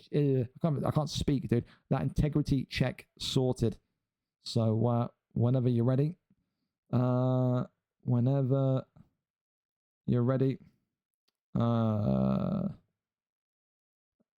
apparently he's been locked out of his Discord. Well, it's your decision. It's your call. It's your call. You asked for the integrity check. If you don't feel comfortable, we can pull it. So it's up to Viper. Viper's saying he's locked out of his Discord, but he was texting in prime time yesterday. What's Viper's call? If Viper says he doesn't feel comfortable doing the fights, then you can't force him to do it. You can't force him to do it. It is completely your choice. He says, fuck it, I'll waive the integrity check. I'll fight. It's your choice. There's no pressure. You are completely in the right if you said no, especially if you saw him talking in prime time yesterday. So maybe some shenanigans going on with Campy from Viper's perspective. Maybe there isn't. Maybe it's all hearsay. He said he got a weird message the other day from one of the fighters in the league that made him want to put that integrity check in. Who knows? Maybe someone else down the line will put one in on Campy. But for now, it seems Viper believing that he's been locked out and saying, I will do the fight. I will waive the integrity check. So Viper 14 and 16 tonight against I Play Campy 2-1. Will he regret this decision? Will he not? Only time will tell. We are there. We are set. We are ready to go for the former bantamweight champion of the world, Viper RKO TTV, as Sugar Sean O'Malley takes on Piotr Jan. Thank you again to MX Flair for the follow as well. There we go. I can KO in the first round. You probably could. Here we go. Sugar Sean O'Malley against Piotr Jan in this one, getting closer to our title fights here this evening. And it would probably be like Easy Works Crew or some bollocks. Well, there you go. You've heard it from the horse's mouth there. Viper RKO believing that is someone in Easy Works Crew. So, oh, well, a big right hand already as Viper RKO starts off very, very aggressive here. It was just Ben Jammy, because Ben Jammy messaged me and he was like, he was proper suspicious on Campy, and I was thinking Ben Jammy was ulting for him, and he was like, no. He was like, he knows who it is or something. Well, Ben Jammy, clearly the man with all the answers, but just will not reveal it. Again, not be too surprised. The UFC community is filled with this kind of prison fucking code. But you would think Ben Jammy, who's like, what, 31, wouldn't be getting involved with this childish shit, but to each their own. At the end of the day, Viper could have called the fight off if he wasn't confident. Viper could have called the fight off if the integrity check wasn't done. It is the fighter's choice to waive the waive the rights. We have to treat this fight tonight like it is Campy behind the pads, which, again, you know, there's no guilty without, you know, there's no guilty without trial. There's no kind of, it's innocent until guilty. Because if they are, this guy stinks. Well, Viper's not impressed by what he's seeing right now, as he's starting off very, very quickly. Sugar Sean O'Malley continuing to back away.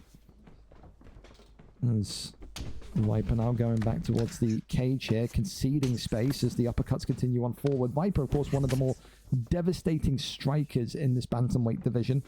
Like I said, has been bantamweight champion already in the past couple of months. People made the joke that we got Viper RKO as a champion before GTA 6. People couldn't believe their eyes. Of course, though, it's easier said than done when it comes to beating Campy, who has been in phenomenal form at that kind of featherweight level and also lightweight level. Gets the opportunity to come in tonight and say, well, I can match it in here with the big boys also. So far, the 2-0 record, I think it was, or 2-1, excuse me. He has done brilliant, but right now is not the time. As I Play Campy is camping the canvas. That there is a round 1 knockout. And again, for Viper, maybe in his own head, maybe he was told the wrong thing or the incorrect thing by Ben Jammy. Maybe he wasn't. Maybe he went into that fight tonight a little bit more charged up because of the potential of it being an ult. Won't matter though to Viper RKO TTV. Ult. No ult, integrity check, no integrity check. That is a Viper RKO classic, a one and done knockout tonight. One of the best strikers still in that bantamweight division. Congratulations to him. He gets it done tonight in a deafening circumstance. But it will maybe open up the conversation about I Play Campy. Who knows? Maybe it is, maybe it isn't. Like I said, always the fighter's decision if they want to call integrity check or not. I'm never going to force it on anyone. I'm never going to force you to fight if the integrity check can't be done. You have that right. Right then, over to our final non-title fight of the evening. Winter XJ against OV Leviathan. I've been looking forward to this one all week long. It was actually a rescheduled fight. We were supposed to have this at VFL 198 or 197. It was one of those two. Leviathan couldn't make it because of work.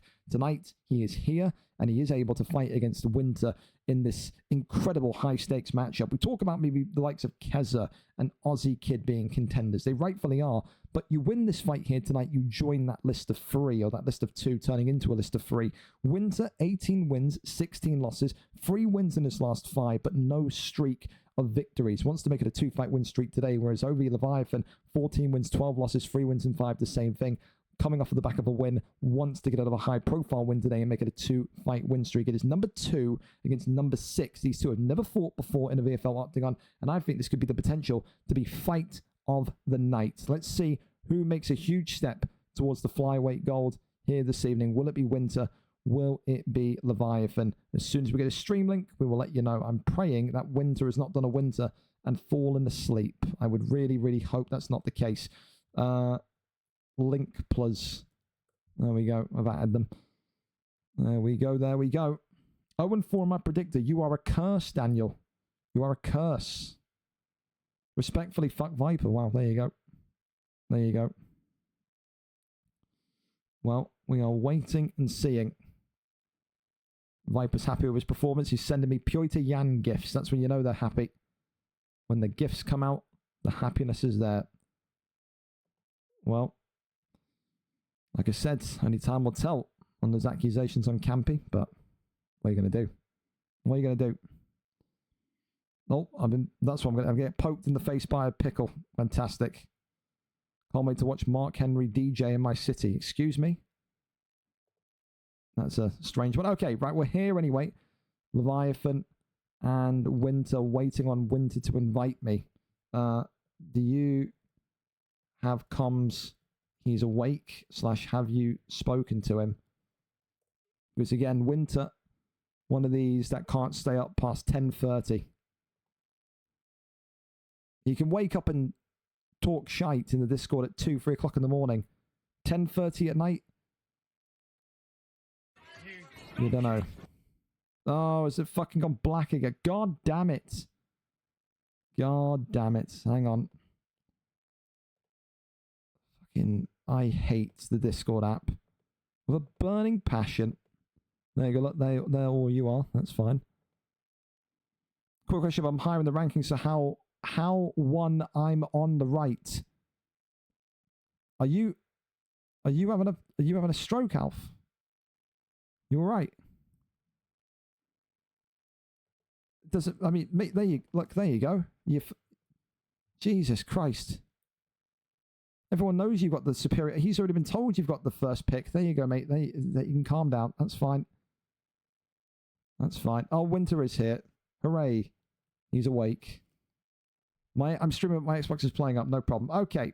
So what does he mean by his Xbox is playing up? What does that mean? Has he been shoving crayons into the power sockets again? Just sat on the Xbox loading screen when it boots up. Been like 3 minutes. Unplug. And plug back in. That sounds to me like Winter has the fans blocked on his Xbox. And make sure it's got the correct ventilation. So it sounds like he's got like shit blocking the cooling of it. But yeah. Dun dun dun. Dun dun dun dun. Do do do do do do. Do do do do do do do. All right, well, you just joined us. We're waiting for Winter to unclog his Xbox of dust, and then we'll be there for that fight. So it shouldn't be too long whatsoever. We know Leviathan's here. We know Winter has not fallen asleep like he has done so many times before. And yeah, we should be ready to go imminently. But again, we're in great time. We're kind of 5 minutes early, so all is good in the land. It is. It is. I've been scammed. I have to set manually the VIP. Dan, don't worry. Hang on. There you go. Yam 32. There you go. Thank you, Trey, so much. What time are you home tonight anyway? What time are you on? Oh, you've done it as well, Alf, have you? Did you fucking spend 50k on it? You lying bastard. Why stop poking me with a fucking pickle, lads? I swear. My fight soon? Well, we're just waiting on... Leloh, we're just waiting on Winter because right now he's stuck on like the loading screen of his Xbox because he's clearly shoving Play-Doh up the back of it. So, yeah. We're kind of waiting and seeing. Waiting and seeing. Oh, that's a bin. Thank you, Matt.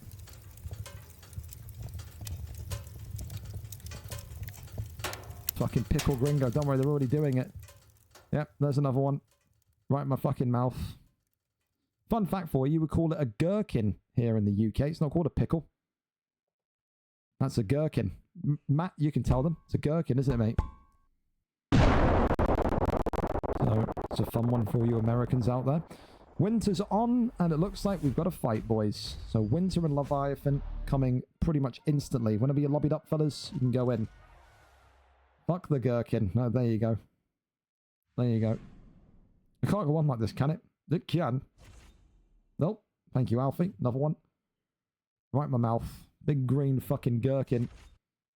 In my mouth. Cheers.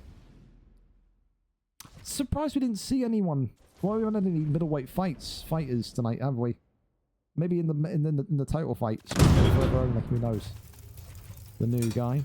The Rainer. How you pronounce it. But yep. Like I said, we're still on time, so again, no need to apologise, Winter or anyone. Like I said, we're bang on time here, boys, so again, appreciate you being on time. You fucked my butt. Thank you, Goofy. Thank you, Goofy. Thank you, Liam.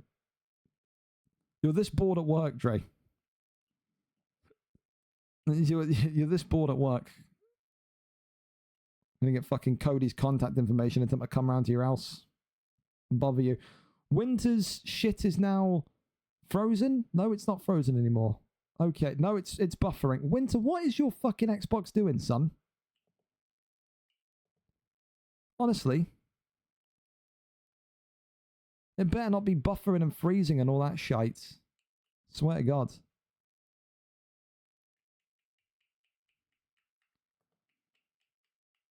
Dun, dun, dun, dun, dun, dun, dun.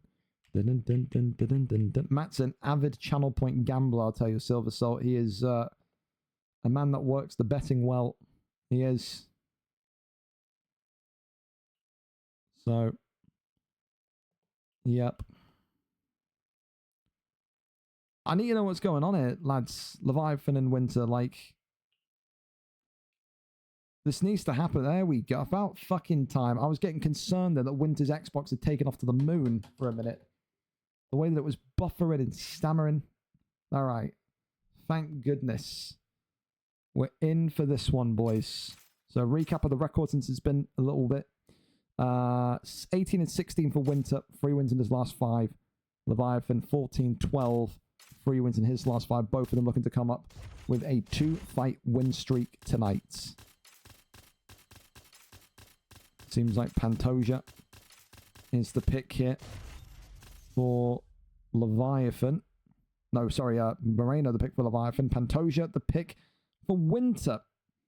So with that, this fight is finally official. Hopefully Winter next week will not have heaps of fucking hay clogging up his Xbox. We're there though. Here we go. Final non-title fight of the evening. Pantoja, of course, in the white for Winter. Moreno in the green. For none other than Leviathan. A big welcome back to the Octagon to him as well. Been about a month since we've seen him.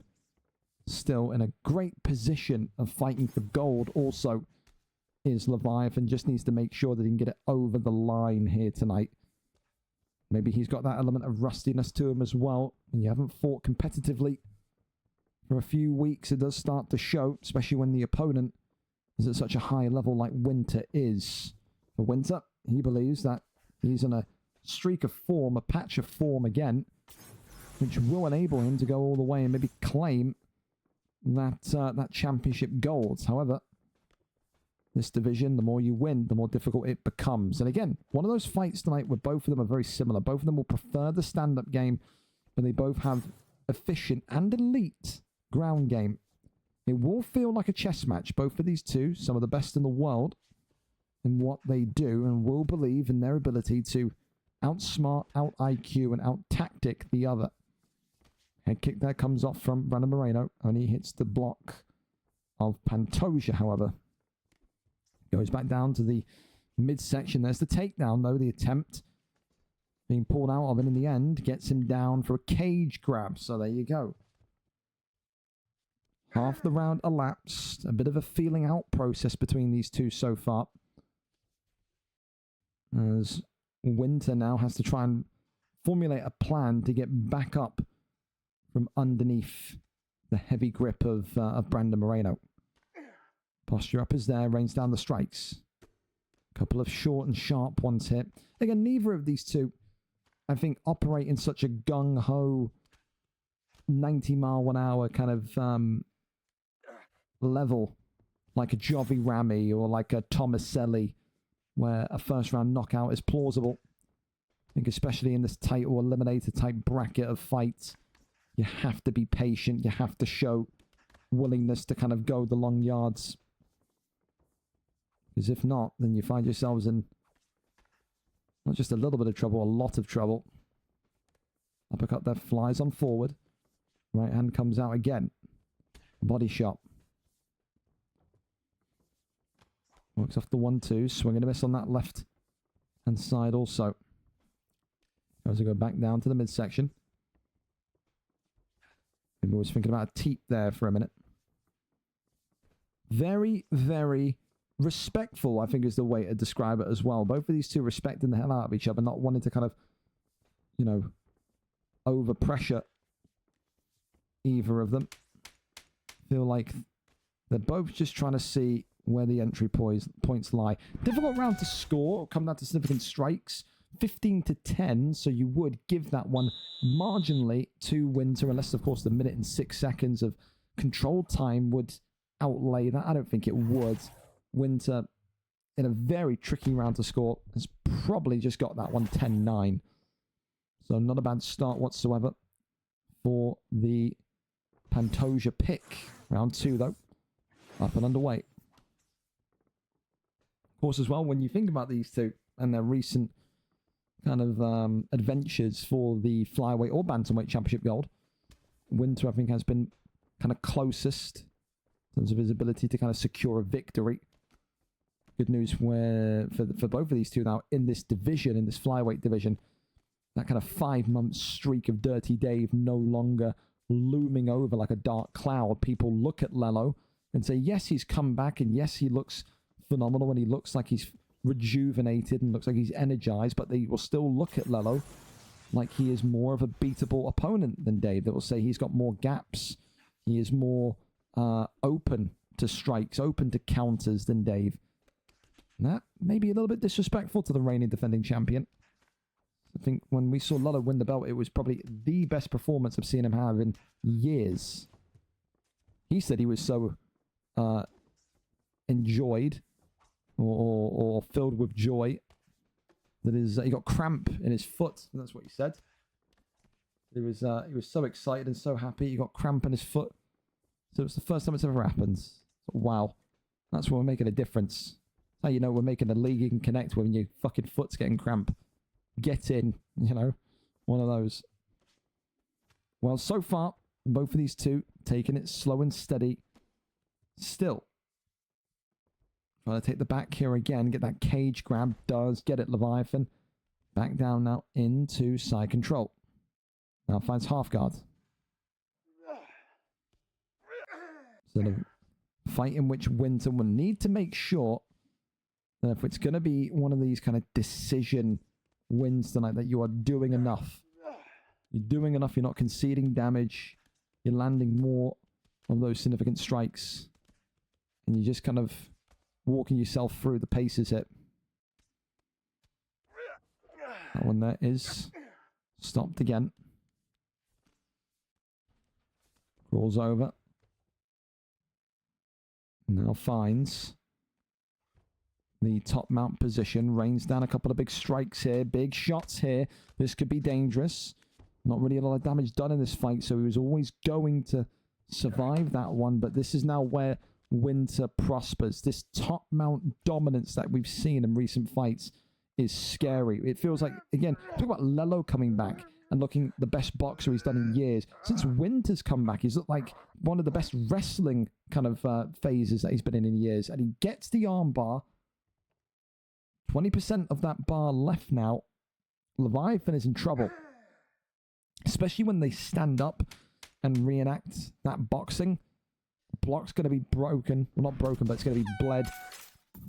And you'd think now Winter 10-9 up in that round, definitely. He probably thinks he's 10-9 up in that very close round one. I think Winter will now turn on that aggressiveness, that dial. And I think he will try to push Leviathan. There will be opportunity here if he does. The more aggressive you go, the more gaps you leave open, the more counter opportunities there are. It's that simple. Of course, Winter could completely go the other end and say, I'm 2 rounds up. I don't need to be aggressive. I don't need to push the envelope. I will sit back and counter when I need to and win this fight on points. Leviathan, though, clearly in the green with Moreno, needs to kind of take the lead. There's a takedown. I say that, and look what happens. A wonderful takedown instantly from Winter, who will now spend 4 minutes just grinding away and putting Leviathan into a position of, I don't know, no faith. A position of no faith that he can get up. A position of no faith they can win the fight. Comes down to it. You're going to need to get this one back onto the feet. Hope Winter makes some sort of brain-dead, stupid decision and then get the knockout. But look, this could be a tap right here. Is it going to be? It is. And Moreno is out of there. Winter, again, has come in and has tapped a huge, huge name. I said it for Leloh. It's the best boxing version of Leloh we've seen in years. This is the best wrestling version, the best jiu-jitsu version we've seen of Winter in years. He looks fantastic. And he looks focused. He looks very damn balanced, clean, IQ rich. The way that he managed that first round, not rushing, not going in gung-ho, looking at the entry points.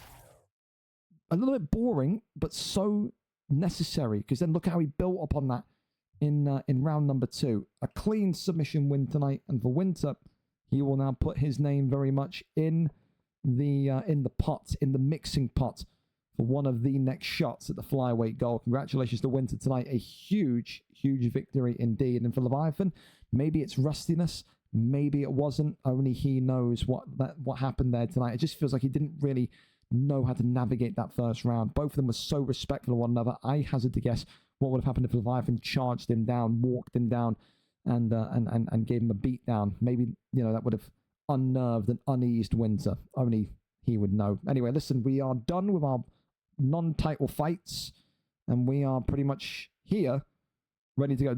Apparently those are dildos. No, it's fabric. It's wall fabric. It's not. Yes. Why would I put dildos on a wall, lads? Thank you so much. You're all so mature. You're all so mature. Fantastic. Anyway, listen, we go over to our title fights, and we'll hope that everyone's here. Of course, the PlayStation one could be iffy. Again, Wayne, as in DJD, if you're in here, mates, you just keep your ears pricked. There could be a possibility you get that PlayStation shot tonight. Title fights are now live. Again, for our smelly casuals who only like to come in when the gold's on the line. Here we go then. We start off tonight with... Thank you. One more. One more.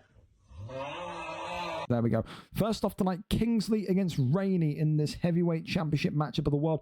Two of the most informed heavyweights that we've seen. Of course, Kiko won the belt, went on holiday, couldn't defend it, and has now been moved up into light heavyweight. So tonight, the championship belt is vacant. Kingsley comes in, 5 wins, 1 loss on a 5-fight win streak. He has been in form. Rainey has found his confidence again. A beautiful balance of boxing, but also wrestling when it needs to be there. He comes in tonight, 3-0, a 5-fight win streak against a 3-fight win streak. Whoever wins tonight will be the rightful heavyweight champion of the world. For Rainey, he has not won gold in what feels like an eternity. For Kingsley, he has never been in a title fight until now. He gets his opportunity. Who wins becomes the new VFL heavyweight champion of the world. Will it be Kingsley? Will it be Rainey? Only time will tell. 5-star fighters, of course, are legal. Rainey is our cameraman here tonight. 5 rounds for the vacant VFL heavyweight championship of the world. Tom Aspinall here against John Bones Jones. Both of these two known for their crafty and handiwork on the FIFA pitch. Only one of them tonight walks away from the octagon with gold around their waist. Here we go. Rainey, of course, has had performance issues in the past. When he gets to a kind of high-stakes matchup, he gets to a kind of, you know, a big fight that is important, that generates anxiety. He has had lackluster performances. He's going to need to contain his emotions here tonight and fight like he's fought the last 3 times. Rainey, of course, the black gentleman in black trunks. Kingsley, the man on a 5-fight win streak in the black and gold, with Tom Aspinall, the man with the horrendous back tattoo. Immediately, Rainey feeling the power of Kingsley on the feet and taking him right down to the canvas. Good deny immediately there from Kingsley. The one thing that Rainey will have to do is just be aware that this kid also is a mirror of him. Kingsley has great takedown defense. He's got great ground game defense, however, not consistent enough. Rainey then locks him into an armbar, and this could be a really, really, really poor start. And Rainey not... It's interesting, Rainey... I don't think Rainey knows about holding RB to get that stamina down. He doesn't, so still, you can see both of these two, although their denies are good, still learning the basics, the core practices of submission. So both of them now looking for the drain on one another. A couple of hammer fists in there as well from Rainey, as, again, this time, a transition and a get-out for Kingsley.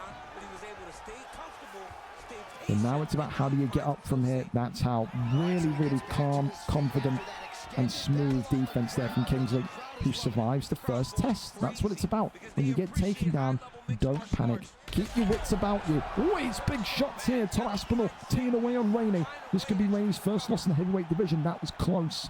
You can't take too many shots like that from Tom Aspinall. Big uppercut coming forward. Flying knee now from Rainey. Maybe that's panicked him a little bit. Seems like it may have done. Uppercut there coming forward again. Left and right hand being worked. Overhand! Oh, God! It's all over. That's how you win a heavyweight championship of the world. Kingsley, take a bow. Your best knockout of your career. Wow. He goes into it. He ducked into it. And it's a flash knockout for the ages. Kingsley with a signature, a highlight reel. The best knockout of his career. 1 minute and 49 seconds into round number 1. And you have your new heavyweight champion of the world. 6 wins in a row. And again, it's another one of those fights for Rainey where I think the anxiety just got the better of him. He always does so well going into those big fights, but then when he gets to the big fight, it just seems like, I don't know, the first thing that goes wrong, he starts to panic, he starts to scramble in his brain, and before you know it, it's a devastating knockout. Congratulations to the new champion tonight, Kingsley. What a knockout. I would be going fucking bonkers if that was me. What a fucking clean shot, my son. That was something phenomenal. Congratulations, GG to you. One of the best in the game right now for your heavyweight ability. No doubts about it. Well, here we go then. Up to our next one. It is the light heavyweight championship of the world. Of course, vacant again. This one very much there for the taking. Alfie, 8 wins, 11 losses on a 2-fight win streak. Pressurized, 7 wins, 9 losses on a 3-fight win streak. Of course, Yam Yam didn't sign up today, which is interesting because if Yam Yam did sign up on the attendance, I can't lie to you, Dan, you would have been in this for the light heavyweight championship of the world. Right now, then, it's effectively you watching from cage side, seeing who's it going to be. I think you are the next rightful contender for VFL 200. It's just about, will it be Alfie, will it be Pressurized? Of course, the big thing about Pressurized, it is the younger brother of former bantamweight champion, former icon, former Hall of Famer, you could almost make it at one point, Dex Premacy. May have left here on bad terms. His brother, though, is still legal to play here. We know it's his brother. Trust me, we saw pressurized fight. It's not dex supremacy. I can assure you there's no ulting going on there. I think it would be obvious to tell if a light heavyweight started pulling off shit that dex supremacy would do. However, tonight it is the UK against the United States once again. England, of course, through Alfie. The United States through Pressurize 6-1. One of these two tonight become the new light heavyweight champion of the world. Only time will tell, though, as to where the picks are going to be. I believe Pressurize was live. I saw him on the side channels. So, where was he? I saw him just there. He's dipped underneath. There he is. Oh. Okay. We are sat, waiting, and ready to go. So whenever him and Alfie have lobbied up, that'd be fantastic. I've invited him. Whether he joins or not, I don't know. I've invited him. If he's fallen asleep, then I can't help him. Accept the invite. He's typing to me. I don't know why.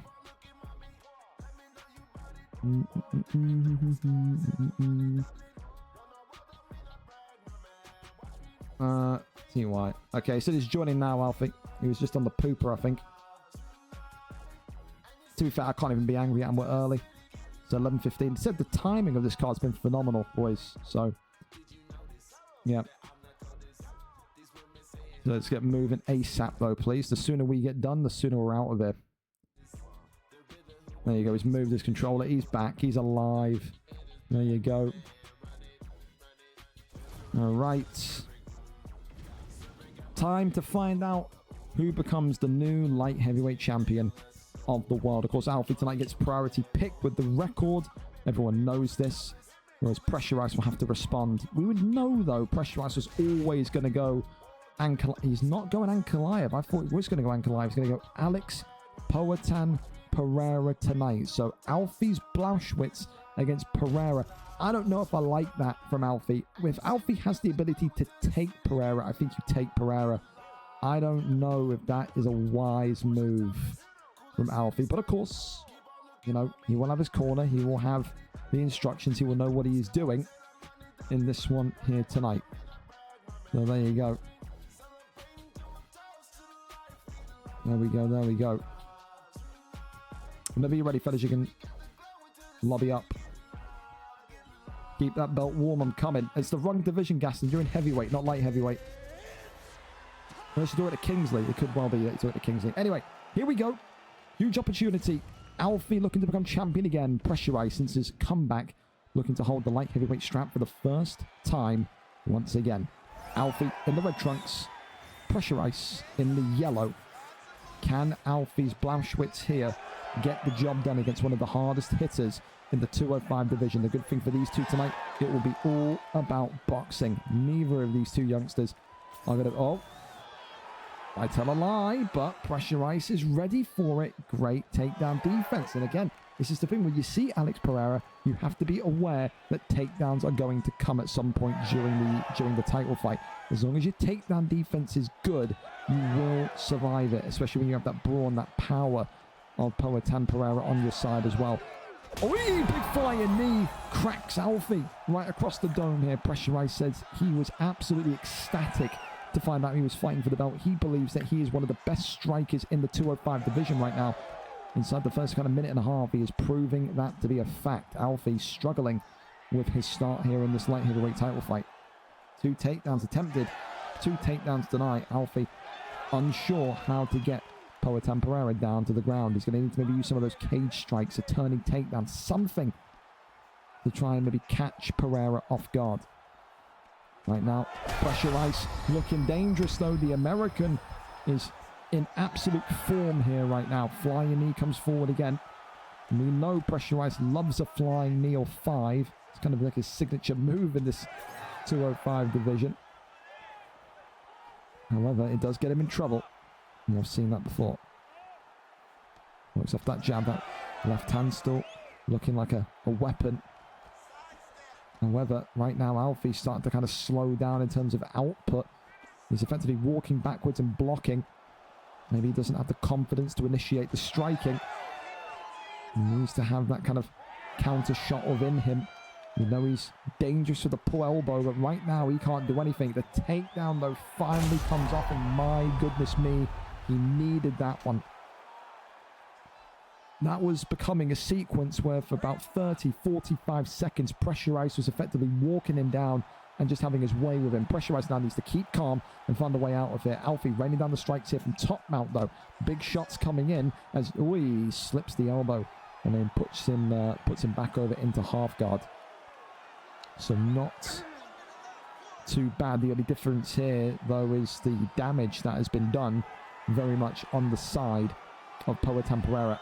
If you are Alfie going into the next round, you've got to make sure that you find a way to get the takedown as soon as possible. As soon as Alfie's got down here, he has been in phenomenal form. Armbar here coming off, though, and I'll tell you this much, he's not going to be able to secure this because of that lack of stamina. However, Pressure Ice has rushed it. Pressure Ice now denying it right back. Pressure Ice going to be able to get out of this one, and he does. Alfie not able to tweak and crank the arm. A lot to unpack there in that first round, but that is a clear as day. Pressure Ice, To4n Pereira, round 1. Alfie needs to get a takedown early. When he's got Pressure Ice to the ground, he has been completely dominant. Pressure Ice needs to keep that takedown defense nice and high. If he keeps blocking the takedown, he will win this fight by standing knockout. To4n Pereira is doing wonders already inside this first round. The American very much looking like the man tonight. Round number 2. Up and underway. Uppercut there, immediately swinging forward.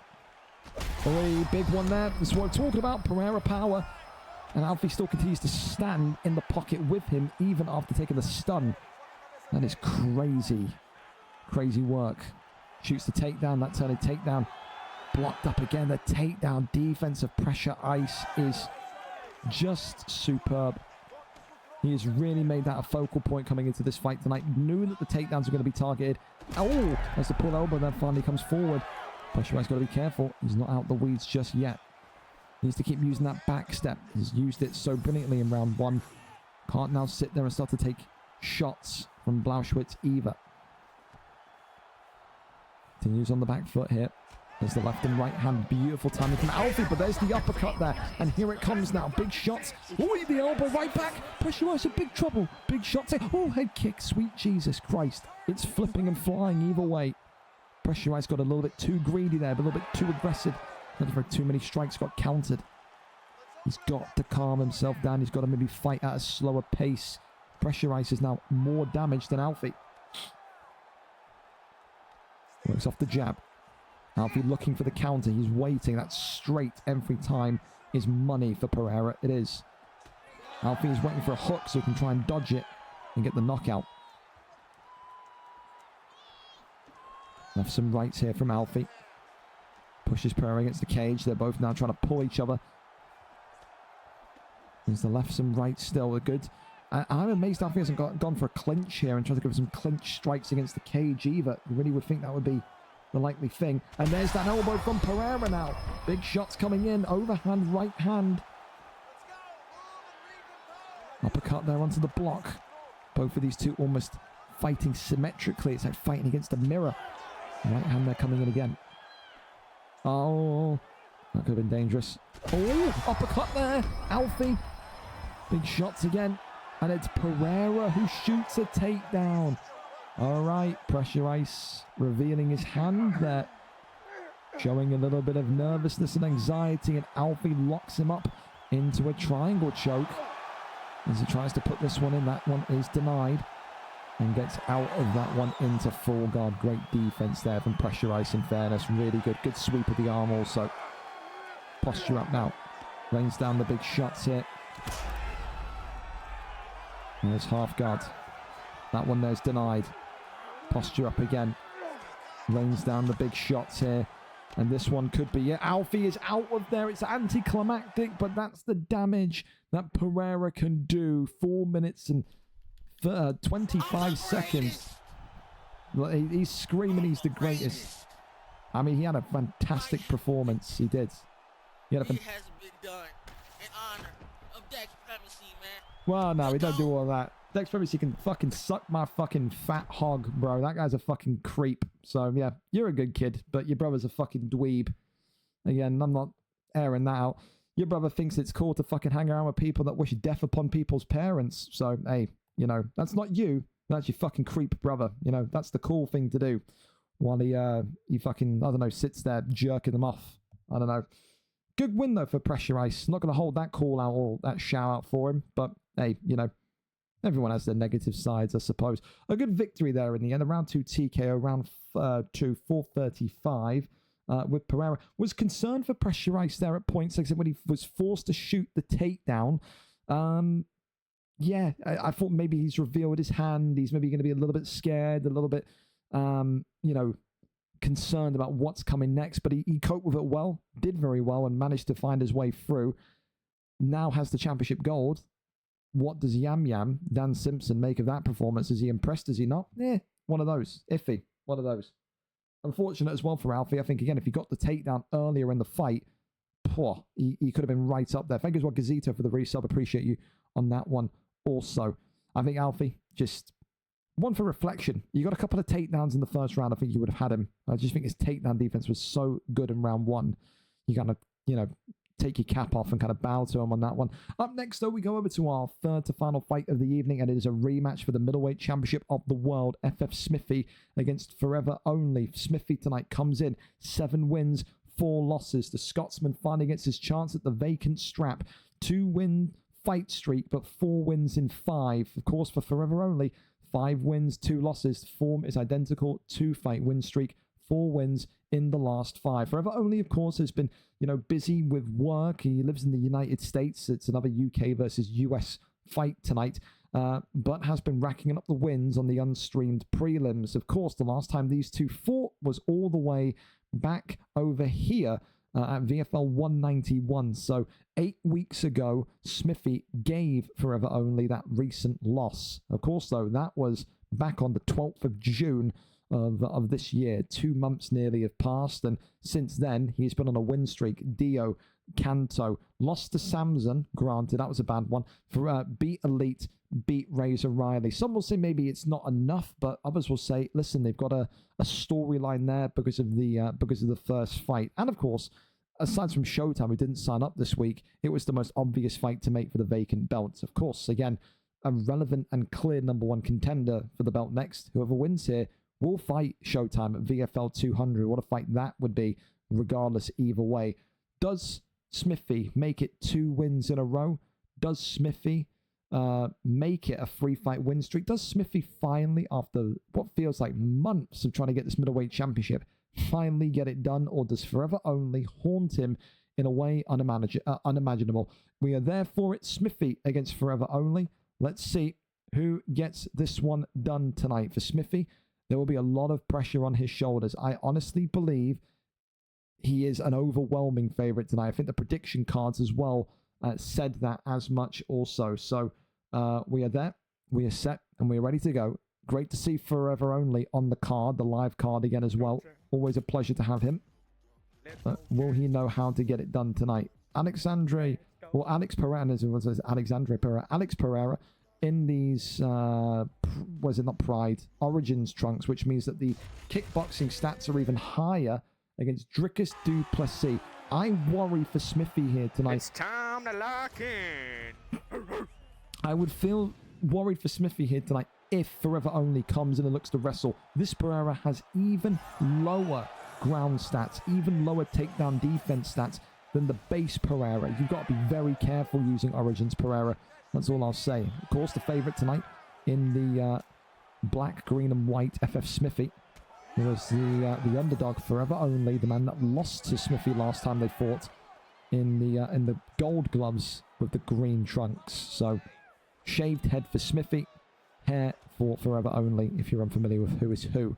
Forever Only, he knows that tonight 1 win is what separates him from holding his first VFL championship. And what was a really tricky start to his career, you know, had spells in lightweight, welterweight, never really found his feet in either division, finally kind of found home at 185 and has not looked back since. Like I said, a 5-2 record shows you that he is very much meaning business in this division. However, you know, it's going to take more than just the storyline to get it over the line. He wants to be the second American here tonight to take home gold. And that there is a great takedown. Smithy, of course, known for his groundsmanship.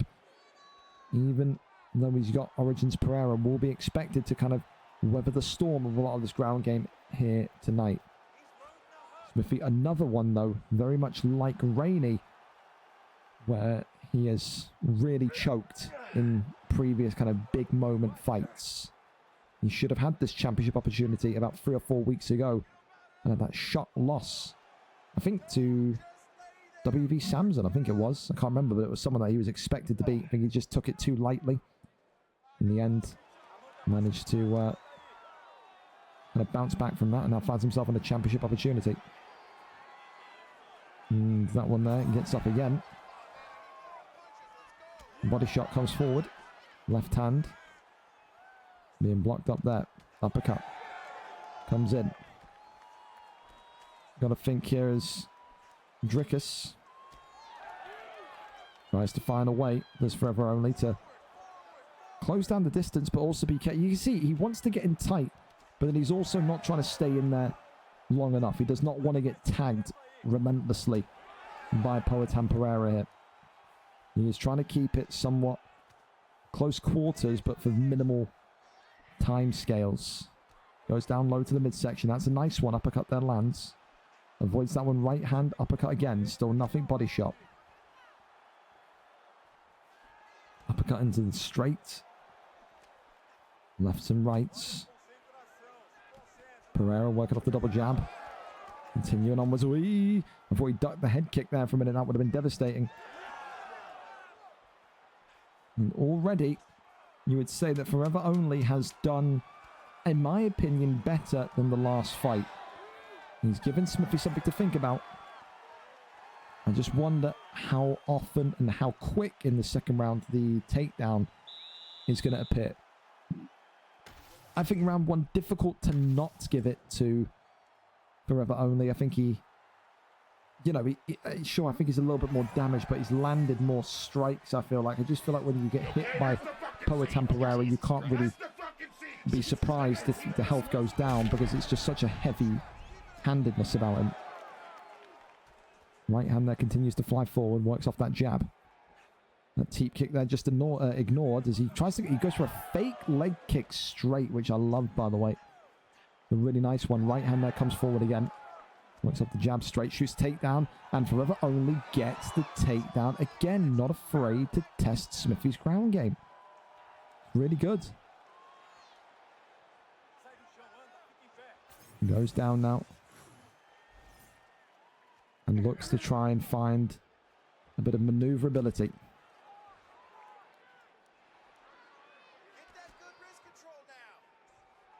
Posture up is there, rains down the strikes.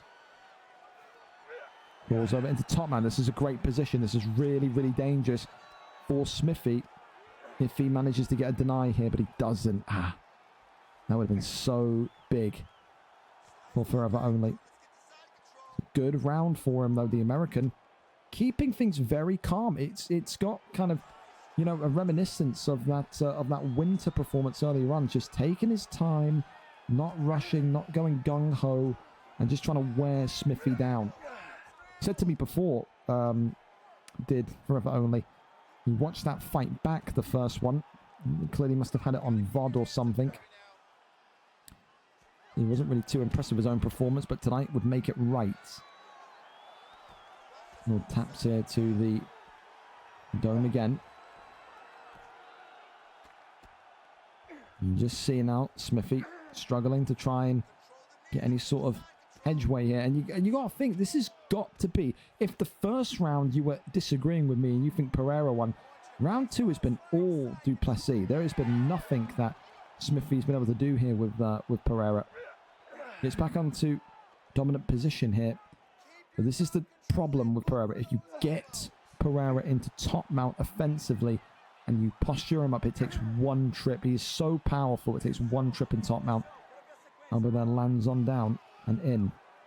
And if I'm Forever Only, I'm thinking whenever we start on the feet, I would do nothing but just target the body. You can already see the stamina difference between Pereira and Duplessis. You can see it. I don't think Smithy is going to be able to last championship rounds with this Pereira. I think the gas tank's going to go. And I think the longer Forever Only does this right here, the closer he's going to be to calling himself the new middleweight champion of the world. It's a really clean and professional performance right now as he stuns Pereira also. I think that I just can't get over the pick, boys. Smithy, who was once upon a time one of the great grapplers, going with a complete base striker. I thought I was going to see GSP from Smithy tonight. I'll be dead honest. I really did. But round 3. Up and underway. It's a very, very good round. Oh, that's a great one there. As Forever Only going aggressive right from the off. As he continues to work back the body. Superman punch now. The American started to feel like he's in the ascendancy. So be careful of those wild strikes though. Stuff like those head kicks get you in trouble fast. Yes, they do. Body shot. Overhand, left hand, beautiful uppercut there comes in. Still retreating on backwards. Uppercut there, pokes on forward. Right hand, body shot. Uppercut, left hand again. Smithy looks completely out of this, man. I can't lie to you. He looks lost. It's the same thing as Rainey. It's identical. It's like he's gone into this fight against someone that he starched in round 1 the last time they fought. And he's just had stage fright. That's honestly what it looks like. I've taken nothing away from Forever Only. I think he's had a really calm performance here. But this is not the Smithy that you'd expect to show up tonight for a middleweight title fight. Granted, he's still got time to make it right and get a counter shot, but it has been underwhelming for people that were backing him so far. Forever Only continuing just to kind of stalk Pereira. He is now confident enough to walk him down as he continues to work the midsection. Stamina is all the way gone. And at that point now, you think if he can continue doing this without taking damage, go into round 4 and wrestle Pereira, stamina and submissions are going to come aplenty. Front kick attempted. Forever Only teeing away. Body shot again. The body health now lower than the head health. He is absolutely starching him here. Tell you, I got to think if you're Smithy. Smithy calling him a weirdo. This, I just don't get. I don't understand it. Smithy was the one that was the takedown messiah, you know, in this division before. I don't know what he's so frustrated about. I don't get it. A really, really good performance so far. As the body is rucked again. Body shots here. Knee to the midsection again. The American, with 30 seconds left of round 3, seems to be in complete control. And this one here drops him, jumps in, rains down the strike. Smithy is going to survive it by the skin of his teeth. We are going to championship rounds for the first time here tonight. But my oh my, Smithy has got a lot of work to do. He's 3 rounds down in my opinion. He is. If you want to be really kind of fair, overly fair, you call it 2-1 to Drickus, but I think regardless, me, you, whoever's watching this, has got Drickus du Plessis at least 2 rounds up here. The only thing that will cost Forever Only here is if he gets too aggressive, if he gets too cocky, too complacent, and he rushes the finish, and then he gets countered by Pereira. He's not happy with him. Says that he's fighting like a weirdo. Takedowns are getting to him. Round 4. With a potential 5. Can Smithy come back from this one? Spin kick to the body again. And there's the left hand, right hand. He's pissed off with the body shots now. And there it goes again. He just can't read him. Uppercut there flies in. Body shot debilitates him again. Back down to the body uppercuts now. And there it is. Just like that. 40 seconds in. And America has another champion here tonight. 40 seconds in to round 4. Smithy knows that one was not good. He knows he can beat him in 1. And these two now, one each. It could well be that a trilogy down the line is very much on the cards. But for Smithy, I thought the pick was wrong. I didn't think the style suited him of Pereira. And again, when you go with Origins Pereira, even worse ground game than usual. I think he should have played to his strengths tonight.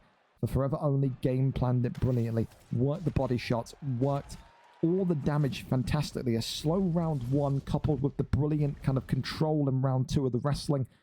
And at the end of the day, it is an annoying one. I feel for Smithy because he knows that he can beat that guy. But tonight, just not that night. He gets it done 40 seconds in. And I think a really good one for Forever Only. Because again, you take into account the journey that he's had when he debuted to kind of, you know, not really know what division he fits into. And then he finds middleweight. He grinds. He gets improved. He's improved a hell of a lot as well and then becomes champion. Again, started off with a victory against JB Brazy in that lightweight division. We thought we've found the next fucking best in the world. Lost to Mute, lost to Tormentor, lost to Funky, lost to Pappy, lost to Spawn Peak in the welterweight. Beat Matt D by decision, lost to Elevate, lost to Ellis JP. Then he beat Charlie, lost to Smithy, beat Dio, beat Kanto, lost to Samson, beat Elite, beat Razor Riley, and now has beaten Smithy, avenged one of those losses, and becomes the new champion of this division, which sets up an all-American bash at VFL 200, Forever Only against Showtime. That is going to be a real barn burn. I think that could be one of the great middleweight fights that we've seen all in UFC 5. Congratulations again to the new champion. Forever Only gets it done in the championship rounds. GG's to him. Up next then, we're going to see if we are good with this or not. The question for me is Hickus here or is he not? I haven't had any message from him, so it would indicate to me that maybe he is here. We'll know when we join the stream. Dwarja today in this co-main event comes in a perfect 3 wins, no losses. Hickus comes in 5-2. Of course, 3 wins in his last 5 coming off of a win. Max UFC could not fight live this week. He is away out of town. Kieran Crow did not sign up for the card this week. Sir DJD, I didn't feel like he was ready yet, but he's there as a backup in case we need him, which therefore means that Hickus, with the wins that he's been getting, the wins that he's been producing in recent weeks, made him the most likely candidate for a title shot. Can he stun the world tonight, or does Dwarja go 4-0 in this elite PlayStation division? Co-main event is there, set, and not ready to go. The only question mark is Hickus here? If he's not here, then of course DJD will be in, and we will go from there. Has he replied to you? Again, and Hickus told me, I will tell you an hour before if I can play. And he never sent me anything. So, let me just quickly go and tell Hickus. So that was a fucking lie, wasn't it, Hickus? He told me, I don't know if I'll be able to... Look at this. Here you go. I'm going to show you the DM conversation on screen. This is all from today, by the way. Keep in mind, I went live at 6:45. So there you go. This is the kind of shit I have to deal with. I'll scroll down in a minute while I get DJD ready. Oh. My goodness me. They're here. Fucking hell, he's here. I don't have to flame him anymore. I'm okay then. Cool. He joined. Good. I don't have to absolutely annihilate him. Dear God. All right, we're ready to go. Hallelujah. Let's get going, fellas. Let's get going. I'm about to roast the shit out of him. But that PS fight off with one of lightweight time. No one wants to watch you fight, Driscoll. No offense. Love you, mean it, but only out. It was a great fight for Only. Again, we've all been there, dude. You know, he's annoyed. It was a fight where he just couldn't get rhythm in. He'll be fine. He'll call off. You didn't fight like a freak at all. You fought very, very calculated. Said Smithy should have stuck to his wrestling. Smithy used to be a great wrestler. He kind of abandoned it. So, anyway, here we go. PlayStation title fights. If Dwarja's internet can handle it, there we go. We're all good. Conor McGregor against Volkanovski here in this one tonight. Co-main event set for action. Can Hickus get this one over the line? This is, dude, I'll tell you what. What is it tonight about the PlayStation connection? I can't, Dwarja, it's your connection. It's your ass connection. It's your stream buffering. What am I supposed to do with this? Dude. What the fuck am I supposed to do with your fucking poverty internet? Bro. Like, this is ridiculous. I can't watch this. Back out. Back out of the fights. I'm not doing this. Fix your fucking internet, dude. Back out of the fights. Back out and fix your poverty internet. Thank you. Boss. Honestly, I'm not doing that. I'm not watching a title fight like that. You're out of your fucking mind. Thank you, Chubb and Driscoll, as well, for the subs.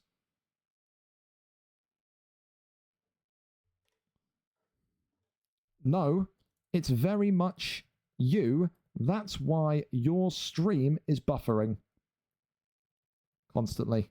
You can't say it's not me. It's your stream that's buffering. It's you. It is you categorically, my friend. I am not doing that. If you lots are on fucking wireless connection, it is you. So, there you go. Get DJ D in for the interim. We're going to give it another go. We are. It is your stress. Fucking suitable. What are you doing here? I'm telling you, Suit. You think the FIFA community is bad, mate. I'm telling you. We got people playing on Wi-Fi and on hotspots in 2025. It's fucking... It's something. Getting told 5 minutes before fights that people have forgotten that they're at football games and going to work. So it's... Oh, it's something. It's an experience. I meant to step in. You wish.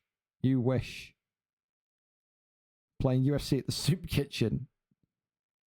Deployed the Unk. Yeah, the Unk bomb. Fucking absolutely.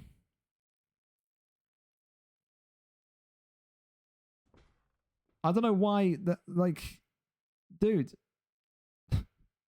Look at this. What does he want me to do? I can't. It's your connection, bro. You are buffering to shit. It's you. I'm like,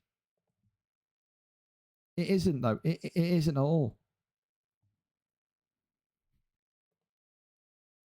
Holy fucking hell almighty. You're now not even live. My connection's been fine all day. Well, clearly it's fucking you. It is absolutely not. It absolutely is not fine. Let him stream. Well, why are you telling me to let him know to stream? You talk to him. Dear fucking God, man. You fucking tell him. Oh, shoot me. In the face. With a large gun. God almighty. And Sam's aura is crazy. That's why I want to get him on the card. But he's too busy. Damn you, Issam. Damn you. Well, I guess we're waiting for Hickus to stream, because right now Dawaja and his net is absolutely going through it. It's alright. I know. Slayer, you're fine, man. You're fine. I don't know if they're talking to each other. I don't know what these kids are doing, dude. I don't know what the fuck's going on here. Like, dude, I'm telling you, I'm not communicating for two fucking people in a title fight. I'm not. This is ridiculous. Either talk to each other or leave. This is ridiculous that I'm being told to talk to you both for you.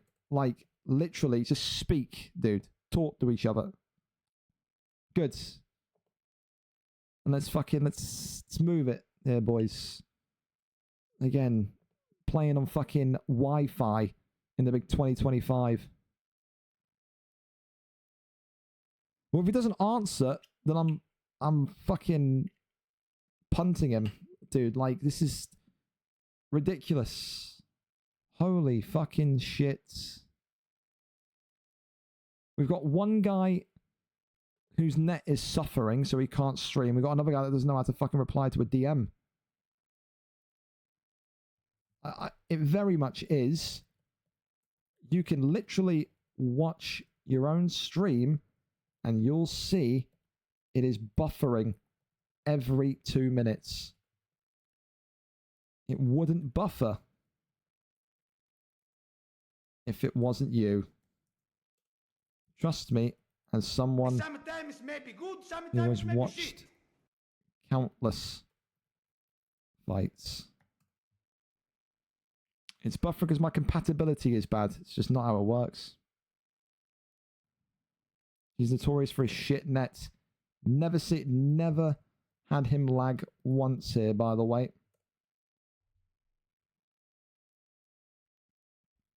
Whereas you, on the other hand, have only fought live twice. Let me try my stream again. Doesn't know how to set it up. Well, I'm telling Hickus right now, if Hickus can't set up a stream, he's being fucking banished to unstream fights. How are we in 2025 and you don't know how to set up a stream? What kind of fucking caveman are you, Hickus? Dear God Almighty. This fight's been dead cursed all day. What, this one? You keep your fucking gloves on, Wayne. I'm telling you. You keep them on. I can't play with this guy, get DJD in. Well, fuck it. I'm doing that then. You've failed to speak. You've failed with your ability to set up a stream. You've fucked. You've got fucked internet. I either stream and do the fight, or I'm pulling you. If you're on Wi-Fi or hotspot, quit. Like, I'm not doing this all night, boys. It's you two clowns that are fucking dragging this. So either get it like sorted, or I'm pulling it. Like, we were in great time, everything's going smoothly, and it's you two. It's the fucking shock horror. It's the PlayStation division again. Gee Willikers Batman. What a fucking surprise. What a fucking surprise. Sweet fucking God Almighty. My net's fine. It isn't though, is it? It's just not. Buddy, it wasn't my internet. I'm giving you two 5 minutes to either get a fucking stream on and do the fight, or I'm kicking both of you. I'm dead honest, by the way. I am not sitting here doing this all night. You have every ability to talk to each other. You, Hickus in particular, has got every ability to set a stream up. It's not my fault. He's too fucking stupid and doesn't know how to do it, all right? It's not my problem. It's not my problem. Dwarja, Joad, whatever, it is your internet because you're fucking buffering every 5 minutes. What are we doing? What are we doing? This is absolutely ridiculous, dude. It's always the fucking PlayStation lot, dude. Yeah, well, pulling you. Not doing it. You don't know how to set up a stream. I'm not letting you play on a fucking... Bro, he said he was going to stream. So who's lying then? He said you don't know how to set up a stream. So who's telling the truth? Why am I doing this stupid shit with two fucking kids at this hour, man? This is actually ridiculous. I got one cunt telling me he's not on Poverty Net. The other one telling me it's the other person on Poverty Net. I got one person saying he's streaming. The other person saying he never said this. Like, what? Yeah, well, unlucky. You're pulled from the fight. You're pulled from the fight. Fix it. See you next week. I'm not doing this all night. Utterly fucking stupid. All right. Wayne, you're in. Nope. Fight's changed. Don't care. Wayne, get in. I'm not doing this all night. Wasting my fucking time all night, dude. Honestly.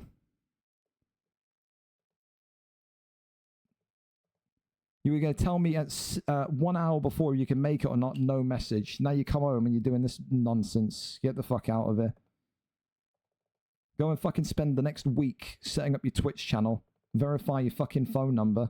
And then come back and fight. I'm not doing this. I'm not doing it. It's 2025, nearly 2026. You got people playing on fucking hotspots, Wi-Fi, like you fucking broke. All right, figure it out. Not doing that. Not a chance. So Dowager and Sir DJD fought before. Said every fight goes smoothly, and then fucking lo and behold, man, we get to the PlayStation fight. The only PlayStation fight for a belt. This one was fine. To be fair, that one was also a little bit delayed by 10 minutes. And then lo and behold, we get fucking mass delays. Ridiculous. All right. Who's streaming it? Who's streaming it? Let's go. Is it going to be fucking you again? And I'm telling you this time, Dowager, if your shit lags and buffers, I'm not hearing one complaint about you saying it's not you. I'm making that so dead clear. If we do this and I've pulled him and I've swapped the opponent and then you're still buffering like you're in the 1970s, dude, I don't want to hear it. I don't want to hear it.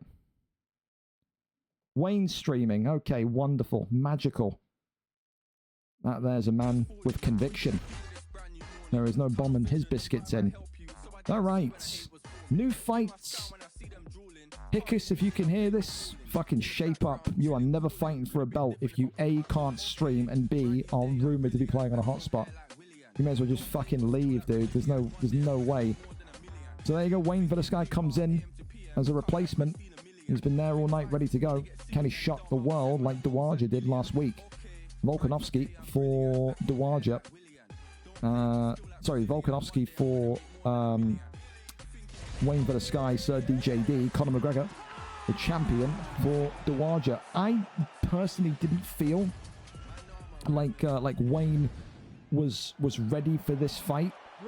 It does feel like he's still a little bit raw in terms of being ready for a championship opportunity in this elite division, but if needs must, needs must. Hickus has fucked this title opportunity right up the river. And with that opens a door of opportunity for Sir DJD. And again, fellas, you can be from wherever you want to be in the world. The requirements to fight here are very simple. Number 1, be on time. Number 2, know what time you're fighting and read. Number 3, don't have a fucking cabbage or hay bale for a router. That's all I ask. Simple stuff. Yep. Anyway, black and gold trunks tonight for the bold Aussie for DJD, the challenger. Dowager, of course, in the white trunks with Conor McGregor. One of those where you'd think tonight that the striking excellence of Dowager will be too much for Wayne Villasky. Then Roy, big fire knee comes in. Of course, the champ was targeting a matchup with Mr. Oni J this week. Wasn't possible because of that, that fighter, Oni J, having a loss as his last performance. So he did get a win this week, so maybe he'll be itching to kind of take up that offer as Wayne Villasky there gets the takedown and now gets a good deny. Works the elbow in, but gets flipped and rotated instantly. And now the champion, Dowager, has this top mount position. Rains down the big shots here as the strikes are raining in. Volkanovski's in big trouble. Elbow drops on down. Big shot still. Just shrugs out the way of that one. Dowager getting a deny, and this is where I mean his top mount control is just disgusting. Said 3-0 for a reason. Put out whimpering Ian last week in a dominant fashion. Look at this again, postures up again. Wayne Villasky continuing to try and defend himself, but there's still 1 minute and 50 seconds left of this first round, and so drags him back into position again. Wayne Villasky is a sitting duck out there. Herb, call the fight, damn it. He's got a wife and kids. Lays down the strikes again. McGregor not able to be uprooted, uplifted. Tries to get up. That one there is denied. Posture up again. Rains down the strikes. Big shots. Elbow drops on down. Wayne Villasky still continuing to be resolute and kind of confident in his ability to say, I'm going to at least make this second round, but I mean, he cannot get Dowager off of him. It's been a complete domination since this one hit the ground, and I think DJD, the Volkanovski pick, is going to think twice before even attempting a takedown ever again in this fight. Clear, you've got to win this one on the feet here. Round 1, clear as day. Champion takes it. Dowager says new opponent, no problem. 10-9 to meet. Of course, there's so many fighters gearing up, lining up for Dowager. There will be a pick of the bunch at VFL 200. As we've got a black man glitching through. Oh, and the floating ice bag, everyone's favorite mascot. Oh, and it's flown off the fucking screen. There you go. Wonderful. EA Sports, it's in the game, fellas. All right, here we go. Round number two. Jesus Christ, round number 2. As McGregor will again look to try and put the dampener on this kind of last-minute call-up of Wayne vs Sky. Continues to try and pressure him against the cage here. Big front kick stifles him for moments there. Big knee to the body. Got to think as well, if you are looking to try and get this knockout victory, if you are Volkanovski, there's going to need to be a moment where the switch just gets flipped and you're effectively sitting there and saying, okay, I've got an entry point, I can get a 3 or 4 piece combination on him. He knows he can't take him down. He's very aware now of the ground game of Dowager. He's going to need to outbox Conor, which is just such a difficult task in itself. Shoots, he's going back down to the ground. This guy's got balls of steel. I wouldn't be doing that.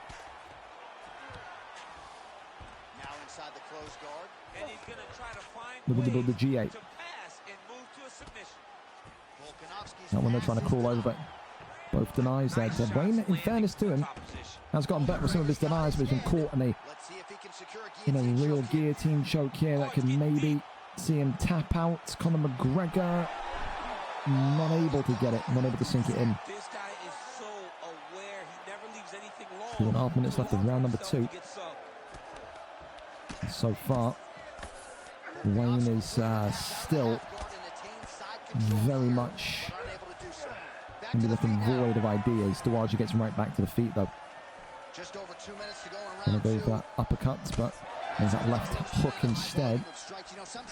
Volkanovski in a teep that's blocked up. So both of them very hesitant in their striking, which is kind of intriguing, especially after such kind of dominance from Dowager in the first. Seems like he's almost kind of scared to throw the first punch. Doesn't want to get countered, perhaps. Maybe that's what it is. Goes back down low to the body. Left hand. Got to think. Volkanovski. I think maybe cage strikes would be a good idea as well. Just try and minimize any ability that was out in the open, in the pocket. More knees. For Dowager, I want to see a bit more confidence. Is that a guy that has very much looked solid in this fight, but just doesn't seem like he wants to be the guy engaging the strikes. Seems like he's happy to be a champion that fights on the backstep counter. Left hand there, goes forward again, uppercut. Flies inbound. Back down to the body, there's that front kick, goes down and pokes one to the ribs hit. Although that comes off. Swing and a miss on the head kick, body shot. Continues to be worked. The one thing that Wayne does have in his arsenal now, though, is that McGregor is starting to run out of stamina. Again, Conor McGregor's like this do not last into championship rounds. I think if Wayne can continue, if the Volkanovski pick, Sir DJD can continue avoiding heaps of damage, work body shots, work good takedown defense and denies if he gets down there, he can really drain the stamina of McGregor. Round number 3, up and underway. He would still say, though, that Dowager is 2 rounds up to 0. I think so. Has to take this slow and steady. This DJD has to. Uppercut there, swings on him. Body shot again, but then midway through, it's that kind of mini slip. Shoots the takedown. That one's denied. I don't think that was a good idea. The entry point was not there. Goes back down low, the midsection again. Effective use of the jab there by McGregor. Uppercut. Left hand. Yes, it is a lost art in mixed martial arts, not just the Again, what jab, Wayne doesn't but need the to do double right jab. now is start to become, I don't know, stationary or inactive. Oh, big flying knee though. Duwaja turning it on. And now look at that aggression coming forward. Misses a whole heap of strikes though. Wayne's got to try and mix in that body strike, but he's got to be less obvious in doing it. Work the jab. You got to go. You got to mix something in and then go to the body. 1-2 body hook perhaps could be an idea. Shoots the takedown again and denies again. This is if you keep shooting takedowns and keep getting denied, then DJD is going to be the one that's running out of stamina. It's a stamina battle right now. It is. Keeps him upright. Another takedown attempt. Has the back. Not able to pull him down though. About 2 minutes here to go in round 3. Wonder what the likes of Kieran Crow, Wimpling Ian, Joe Goldberg are all making of this one. Even Keza perhaps. Keep an eye on that as this fight continues. Body strikes continuing now. The flood on forward. Every deny will feel like money for these two. Gets back up to the feet though. Another body shot landing tentatively. There's that body uppercut now. Shoots over takedown and gets the takedown. I would just sit here and throw knees. I really would. I mean, what knees from here? Forget elbow strikes. Be a pointless. He just got greedy, tried to go for the transition, and now it's McGregor. Knee on belly, rains down the strikes here, but survives that flurry. McGregor's in half guard.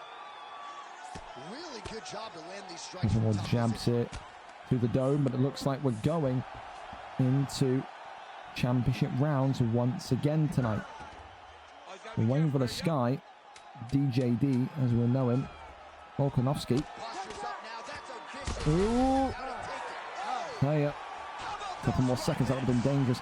For DJD to come in short notice to take this one 4 rounds, not bad. And like I said, he has got a game plan. There's clearly, you know, the thought process of get the stamina as low as humanly possible and keep this fight going for as long as possible, and eventually he's going to run out of steam. But in that round in particular, Volkanovski, DJD lost a whole heap of stamina himself. These are kind of poor decisions or sloppy takedown attempts, desperation takedown attempts. He's still in the fight though. Round 4, up and underway. Oh, immediate uppercut there, Duwaja using that left hand. And again, survives it. Oi, that's a nice one. And a front kick there comes forward, body shot right back. Well, he's landed a few Another body uppercut. I will bet you $1,000 he sets it up again. Now you can just see Wayne for the sky, or DJ, I keep calling him Wayne, his old game attack. He's going to have to forgive me. DJD continuing. You're going to mix in uppercut, body strike, uppercut, body strike. It's good. Head kick now, body strike. That's what he needs to do. He is making the champion think. He is making the champion confused. He can't be read. Ducks underneath. That's wonderful. Ooh, head kick drops it. Wait, DJD. It's got to be. It's all over. He gets it done. Oh, if I could scream, I would scream. DJD.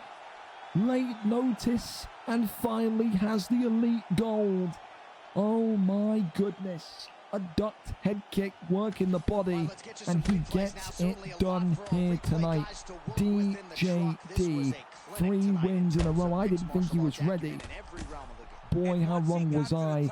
The champion Duwaja looked phenomenal in the opening round, and from there it was all downhill. Couldn't get a read of DJD, and the body strikes were just turbulent from DJD. Tonight, it is an underdog's win. It is a win for the fans for DJD, who has been clearly a PS favourite for so long, and now he is the man to beat. Round 4, 121 tonight. DJD gets it done. That there is being in the right place at the right time and having confidence in yourself. Congratulations to Wayne tonight. DJD, for the first time, he can call himself the elite, the top end level of VFL's champion of PlayStation. He gets it done. And for Hickus, how fucking silly must you feel? That's all I can say. Performance of the night has to go. to him as well. Late notice, short notice against the champion. Sorry, boys. Maybe you like that, maybe you don't like that, but for Robbie, he held it for a long time. But you've got to give him performance of the night tonight. That's a world-class upset and a half, man.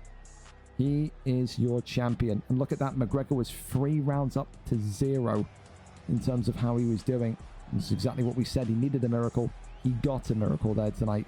Congratulations, DJD. Champion in this one. Broke the Volk curse. Did he? Was there a Volk curse? I like to take people's aura, people's aura and put it into me. Well, there you go. Hey, well in, man. That's absolutely awesome for DJD. That's one of those ones that you're going to remember for a long time, man. Top tier from you. All right, then, here we go. 12 on the dot. We are ready for it. It is our main event of the evening, and this is one that will have huge ramifications for VFL 200 next week. Of course, tonight it is Leloh against none other Prime Dock. Main event is now live. Of course, for this one, we have said the storyline has clearly been about Dirty Dave. There's been a lot of talk about Dave in this title fight because the outcome of this fight really leaves Dave in limbo as to what his plans are for VFL 200. Tonight, Leloh will be looking to say to Dave, you will not be the face of the card, Dave. You will not be the person that Doc faces. It will be me. It will be all about me. For Prime Dock, he says, I'm going to win this belt tonight, and we are going to have fight number 4. Prime Dock and Dave, 1 win, 1 draw, 1 loss. There needs to be a decider. Leloh today, though, says, I am in the best form of my life. Since I've come back, I'm in the most, I think, complete package of a fighter that I've been, and I know I can beat Prime Dock. The champ today comes in 10 wins, 4 losses, 4 wins in his last 5, a 3-fight win streak. Prime Dock, of course, who says that VFL 200 may well be his last rodeo. He says, I'm going to main event that card, and then I'm out of here. I'm done until UFC 6. He comes in 15 wins, 1 draw, 4 losses, 4 wins in his last 5, including a championship win, a loss, and then a 3-fight win streak. Who gets this one over the line tonight? It's the first time these two fight.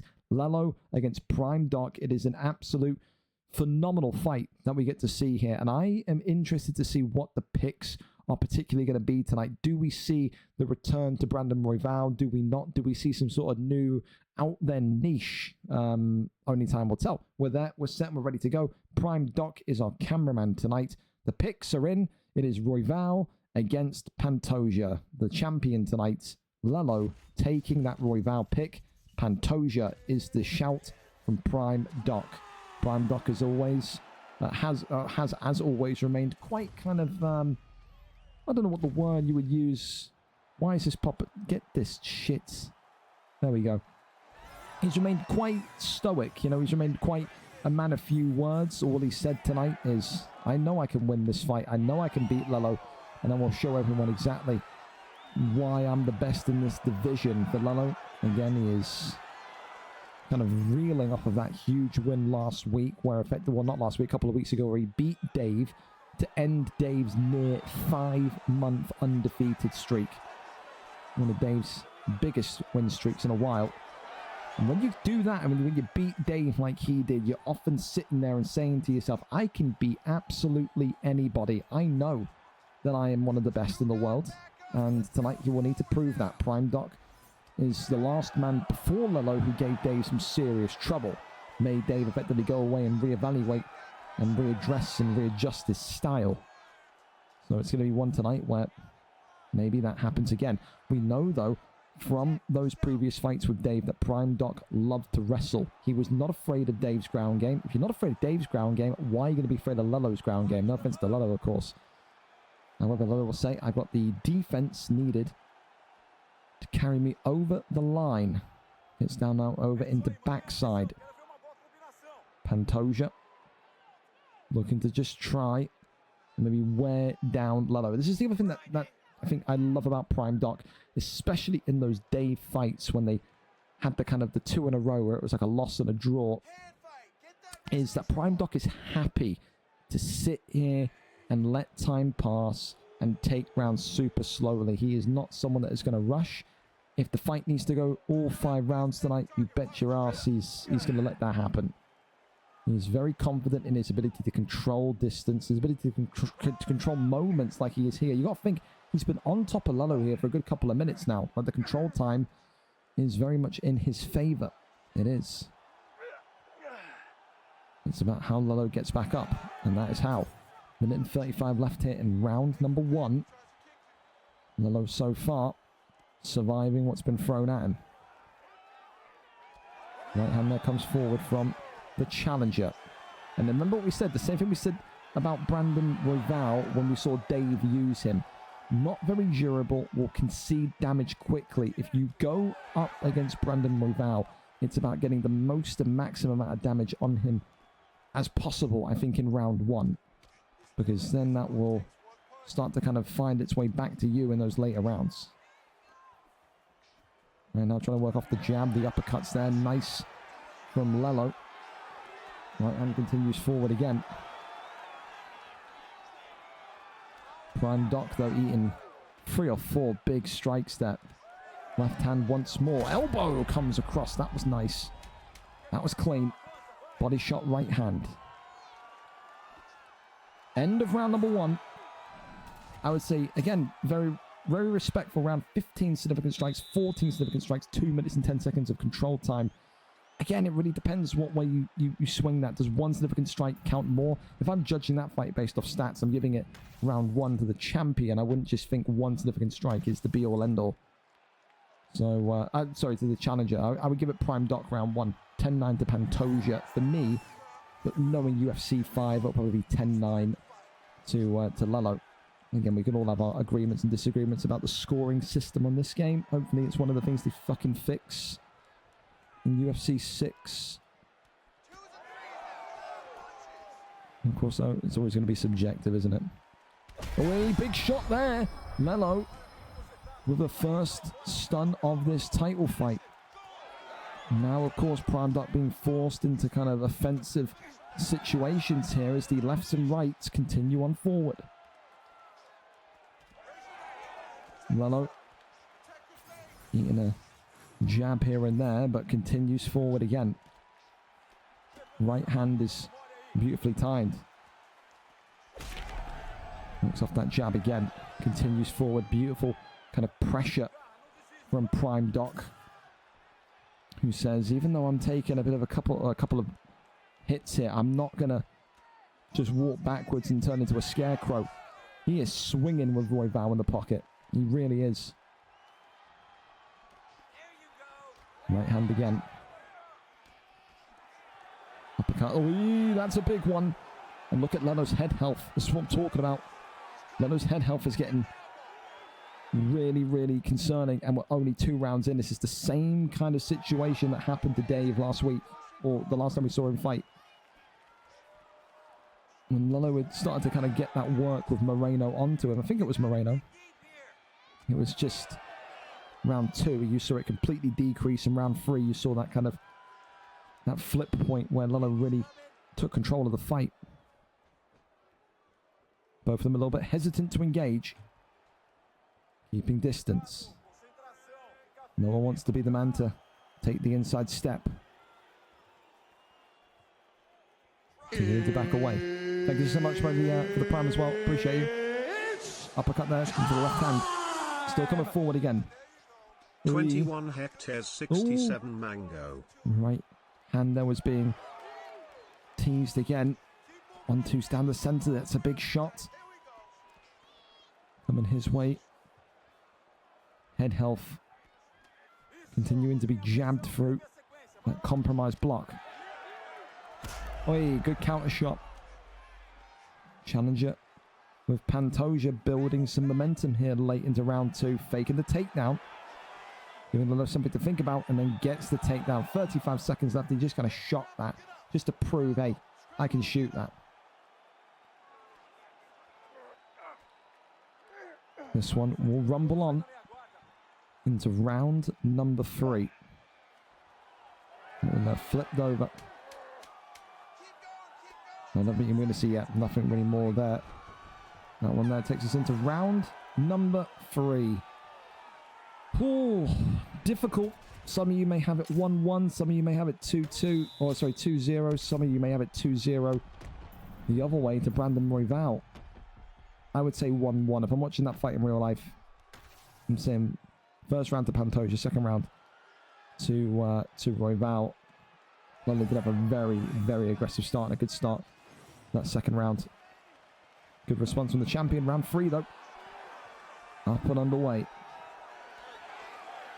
On the eve of VFL 200, which one of these two is going to secure one of the two big belts on the Xbox side of things?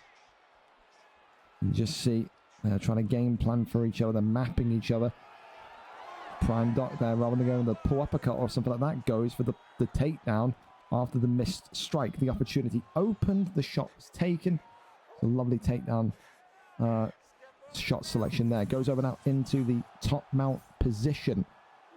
This is not where you want to let Prime Dock, because his top mount is fucking disgusting, boys. It is. The armbar is in. Leloh's let that one slip. And now Leloh could be in a huge bit of trouble. If Leloh gets locked up here and his block goes, that is exactly what Pantoja is going to want to see. Extends the arm, gets the arm extended. That's huge. Prime Dock, 70% of the submission bar gone on Leloh. That is a huge, huge moment. And now Leloh's in deep trouble here as the arm triangle's in off of a deny, and Royval could be out here. It could be a tap. Leloh is out of there, and Prime Dock has the championship gold again. He will say, Dirty Dave, it is time to get this handled. He is out of there. Leloh not seeing the end of fight submission, but ultimately he knows he's lost that one. It's a round 3 finish there tonight, and we will, providing they're both available, see Prime Dock in day 4, the finale, the ending that we need to that incredible rivalry that those two have had. And I think that's the only fight on Xbox Prime Dock would probably accept. He gets it done. He has the championship gold, and he walks into VFL 200, the A side, in this one here tonight. Did anyone clock the time of the finish? Again, don't back out of fights in future, because I have no idea what the clock was on. We can clip it. We can have a look, actually. That's a little bit annoying. That's why doing this shit is a bit irritating. Is it there? Okay. 250 denies, 248, 247, 244. We'll call it 242. There you go. 242, so that's 342, 442, 218. 218 in round number 3. There you go. Courtesy of Pantoja. There we go. And again, you got to think, last 2 title fights in flyweight. Now, maybe this mysteriousness, this mystique, this aura of Brandon Royval is gone.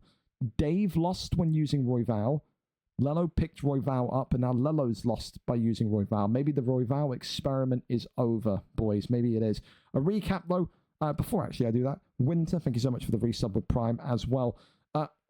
Let's give you a recap of the championship winners here tonight, of course, and new heavyweight champion of the world, Kingsley, and new light heavyweight champion of the world, Pressure Ice, and new middleweight champion of the world, Forever Only, and new PlayStation champion of the world, Sir DJD, one of the shocks of the year, probably upset of the year, a contender, I would say so. And also the new flyweight champion of the world, Prime Dock. Performance bonuses, performance of the night, Sir DJD. Fight of the night, Tim LWD against Nert. That was an absolute banger on the prelims. Silver Salt got the knockout of the night against Theo B. And the submission of the night coming from Ross C against Inked Beast. It was that one and done Von Flu, which I'm always a huge sucker for. We did really well tonight to recover the pacing of the card, boys. We really did. We really did. I don't care that dude. The landing was phenomenal. The way that you made him fucking flop to the floor. I'm a sucker for the landing. I am. Fellas, a big thank you as always for being here, being on time. And again, we are now on for a huge card next week. I remind you, of course, that there is going to be 1 extra day of signups. The card will not be released on Monday morning. The card will be released on Tuesday morning. It is a one-off, just purely to get as much people and get as much people into VFL 200 as we can. It is the 200th card of our history. We've nearly been alive for 4 years when it comes to the UFC side of things, and I think we're going to have some absolutely incredible fights next week. I want, in a dream world, every single belt on the line next week. But of course, it will depend on the champions and their availability. For now, though, you have a wonderful rest of your evening. If you need me, drop me a message on Discord. I'll be doing stats and all the admin things all night. You've been great. God bless for all the subs. God bless for all the follows. Great night of fights. Don't get shot. Don't get killed. VFL 200 next week. All fight is legal everywhere. 5-star fighters. Every area of the card. Good night.